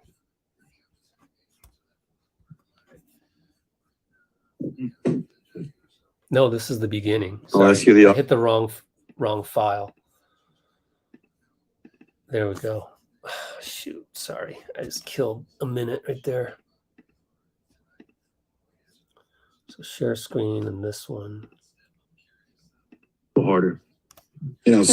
Speaking about, the other side of the bracket, will you be tuned in to Suns Mavericks game 7? I've been watching playoff games all year. I love the playoffs. It's when guys bring out their best ball, and there's some studs on both teams. So it's going to be, I'm going to do my due diligence watching, and I'm just going to try and scout, 2 great teams.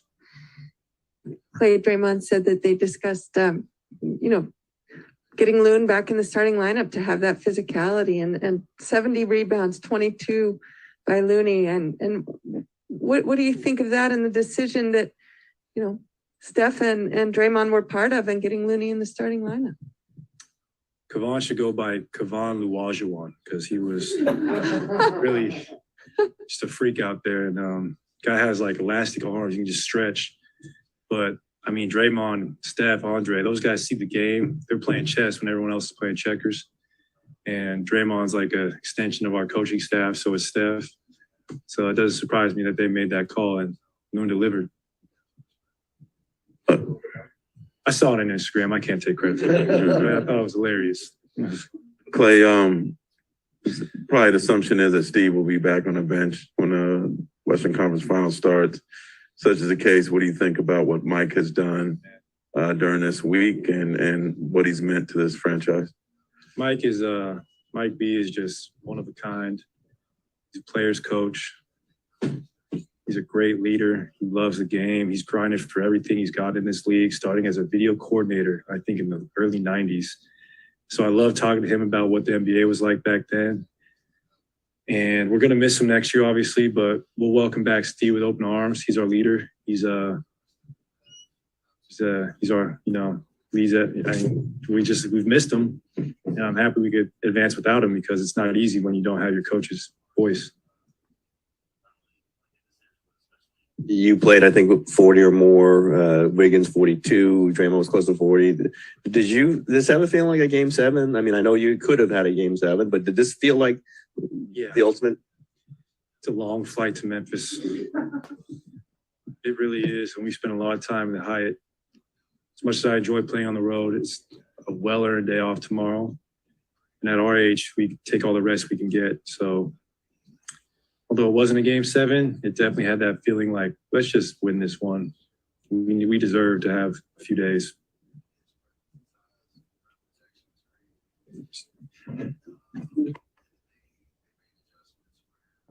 All right. Now we will go to Steph.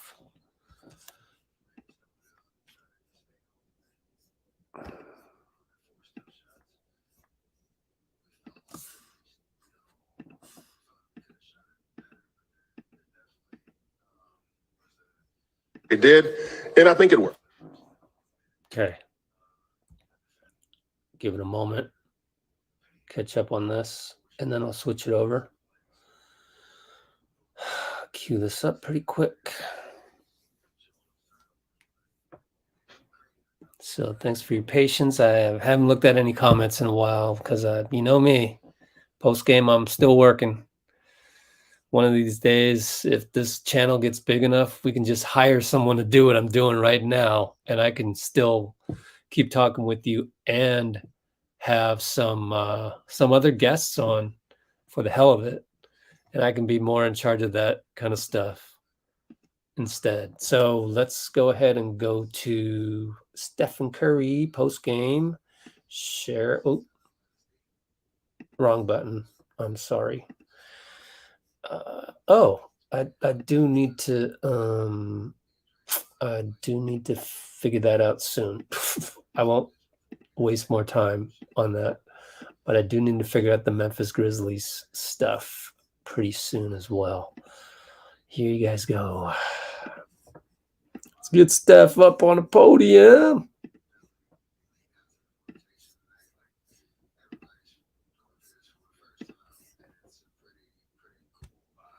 Discussions between you and Draymond to put Looney in for sure, Monty. Now, one guy who's just good at making himself look good in general is Steph Curry, and he just sat down. Here's Steph. Mike mentioned the discussions between you and Draymond to put Looney in the starting lineup, beginning even as early as like towards the end of game 5 on the bench. I mean, do you remember that discussion taking place, and what ultimately made you guys green light that it should be Looney as the 5th starter? It was a feeling in terms of like, we don't know that I ain't have advanced analytics on in front of me or like numbers and all that. Just a feel in terms of how the series had changed after, Steven Adams came back in game 4. Or game 3, and then his impact in game 4 or 5, that we needed to start with some size, kind of counter that, knowing we could figure out the offensive end and get to some different patterns and make the adjustments on that end of the floor. But it would give us a chance to take that physicality that they were coming at us with, get off to a better start defensively, and settle into the game. We finally won the first quarter. And then obviously Loon was unreal in the second half with his presence, his rebounding, and the way he impacted the game. So it's just a testament to like our experience in terms of the feel on the court, knowing that the series changed dramatically, like, from one game to the next, and we needed to make that adjustment.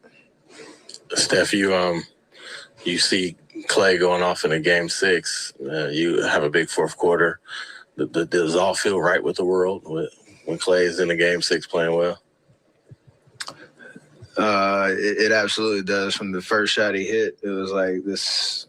It's what he's been looking forward to since he got hurt back in 19 finals. So it's a different joy. It's a different energy when you see him getting off, especially in front of our home crowd. Man, it's just fun to watch. I think we can obviously continue to play better. I think you say all's right in the world. We won and we figured it out. We showed our competitiveness and our know-how to win down the stretch, but we can continue to build on this as we look forward to the next round, no matter who we play. So not lost in this journey is the fact that we're still trying to peak at the right time as a team that's going through this for the first time together. So it's an exciting time to get past this series and look forward to what's coming next. Steph, with 70 rebounds and the way that Looney and Wiggins crashing the offensive glass, how important was that when shots weren't falling for a stretch, that you got all those extra opportunities and it made a difference late? All three of those guys, obviously 22, 15, 11, me and Clay with 15 combined. Like, we remember how it felt in Game 5 when we lost possession game by a mile, and for us to even overcome 17 turnovers with playing pretty solid defense, even though Brooks and Bain had a good game, like we still made them work for it. And then on misses, we were able to get rebounds, got an extra possession on the offensive glass, and we took advantage of it, and it kept us in the game until that fourth quarter run when we kind of went for the jugular. So great adjustment from a mindset and approach perspective, knowing how dominant they were in Game 5. We said it was going to show a lot about who we are tonight, and we answered the call. Steph, I'm curious, with this Grizzlies group, your updated feelings about them and who they are and how they do this thing. I mean, coming into the playoffs, they took a lot of pride in the way that they pushed you guys out last year, and then all with this edge and the way that it was back and forth. Just how do you see that group? I have a lot of respect for every single guy on the team in terms of how they're built as a group, the individual talent. They have a lot of energy, a lot of potential in terms of winning at the highest level. They were the higher seed for a reason. They had an amazing regular season and dominated throughout the course of those 82 games. But for us to be able to come out of the series with a dub, like, there's definitely respect. There's definitely an understanding that they made us better. I'm sure we made them better, and who knows what happens down the road. But they'll be here for a long time, just because they have a lot going for them. So definitely respect. Hey, Steph, is this the loudest you've heard at Chase so far? Yeah, the deepest we've played, so hopefully it continues. Haven't lost here, and it's predicated on just the ability for us to hopefully there's not a situation where we have to keep flipping that switch. I think Clay's three with a minute and a half, something like 2 minutes, like that was the loudest I think I've ever heard it. And I didn't even go crazy. I just kind of took a second to just look up and kind of embrace it and enjoy the experience. So it was really dope. And for us to have an opportunity to keep playing, hopefully it continues to get better. Steph, what did Memphis do to give you a hard time? Not only like in the series, but especially in this last game when Ja goes out and they kind of changed their defense. What did they do? What did you have to figure out to come through in the fourth? They have personnel to bother a lot of your normal actions in terms of, Dylan's going to press up knowing he's got help behind him and he's a pretty good defender where, at the first line of attack, it's not going to be easy. And then you get into the paint and you got Steven Adams trailing you. You got Jaren Jackson pulling over, and his presence and size and rim protection is crazy. And then they made adjustments where, you know, they try to funnel us into specific spots on the court, make us throw it out and try to just stay home and force tough shots. We felt all that, but we, you know, felt like we could have shot it better, but there definitely was an impact in terms of just their personnel and the way that they, you know, defend perimeter, the paint, and force you to just make tough plays. So over the course of 48, we still couldn't figure out how to control those turnovers, but we created enough good shots so we could pick up momentum and create separation down the stretch, which was obviously helpful. This team has been through a lot over the last couple of years, but how does it feel to be back in the Western Conference Finals?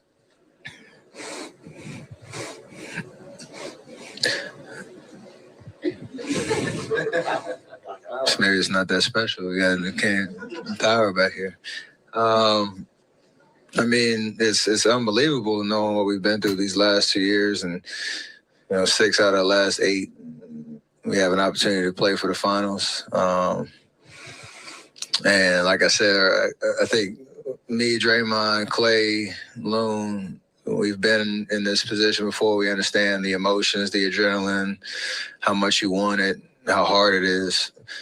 For for JP and Wiggs, Otto, guys, Belly, D-Lee, guys are in the rotation tonight. Like, everybody's going through this for the first time. And it's a pretty cool vibe when you figure it out as a group, because we haven't done it as, with this group together. So definitely special. Never take it for granted and understand this is what it's all about. And for us to have another opportunity to get 4 more wins and play for a trophy, like that's special.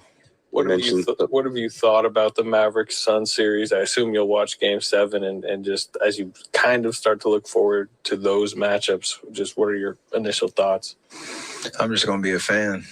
That series has been unbelievable, back and forth. The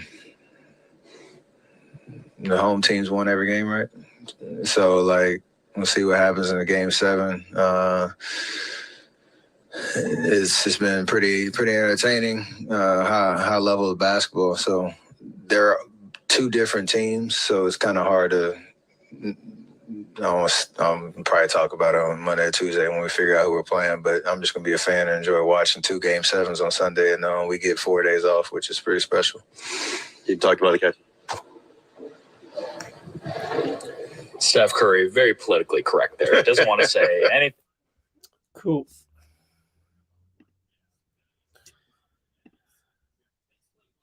All right. Let's go back to where we are. Let's go back here to TweetDeck. There we go. Might be something in there somewhere. Steph calling Ja a problem. Yep. He's definitely going to be a problem. I said it during the live stream.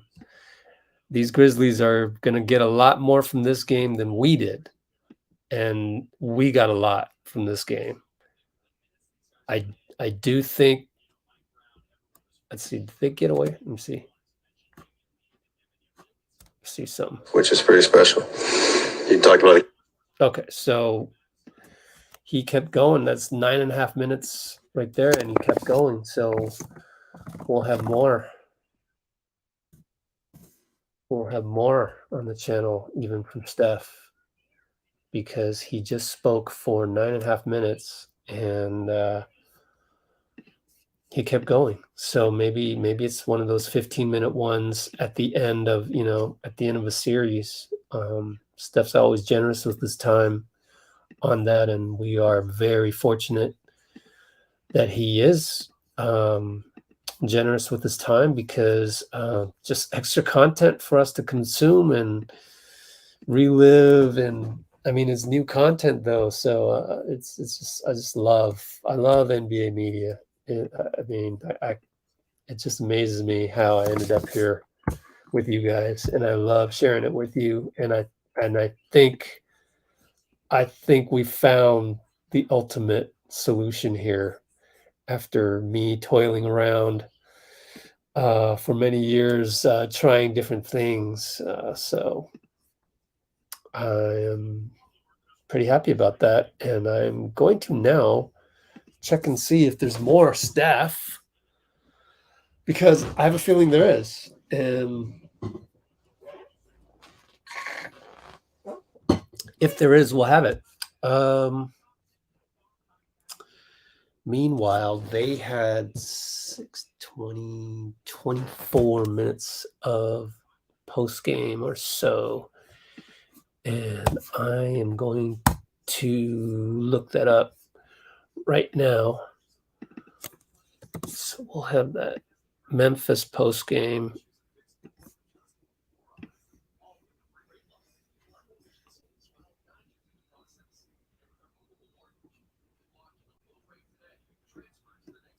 All right, Jenkins went on for a while. So that's Jenkins, like 9 minutes right there. And Dylan Brooks, JJ, and then, okay. Dylan Brooks, JJ, and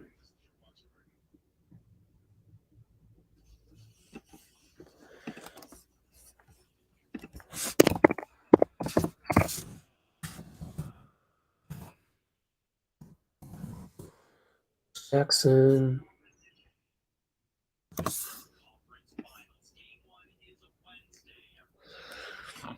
All right, game one is Wednesday, folks. Wednesday.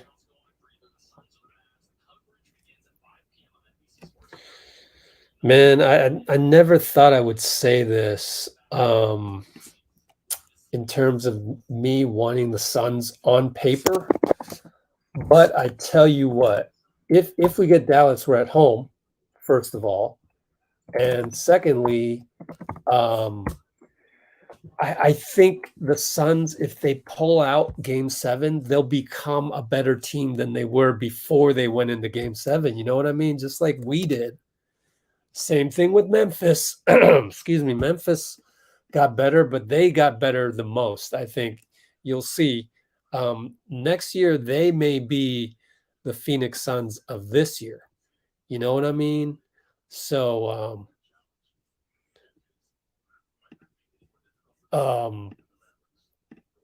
do you feel me on that? That's like, I would be worried about the Suns going into the Western Conference Finals because they would be a better team coming out of their game 7 than they are going into their game 7 tomorrow. What do you guys think? Let me see what timestamp I am here. Oh, wow. Look at that. $50. Who is that? Hey, BC, it's been a while. It's been a while, my friend. We are at the 4:32. I mean, I just have a feeling, but I'm also, man, it's like when it rains, it pours, and we love rain. The Splash Brothers type rain, and you just added to that backyard. You're amazing. What a day. You just made an amazing day even more amazing. How's that even possible? I love having you here. So I'm officially wanting the Mavs. I mean, the obvious reason we'll have, home court advantage. But I'm worried about the Suns being like ultra awesome coming out of their series if they win that one. I don't think there's that much momentum, so to speak. There might be mental momentum. I think the playoffs have told us that there really isn't momentum going from one game to the next physically. And but I do respect Jason Kidd's manipulation of the offense to get the ball to the right guy at the right time. It's coach of the year worthy. And I went to Cal, so I'm proud of Jason, but I never thought he could coach like this. Honestly, I never thought he could do that. So I'm impressed. I'm impressed by that. So good to have you. It's been a while. My Grizzlies post game is about to finish processing, and then I can upload that, and that's the last upload of tonight. I love the fact that I figured out what the best way is. It's just to combine all the opponents' post games together, just lump them all in one. Because like you go on our channel and you're going post game to watch a Taylor Jenkins interview, and you're a Warriors fan, man, you are some diehard material. You're like me. You might even be more diehard than me. And so if you were to do that, then why wouldn't you just watch all of the post game all at once? So that's what I'm doing. Just uploading that entire file. I just hope I'm good with that. Hope I'm good with that. I hate it when like TNT or ESPN, they show one tiny little segment, then they demonetize you because you had the same part of the interview. That's not fair. Anyway, but that's another story. Okay. Don't want to deal with CP and Book. Yeah, with Gary out. Oh, but yeah, he is out. You're right. Gary would come back for the finals or really late in the Western Conference Finals. By then, might be too late to integrate him. I don't know, but you're right. Pose difficulties. Yeah. I might agree with you on that. I might agree.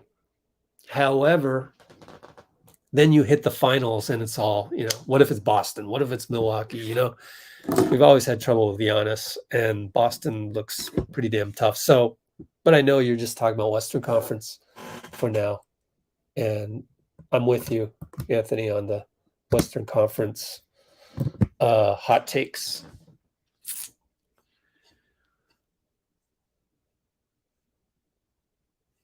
Scott Foster inside. I know, huh? Uh-oh. Let's see. If we keep running PNR against Ayton, we should be fine.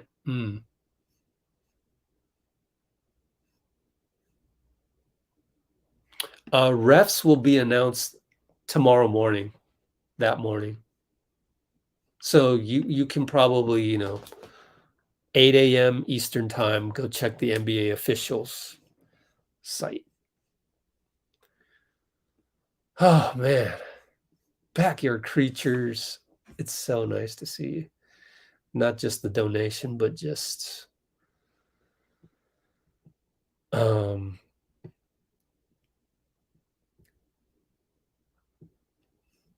Bruce keeping it real in the comments there. Yeah, you don't want to be overconfident against any of these guys. And that's what we bring on this channel, is like we're the 18th man on the bench. We're sitting right next to Chioza and Quindary, and we have the ultimate respect for our opponent. Yes, we did not like Dylan Brooks doing the dirty break your elbow flagrant. We didn't like him throwing Steph down, which thank goodness Steph can do the deadlifts and have shoulders like that, because he basically tore and I have him in my background. He basically tried to tear Steph's shoulder out of the socket right there.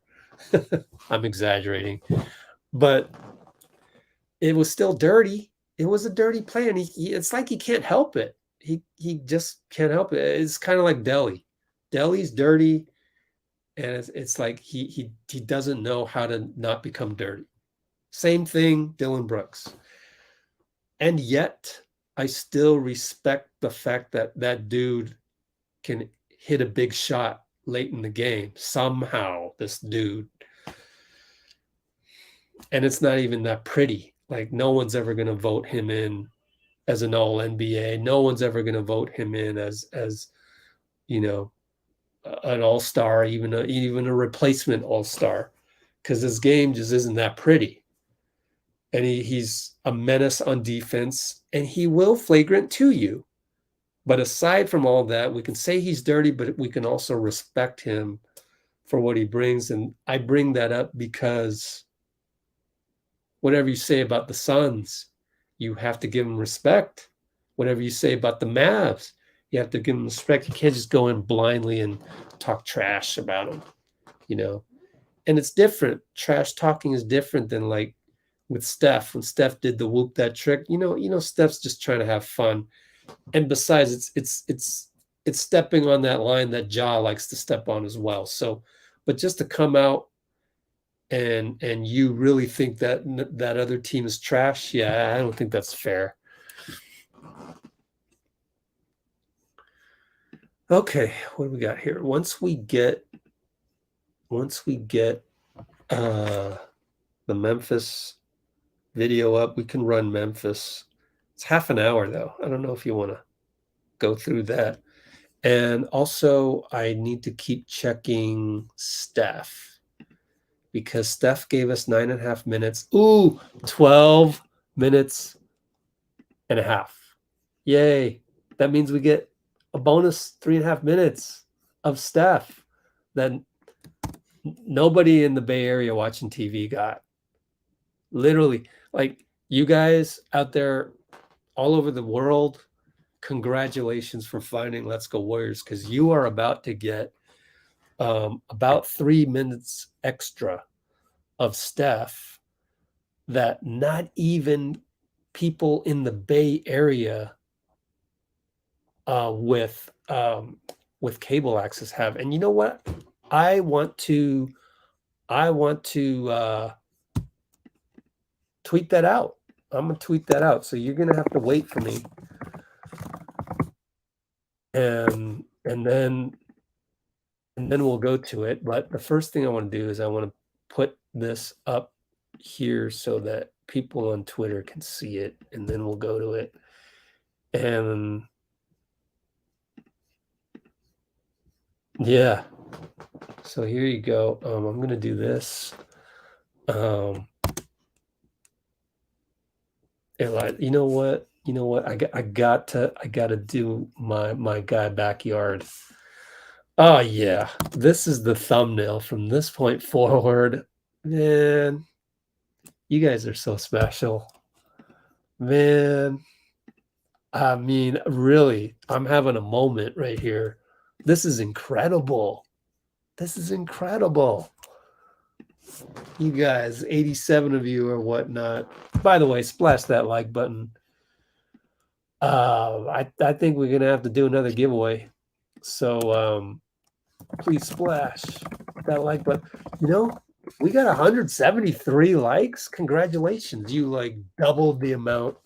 That's exactly double how many people we got concurrent on here. And that's truly amazing. And what I'm going to do now is I'm going to tweet out the fact that we have the last few moments of Steph about to go through the end of Steph Curry's post game, which a lot of people haven't seen yet. Warriors-Grizzlies. Okay. Let's just do that. Boom. Ba-dum-bum-bum. I need to get the YouTube link. Okay. So let me get that little lead in to myself. I can't wait for next year. You know, next year we're going to just have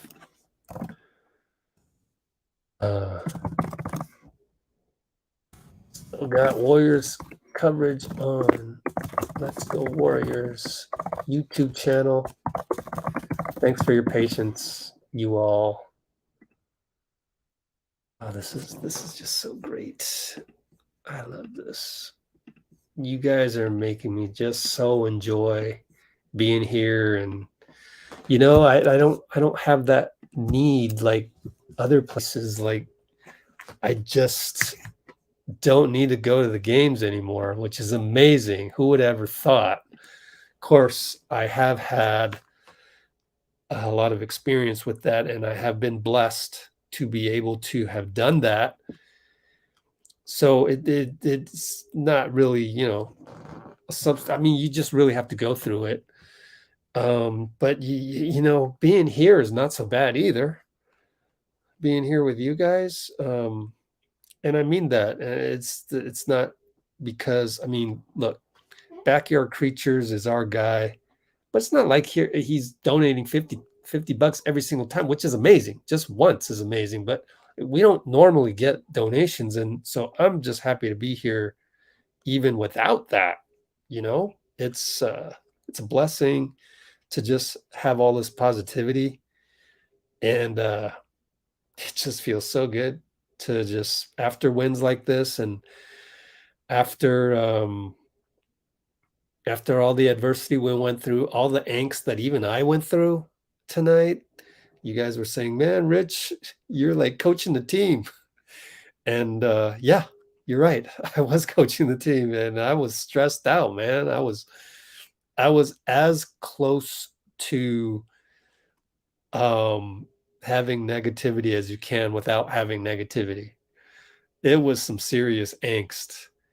And I still put into question. Can our old guys get through this? I don't know. And that's why I keep saying maybe we should play Moody. Game 1, Phoenix. Let's say, worst case scenario, right? Against Dallas, isn't that a no-brainer? Of course you would play Moody against Dallas. Against Phoenix, because Dallas is more inexperienced and younger. Against Phoenix, that's now a big question mark. Man, should we do a live tomorrow? Let me know. Let me know. Look at Curry, man. Okay, yeah, Steph. Sorry, I totally forgot. We gotta show Steph. But I do want to what was I gonna do? Let's just play it. We should be gaining more people on the live right now because we're about to show Steph. More Steph. Let's go. Let me check how my upload's going.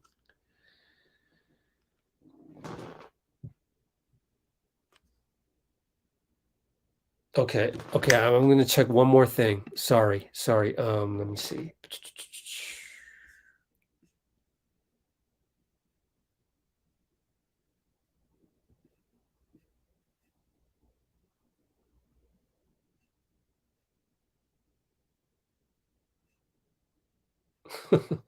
They showed DJ. We got to show DJ, Draymond's son, on here. We got to show that soon. I'm just going to say this is the end of, nope, that's the whole thing. Oh, crap. I uploaded the wrong one. Give me 24 seconds. This will be quick. Yep. Give me 24 seconds.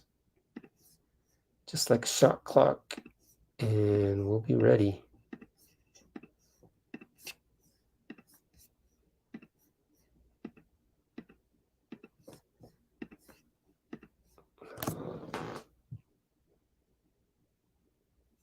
Okay. We're going to run Steph now. We get more people? We lost 5 people. What? Okay, whatever. We're still going to go with Steph. Here we go.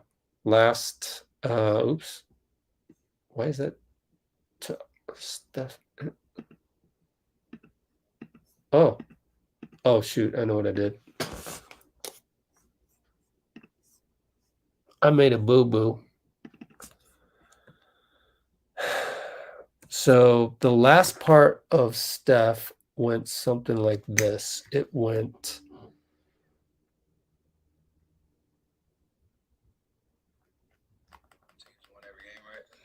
So, like, we'll see what happens in Game 7. Oh, he was enjoying Game 7. It's been pretty entertaining, high level of basketball. So they're Okay, so then I got to find it on here.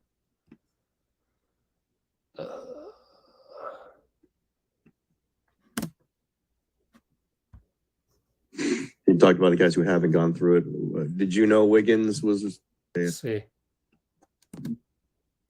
No, probably talk about it on Monday or Tuesday when we figure out who we're playing. But I'm just gonna be a fan and enjoy watching 2 game 7s on Sunday, and we get 4 days off, which is pretty special. Yep, I remember it ended on that. Playing, but I'm just gonna be a.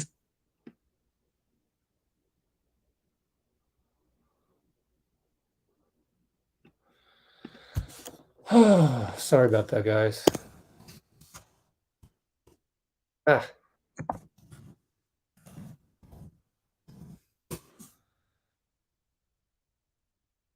We lost more people. That sucks. How do we lose more people when we're about to have more stuff? You guys are funny. You guys make no sense to me. You guys meaning the general internet population, especially those on Twitter. But now we can do it. Okay. There it is. The last 3 minutes of Steph. Share it here. And there you go, folks. Oh, we got back up to 80. All right, here you go, folks. Which is pretty special. You talked about the guys who haven't gone through it. Did you know Wiggins was going to come up large in this game, and what does it tell you that he did? I had a dream last night that he was going to hit some big shots in the fourth and step up the way he did, and planned out just exactly how I saw it. So I made a 3 at the 5-minute mark or whatever it was, the fourth quarter. I went to the bench, and the first person I saw was him, and I yelled at him like he gave us life to start that fourth quarter. Made the big 3. I think he hit a tough, in the shot clock 2 that kept the momentum, got the steal, the dunk, and then he got that 3 right wing, I think. And those are huge plays because, it's a 1-2 possession either way. So still didn't get a reaction out of him yet. I just wanted, we got 1 this series when he dunked on Brandon Clark, but the rest of it, he's just good old Wiggs making big plays. He looked pretty happy after. I don't know if you saw him. He was like hugging everybody. Did you see any of that? No, I missed it. I gotta hit up everybody for the videos. Absolutely. I need those. Wiggs smiling is always good for us.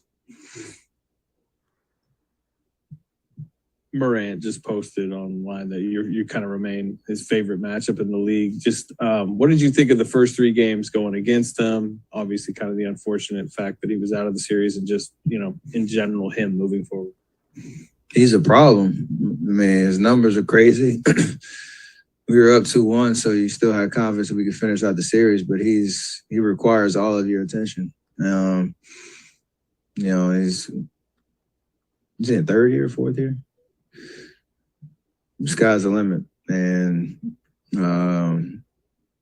like I said, they're going to be around for a long time, fighting for Western Conference proud. So it's going to be, we'll enjoy this and keep moving towards our goal. But you got to understand that they're going to be around, for the long haul. And he's a problem. So definitely an amazing matchup, fun, entertaining, high level basketball.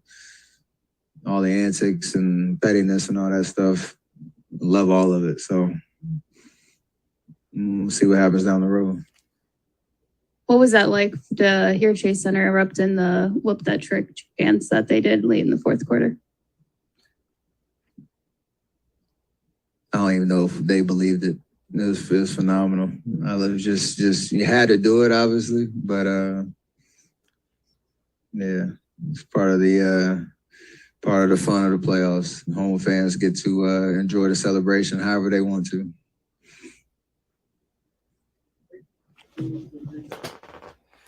Cool, you. Still streaming, Amy. I'm here. And I I even have Grizzlies post game. Do we want to do that? I mean, what else is there to do?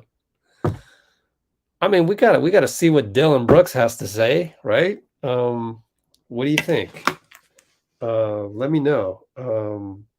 I am going to throw that up there for sure on the channel.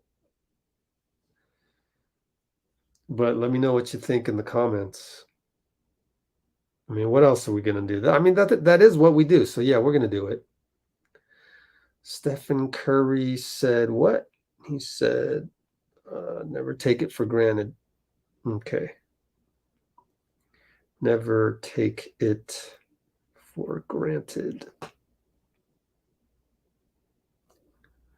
Beautiful. I can feel my hunger pains now. Hunger pangs. Haven't eaten a whole lot of a meal in a long time. Yeah, I think we got to go with the Grizzlies here, because that's what we do. So they have Taylor Jenkins.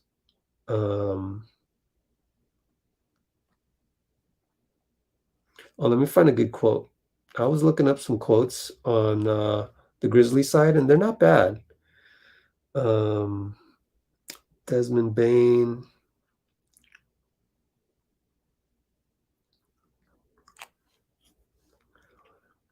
You're playing with your friends out there. We really rock with each other, was JJ.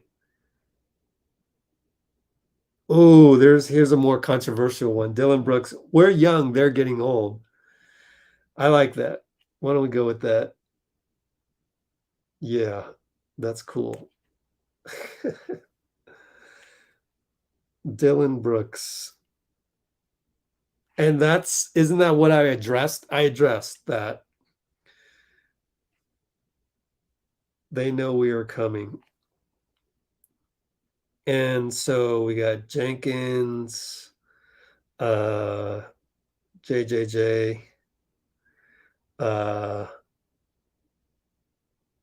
Tyus Jones. Was it Tyus Jones? I'm going to have to take a look in my files. Just give me 2 more minutes and we'll have the Grizzlies up. Let's see here. Dylan, JJ. Oh, Bain and Tyus. I'll just put Bain. Jones, Bain. Perfect. Almost done. 24 seconds. Give me 24 seconds. We'll be right there.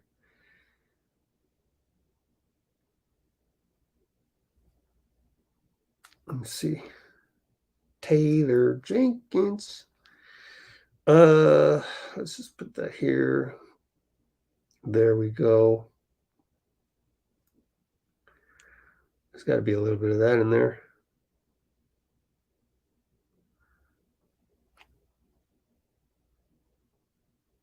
Late shot clock for me here. And then we'll get the Grizzlies up. We'll get Dylan Brooks saying that the Warriors are old. That should be fun.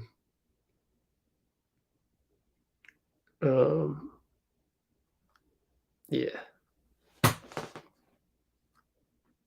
So let's pull that up right now. We'll just go right through it. Share that screen.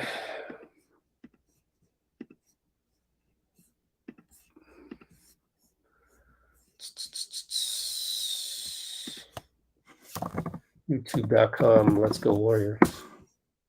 Why not? Here we go.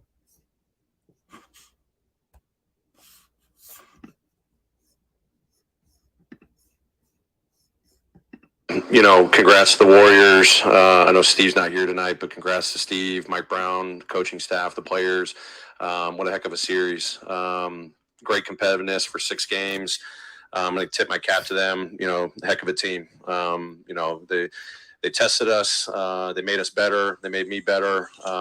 So a heck of a series, but congrats to those guys. And I just told our group how proud I am of them. I've never been a part of a group like this, how special they are. That's the players, that's the coaches, that's staff. This obviously stings, such a special season with a special group. And I want them to cherish that and remember that despite this loss and the end of our season right now, how this is going to motivate us moving forward. The growth individually, the growth collectively from this season, it's only going to make us better. This is a step in the direction of this bright future that we talk about all the time. As disappointing as it is, I had to remind them of everyone's commitment every single day. Not the work just in the games, but the works in the off season, the work in the preseason, non-game days. And at the end of the day, what it comes down to is the care factor. I mean, I've never been a part of a group, collection of players and staff that have had this level of care for many years now. I mean, but this is a third season here, and this group earned everything they got. Just wasn't good enough in the end. That's basketball. But I'm just beyond proud of everyone's commitment and care to making this such a special season. And that I also know that this is going to motivate them to continue having that care factor moving forward, to continue to build 1 year at a time, to hopefully bring a championship to Memphis. What did you learn about this team over the postseason? I mean, we can compete with anybody. When we lay it on the line every single day, we have a chance to win. But we also have more to do to get better. Wasn't good enough. You want to be at the top of the mountain at the end of the season. That's what all 30 teams want. We had battles throughout the regular season, battles throughout round one, battles, obviously in this round. And it's going to make us get better. And we kept talking about as a coaching staff, the growth that we're getting for our players, the growth that we're getting as a coaching staff. We're learning so much in these 5-6 weeks that we had after the regular season. But at the end of the day, the competitiveness that our guys play with, the togetherness that our guys play with is going to give ourselves a chance every game, every year to have success and do special things. And then, when your season ends early like this, you want to go deeper. It's going to reveal things that you got to get better at. What are we going to do individually? What am I going to do as a coach? What are we going to do as a team over the next couple of months to cherish what we did and realize what special things we accomplished, but how do we have to get better? What more do we have to do individually and as an entire team to take that next step? Along those lines, Taylor, a series like this, 6 games, 2 of them were blowouts, but 4 games essentially decided in the fourth quarter. What do you want them to take from this experience of, a series where they went toe to toe, but ultimately, you fall short? Well, it always starts, as I said a moment ago, with our competitiveness, the energy and effort that you got to have. I mean, you got to lay it on the line every single game for 48 minutes. And for the majority of the season, we did that. In the playoffs, everything's magnified. Not to get too coachy here, but it's all the little things. And I just sum it up by saying, how are you going to make the winning plays one possession after another for tonight's game? And, outside of the 2 lopsided, games in the series, we did that. But then there was just those breakdowns or that mistake there that, can you control that a little bit better? How can I, make a decision a little bit better? It's all of us, how we can just find that those little things, if they add up enough, they could be the deciding factor in the game. So hopefully that's the biggest takeaway.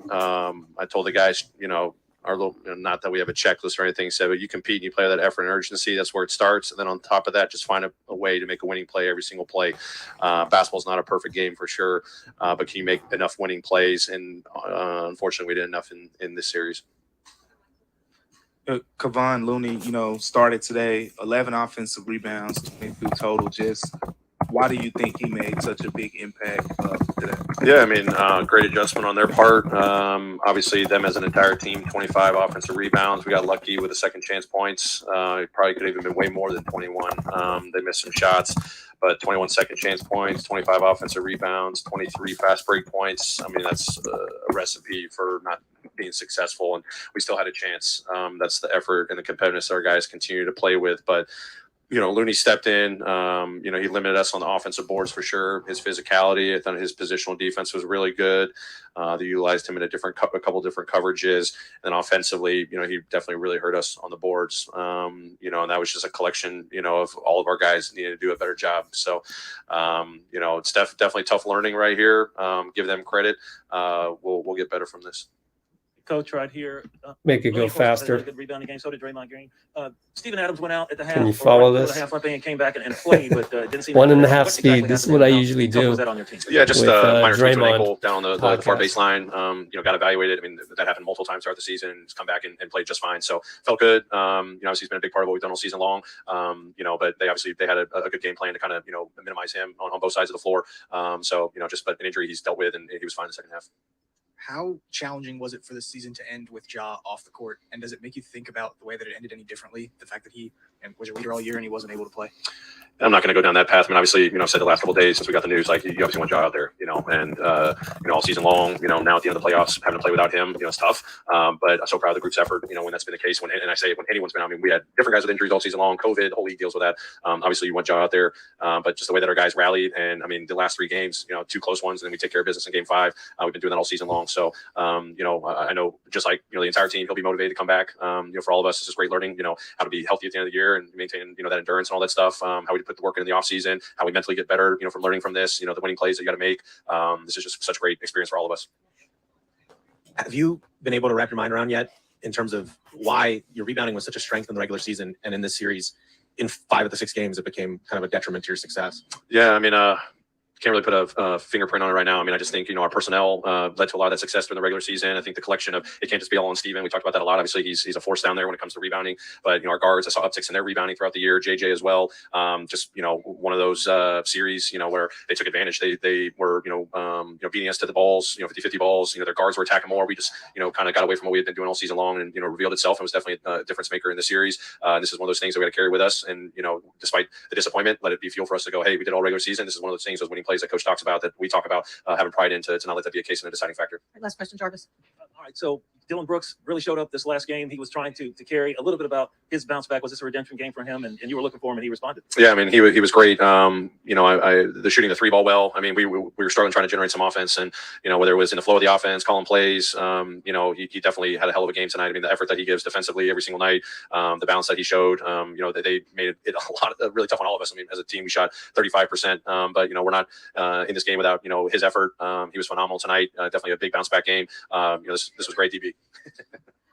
All right.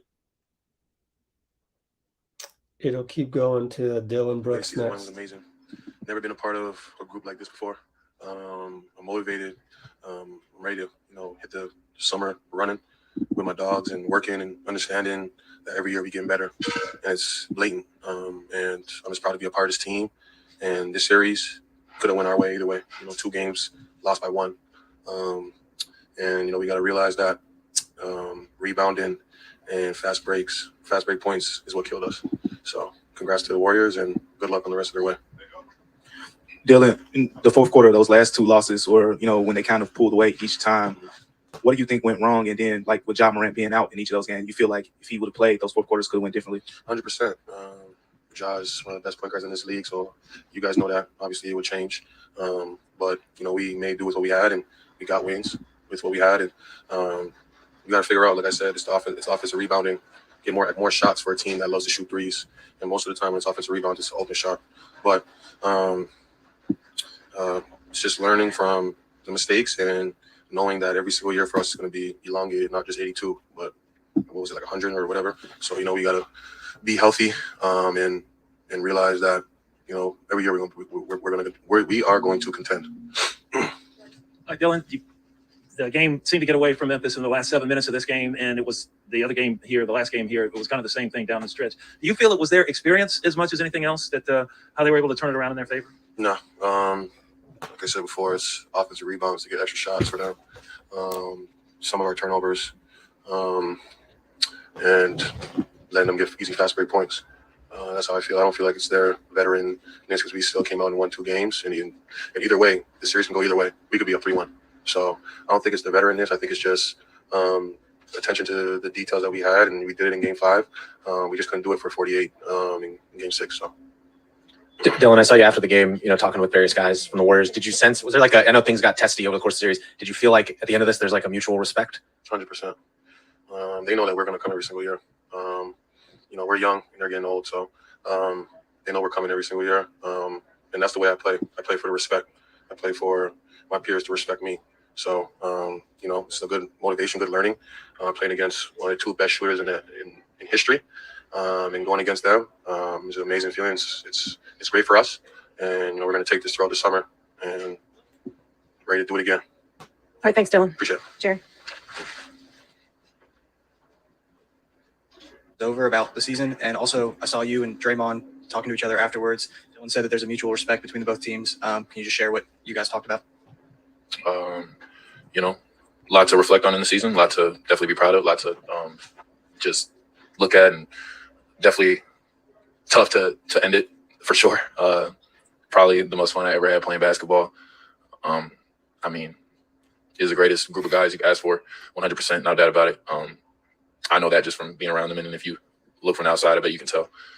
And yeah, I was talking to Day-Day, and I mean, I've known Day-Day for years just because where we come from. And yeah, just told him congrats, bro. Big fight. That was a battle. Every game was tough.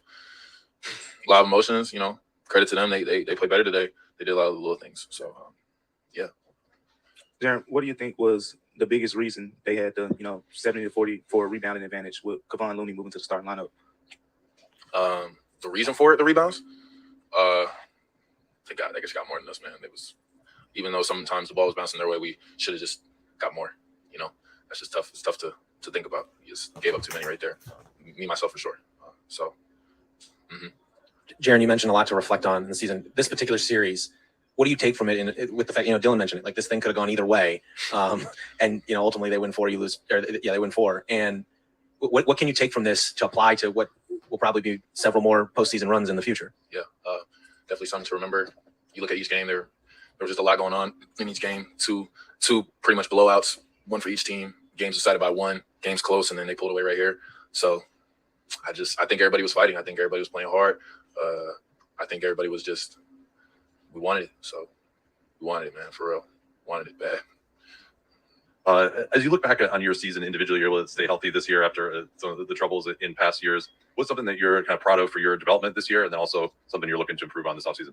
Yeah, I'm happy I was able to be out there. Being out wasn't fun. So being able to have a pretty much full season and be a part of the playoff run and going to the summer healthy is, everything I could ask for in terms of health.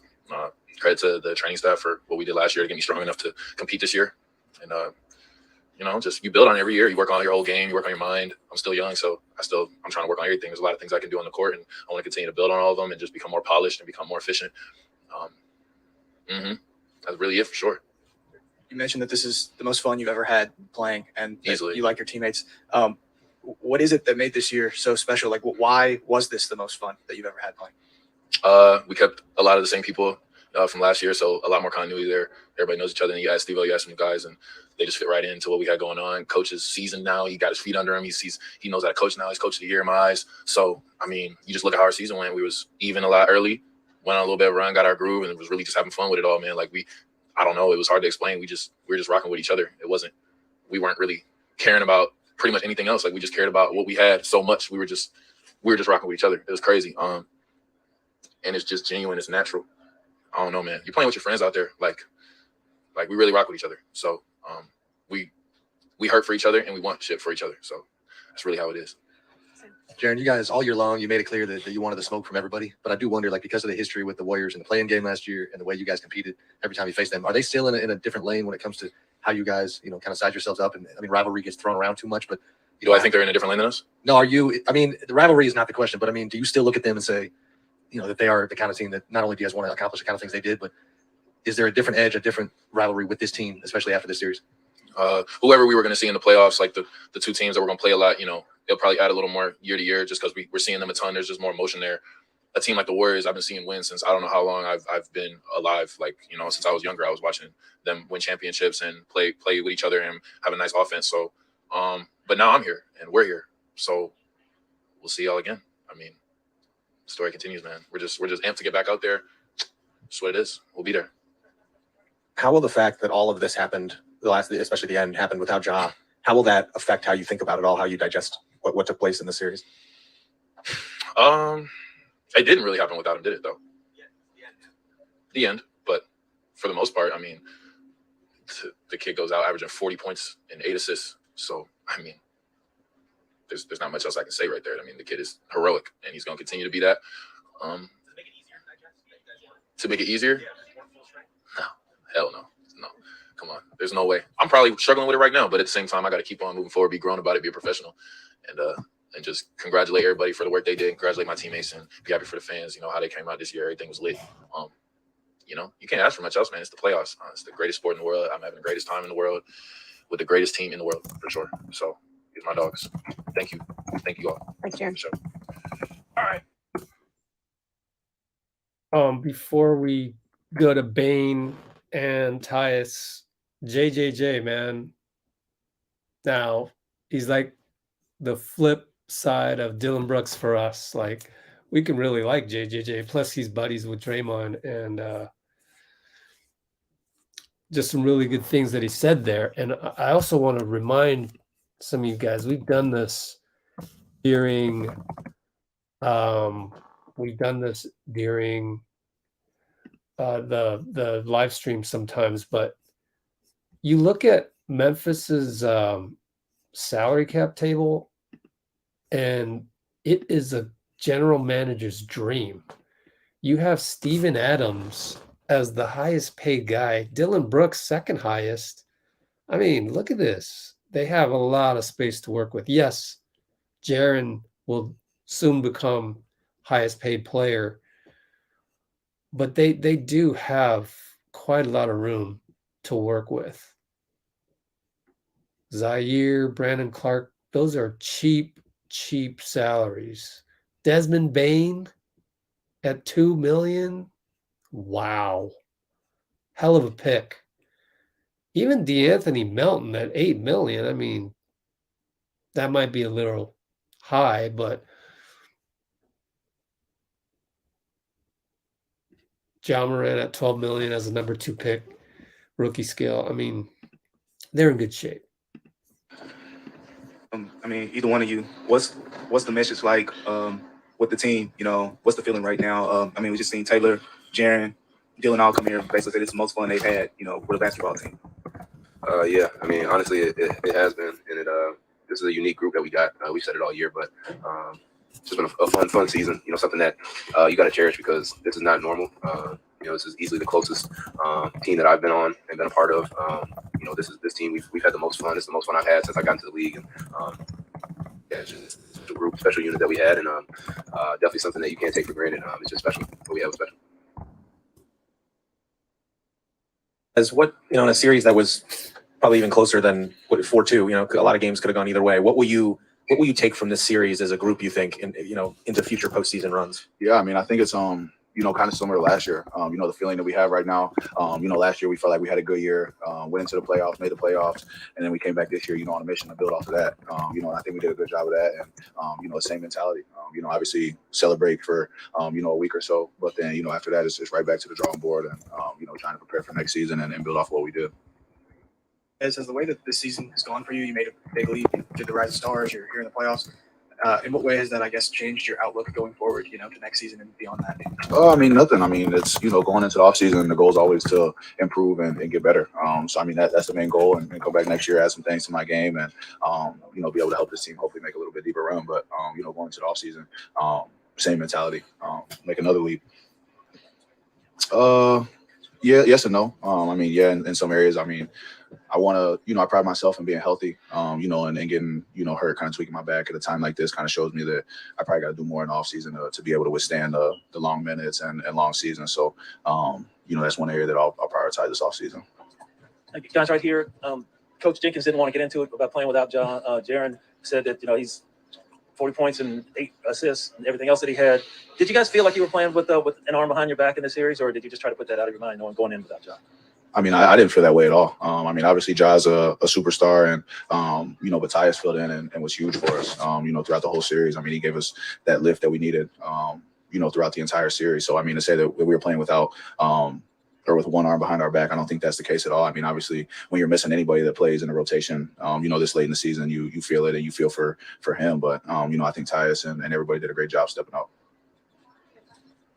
Thanks, guys. Yeah, for sure. Oh, shit. Okay. Give me 24 seconds. I got to finish up one more video. Yes, I'm doing More stuff. My vision improved after As I we threw away speak. all my eggs. Oops. Here's why. If you are struggling with vision loss and you've also been prescribed. Sorry about that. 24 more seconds and I'll be ready for you.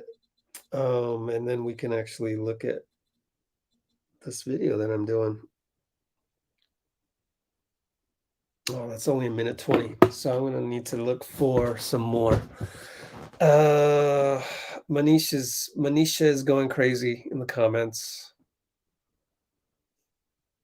What's up with the all caps? Is that necessary? Oh gosh. All of our blue wrenches are taking a break. I think we're good, guys. Is there anything else you want to talk about? Because I think the big things for me are let me see. Hold on, let me see.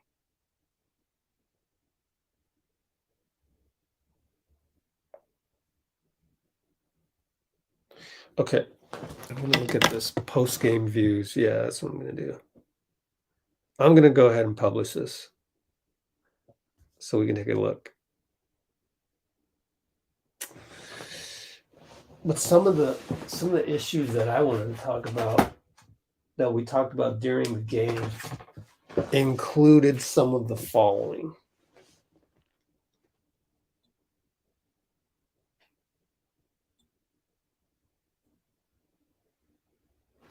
Okay, some of the following topics that I covered were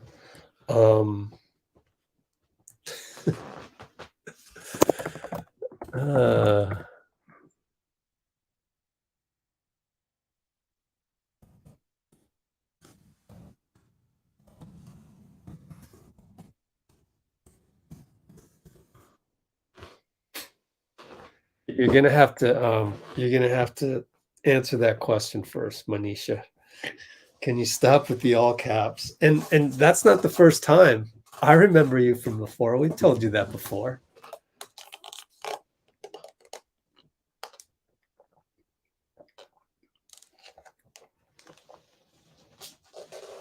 Oh, thanks, Dean.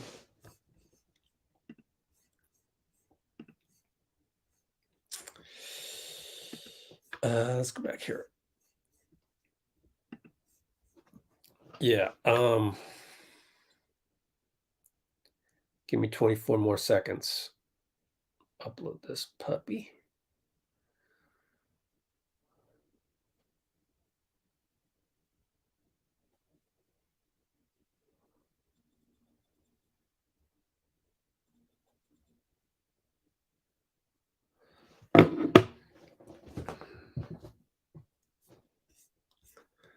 Will Andre play next game? I don't think so. I think there's another week to go. It's going to be reevaluated in another week, which would be 6 or 5 days from now. So, nah.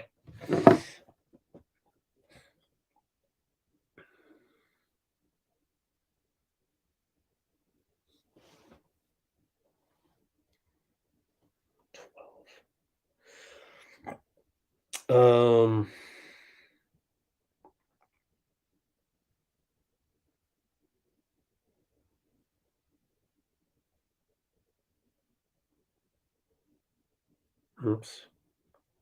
I'm going to need another 24 seconds, guys. Sorry to call that on you. Okay. Post game. Something's not right. Something's not right here. Oh, okay. At the Wiggins post game. There we go. Share. Copy.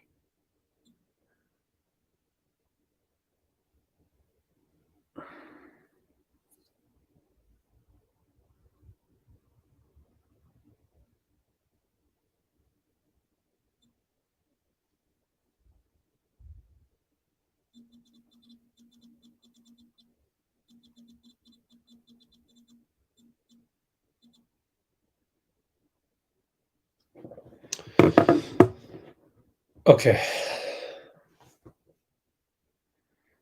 I want Iguodala. Oh yeah, I don't see Andre. I don't see Andre coming back for more. I mean, let's rattle it off. More back spasms, more knee soreness, more neck vertebrae issues. I don't think anybody wants to sign up for that. Another year of that. So I'd have to agree with you. Yeah, I'm pretty sure he's going to be done. Like, I don't think any human being wants to go through that again. And here we've got, let's see.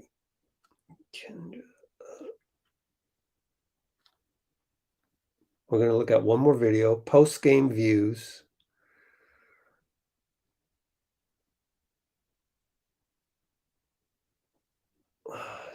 Okay, so Warriors fans chant, "Whoop that trick."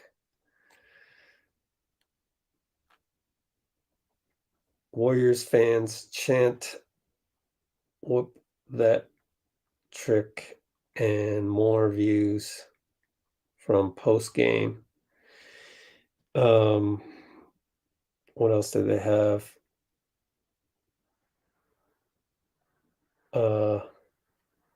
Handshakes with Grizzlies.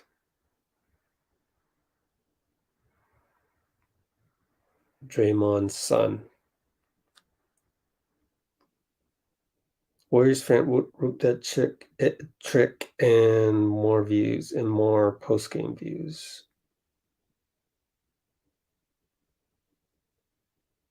There we go.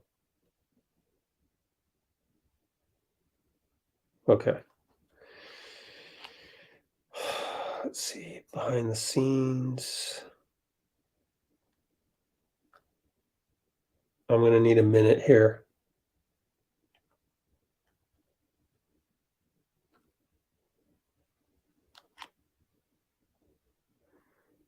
Mm-hmm.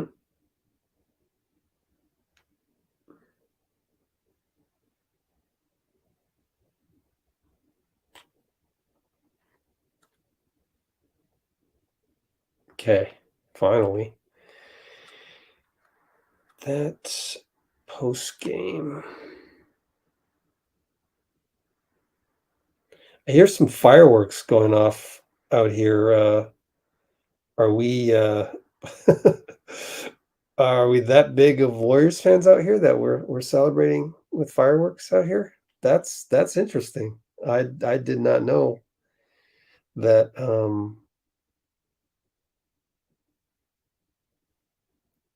that we had that many Warriors fans out here. I'm gonna need a couple more minutes. I'm trying to get this uploaded so we can watch it. Post-game tunnel. Where's my post-game tunnel, man?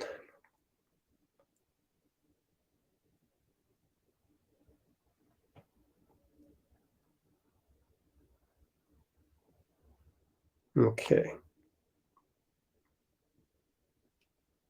Sorry, we're probably having a lot of people leave the chat right now, but if you just hang on a moment, I'm going to have post-game tunnel. There we go. Sorry about that.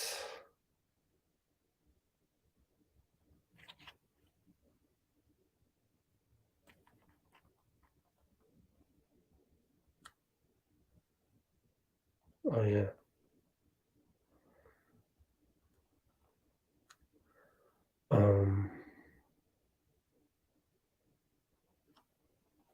And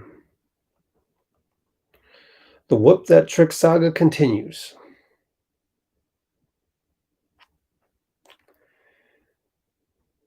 Let me just put a thumbnail. Oops. 2. Okay.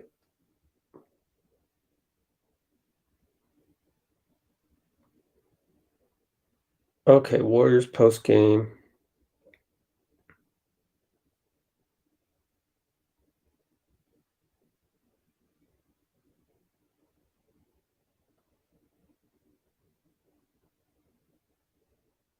Okay.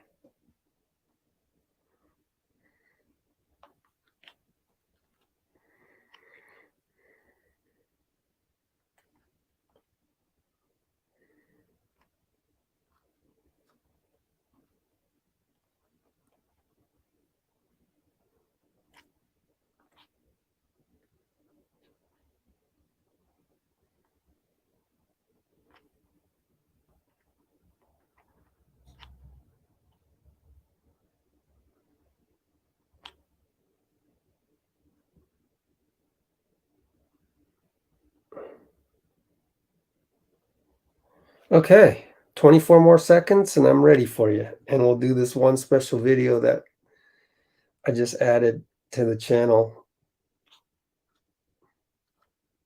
Cool. So let's take a look and see what we got here. I'm gonna do this. Do this. Go back here. One more. Refresh. There it is. Let's see what we got here. Steven Adams. He's limping out.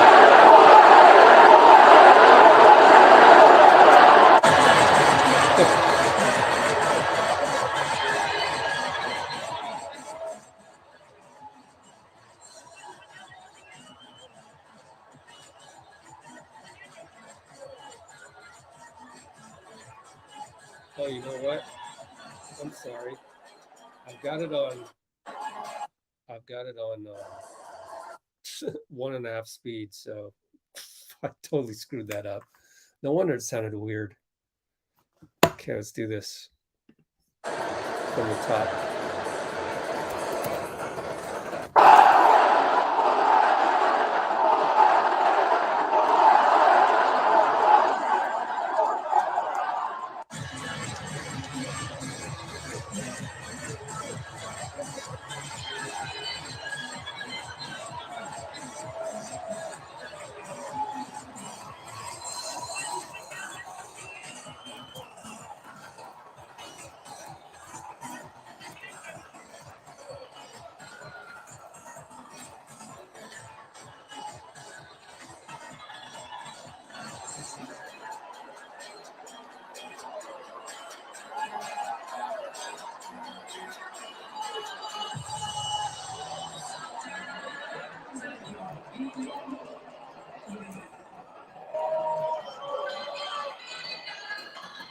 Tonight's win, the Warriors are headed to the Western Conference Final.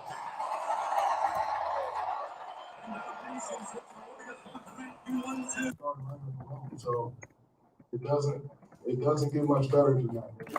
Bro, where's that coming from? Oh, that's we needed to establish that. So I'm exhausted right now. that was Draymond's son getting a chair. So Manisha, you got if I don't time you out, then you're not gonna learn. So I gotta time you out. It's tough love, man. It's called tough love. You can't be selfish like that. But we're about to end it anyway. And we got 186 likes. So I appreciate everybody for doing that, hitting the like button. So Wednesday, but oh yeah, the big question is, should we do a live for game 7 tomorrow? Only Boston, Milwaukee, or what? Let me know your thoughts. What do you think? I want to do one for tomorrow. I really do, because I mean, tomorrow's Saturday. Let's see.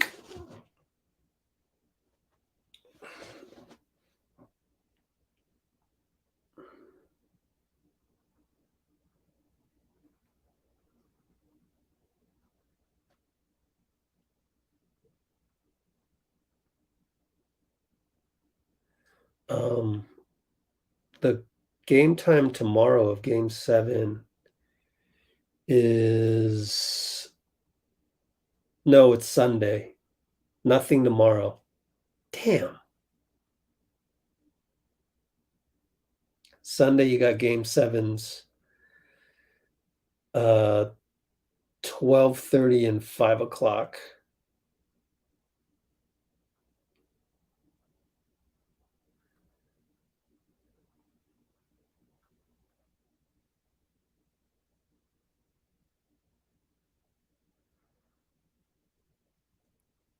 Okay. You know, everyone's voting for Loon as the MVP of the game. I'm voting for Wiggs. I'm voting for Wiggs because my memory isn't that on point, but I remember Looney grabbing like 5 rebounds, but all of those were when we were up, and he pretty much put the nail in the coffin. Wiggins was getting taps and threes and all of that when those were more crucial moments. I mean, I'm sure Looney had a couple crucial moments, but I recall Wiggs' contributions at super duper critical moments. Excuse me, that were, you know, had the game hanging in balance. What do you guys think? Wiggs or Loon MVP game ball? I give it to Wiggs. As much as I love Loon and what he did tonight, and 22 rebounds is an unbelievable number. I felt Wiggs had like 3, maybe 4 plays that were hanging in the balance type plays. But anyways, isn't it great that we can argue about Loon or Wiggs game ball? Of course, I'm always going to be the contrarian, so I always kind of that's my MO. I'm always going to vote for the underdog and then see if the underdog takes over. But that's valid. If you want to vote for Looney, that's valid.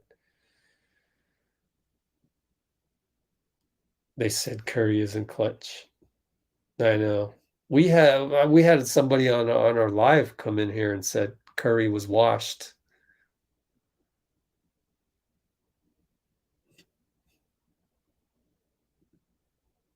Well, so Sunday, so Dow Phoenix is Sunday, which is now tomorrow for me because it's 12:42 a.m. at 5 p.m. PDT. I think we will do a live. Why? Because I want to scout both of these teams. Okay, so you guys are voting for Looney. I'm voting for Wiggs.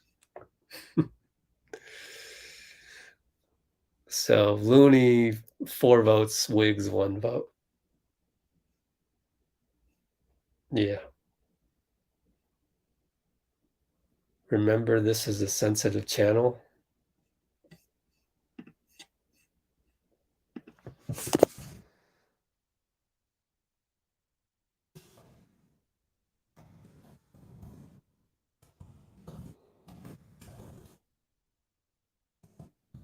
I think you're sensitive. Go right back at you. Say some more, Chris Hansen. Show your true colors. Don't be like just throwing one comment on there that, you know, throws us all under the bus. Say something else. Be a man. Own up to it, just like Draymond would say. Right? Stand on your words, bro. Where are you? Say something. Speak up.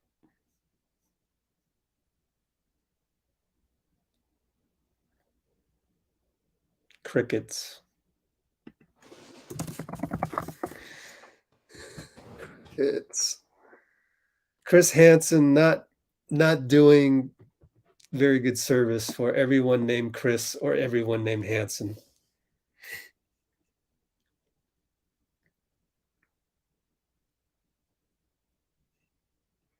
Oh, sensitivity coming out.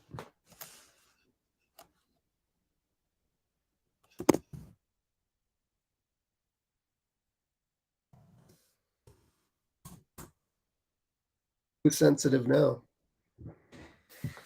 So your butt hurt because I timed you out last time? Allison Chang got hidden by YouTube. Looney rebound, save our ass, LOL. So was the LOL to laugh at me because I picked Wiggs? I do believe Wiggs made some critical tap outs, but you guys probably don't count the tap outs as rebounds. Those were when the game was hanging in the balance. Wiggs did some things.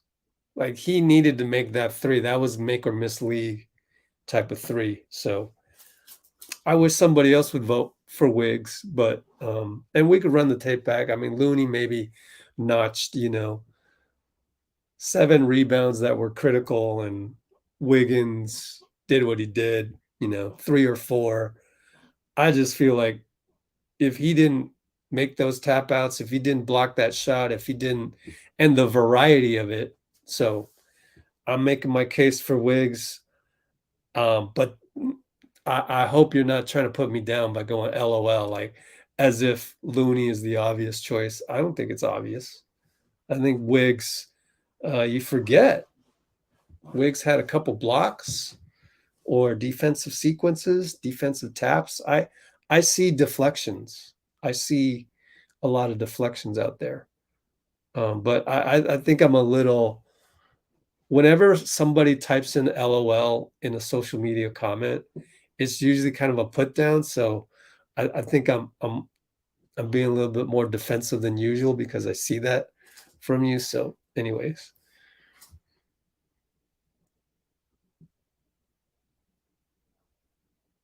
Yeah, well, Allison just she just basically said, yeah, I typed in LOL as a put down to you, Rich. That you just agreed to that right there. Just watch the second half. Oh, just watch the second half. Did you watch Wiggs? He was damn good, man. So I don't like when people use the LOL in social media. It's why do you guys use it so much as part of your insult? I think that's a weak way because everybody does it, and I'm always going to be the contrarian. I'm going to be that one guy, that black sheep, and yeah, I've been bullied over that. I've been stomped out because I've been the black sheep. People hate the black sheep, but I'm the black sheep. I'm telling you right now, like I don't like LOL. I don't like WTF. What else have we gone through on my channel? Just little demeaning stuff. I just wish we wouldn't have to resort to that stuff. Like you putting LOL in your comment, which nobody saw anyways. That doesn't make you better than me. Like, and it's funny because now we're at odds. We're both rooting for the same team. We both love Wiggs. We both love Looney, but it's just the language that's just, it's not mindful. And so, anyway.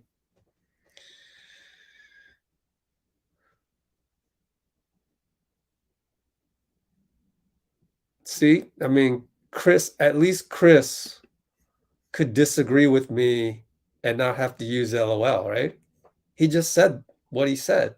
Like, didn't have to throw me under the bus in the meantime. So that's what we do around here is we try not to throw people under the bus.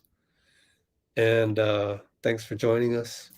I'm trying to teach people how to not throw people under the bus. That's part of what I do, whether you like it or not.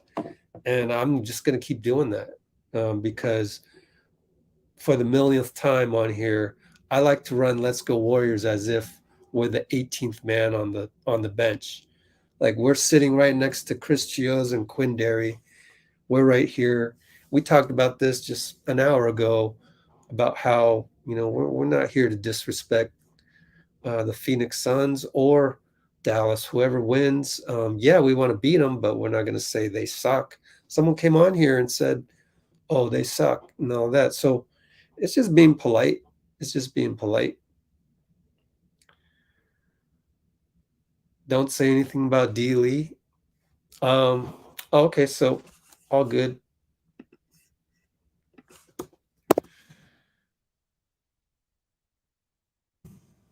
And all good. And I'm glad we talked it through, right?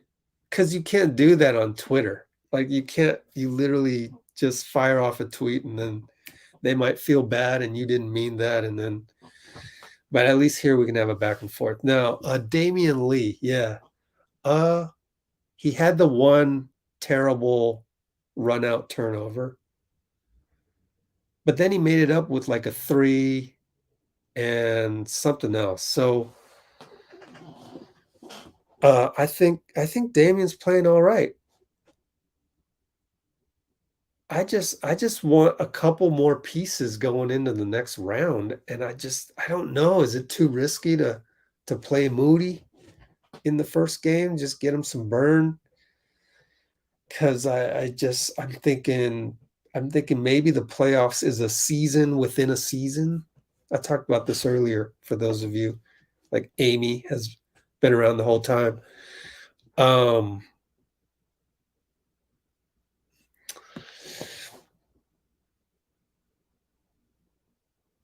Are we seeing the Warriors kind of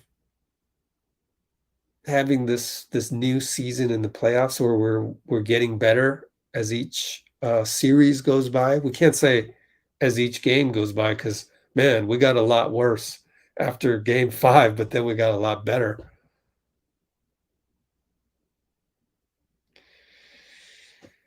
Oh, because then it would be nice to have another. We don't have Iguodala, and we can't count on Andre. So what if we got Moody? And game 6 today, man, we still threw that ball around like it was a grade school AAU basketball, man. That was some ugly turnovers. How many times? Draymond had one. Steph had one, at least. You throw ahead of a guy. Draymond had like 3 of them, I think. Let's see. 4 turnovers. Steph had 3. Our turnovers were 17. We could play better. And so if we're gonna turn the ball over anyway, if we're consistently doing those passes up the court, Draymond thinks, you're gonna zig, he zags, turnover. Why not just have Moody in at the time? It's gonna be an ugly turnover anyway. We're gonna do it anyway. Send Moody in there and develop him during that time where we're gonna throw the ball away. That's kind of my weird reasoning to justify Moody when these first 2 series, we don't play Moody, because I'm sitting there going, well, he's a rookie. He'll probably miss an assignment. He'll probably play man-to-man when we're supposed to be in zone. That's what rookies do. They have brain farts. Well, if our 3 Hall of Famers are having their own brain farts, what's the difference? Just play Moody. You're going to have a brain fart, have a brain fart. At least let it be a rookie, get that out the way. Whereas the veterans are having these brain farts, and it's almost like they're growing old before our eyes or something. Just like Dylan Brooks kind of said, actually. Well, what's the cause of these stupid turnovers? At this point, I don't care what the cause is. I'm telling you, if I put Moody out there and he makes a dumb turnover, well, Damian the grizzled vet made a dumb turnover. So did Draymond. So did Steph. And actually, Clay couldn't catch that one at his feet maybe it was a bad pass, but maybe Moody catches that. That's my argument for Moody. Like normally it'd be like, nah, no way. I don't want a rookie out there. But now I'm thinking, man, we're tossing that ball out there like there's no consequences. What's the difference? Might as well develop a rookie who has the potential of being developed.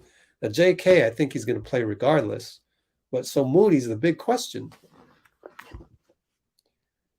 It's almost like I want to play Moody out of disgust for those bad turnovers by our 3 Hall of Famers.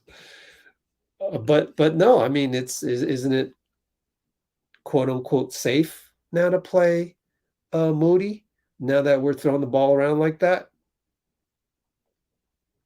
That's my 2 cents on there. I've talked about Moody like 3 times tonight, but we still have 53 people on board. So anyway, let's see.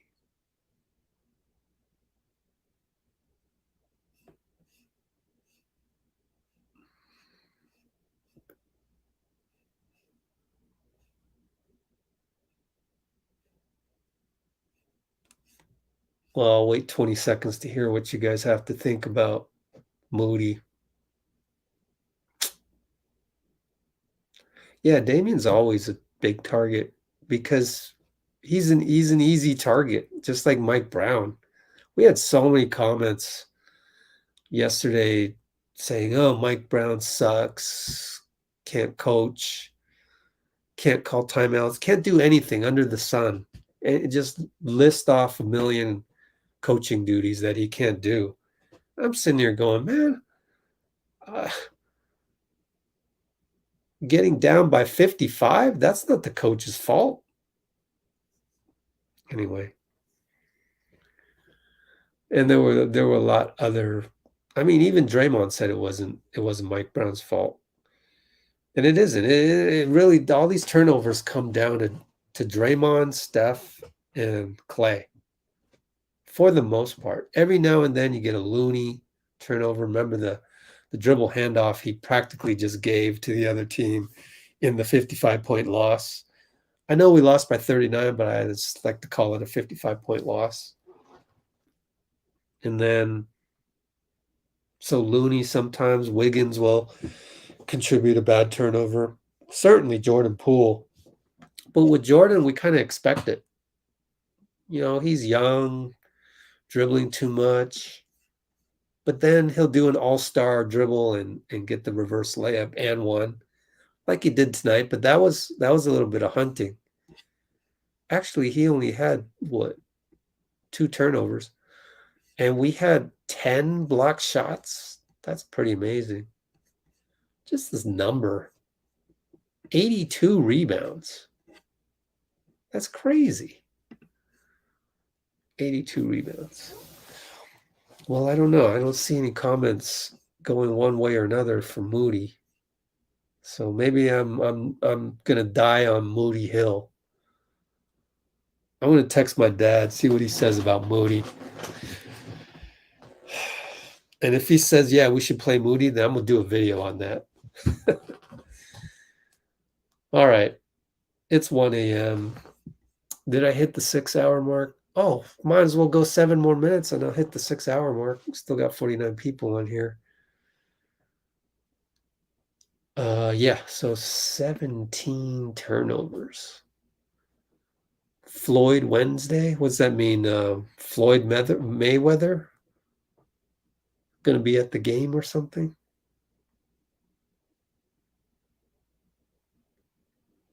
Okay, let's see what's going on TweetDeck right now. Maybe there's some hot topic.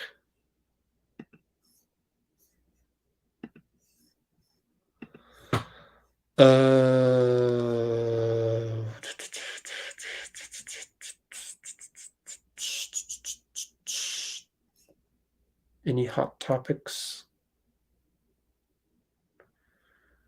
Draymond had more words for Perk. Oh, Instagram. Ah, can't even read this. View original. Don't ever mention my name and afraid.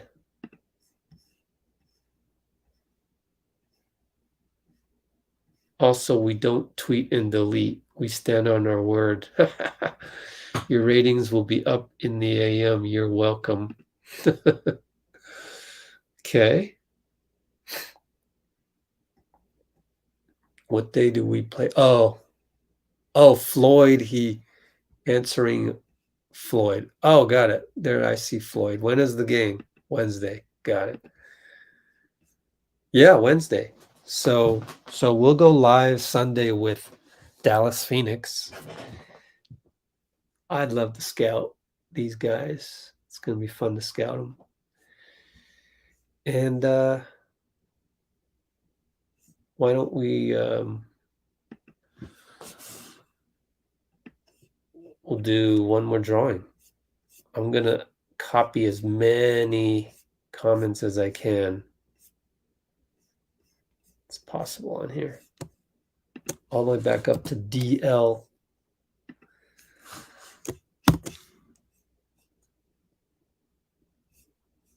Okay, so I just did a new comments right here. See, you guys. The only problem is I can't do the random thing again. So I'm going to go by pages. We have 18 pages right here. It tells me 18 pages of comments. So pick a random number between 1 and 18. That number's 3. So I'm going to go to page 3.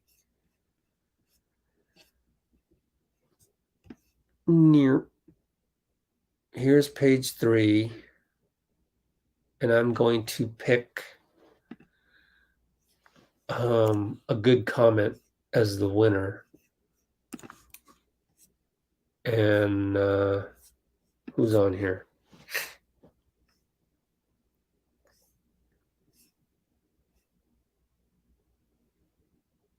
Oh, look at the Andrew Wiggins stats. Cool. Looney Tunes. They already call Looney Tunes.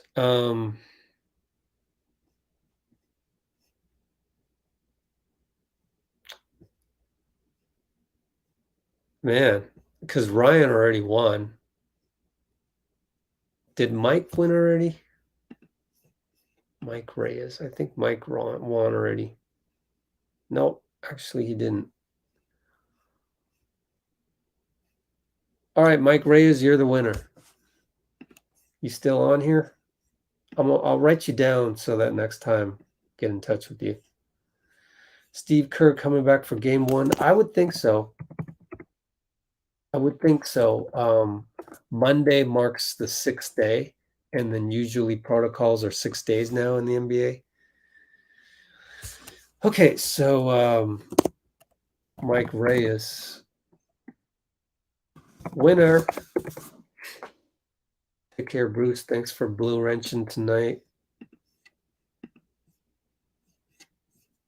I'll just write that down. Mike Reyes is the winner. So we had Eddie Chiang and Mike Reyes. Hopefully one of them will show up soon. And I think we're done here. Well, we got 2 more minutes to hit the 6-hour mark. So why don't we just wait for that? And 46 of you on here. That's pretty cool for being towards the end. Usually we have like 20 or less. So that's some funny stuff. Late. Kavan Luajuan or Olajuwon. I didn't know that he tried to make it into a loony thing.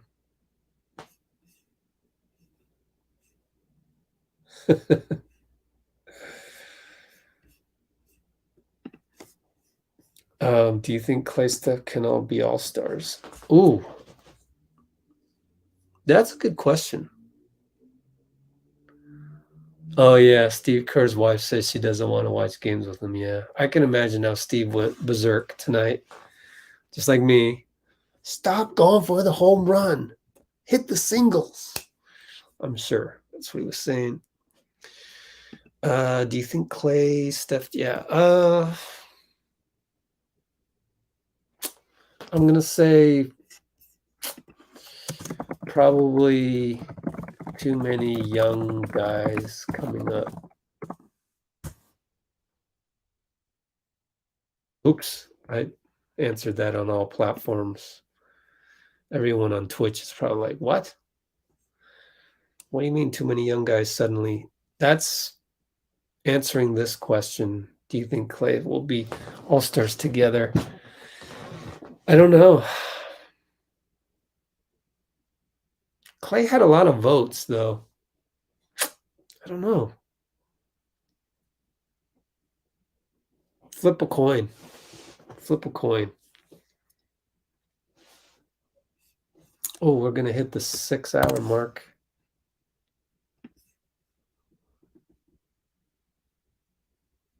And got it.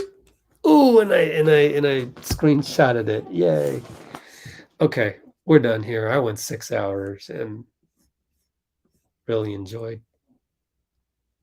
Yeah, fans voting thing, yeah. That's valid too. That's valid. Because Clay got a lot of votes and he didn't even play.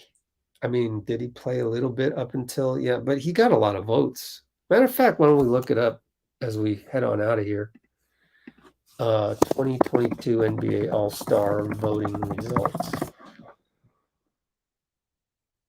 Here we go. Oh, excuse me. Thanks for everyone hanging on here. Klay Thompson 4th. You guys see that? Here, that's small. Here. 4th for guards. Luka and Ja, though. He's not going to make it. I mean, he's legitimately the 4th most popular. Ja's going to get a ton of votes. Luka, I mean, God forbid, you have an injury in here. Hopefully it's not Steph. I mean, that would mess up the popularity a little bit. But Clay's always going to finish 4th, I think. Then they have to pick Devin Booker. Maybe Damian Lillard will be strong again next season. And then Clay would have to be fully healthy. So yeah, okay. I think you're probably right. Clay has a good chance. I think it's just 50-50. But man, we're looking way far in the future. We're looking at February 2023. All right, we're done. Thanks, Backyard, Amy, everybody on here. And we will see you Sunday, 5 o'clock. That is going to be 24, 36, 40 hours from now. All right. Take care, everybody.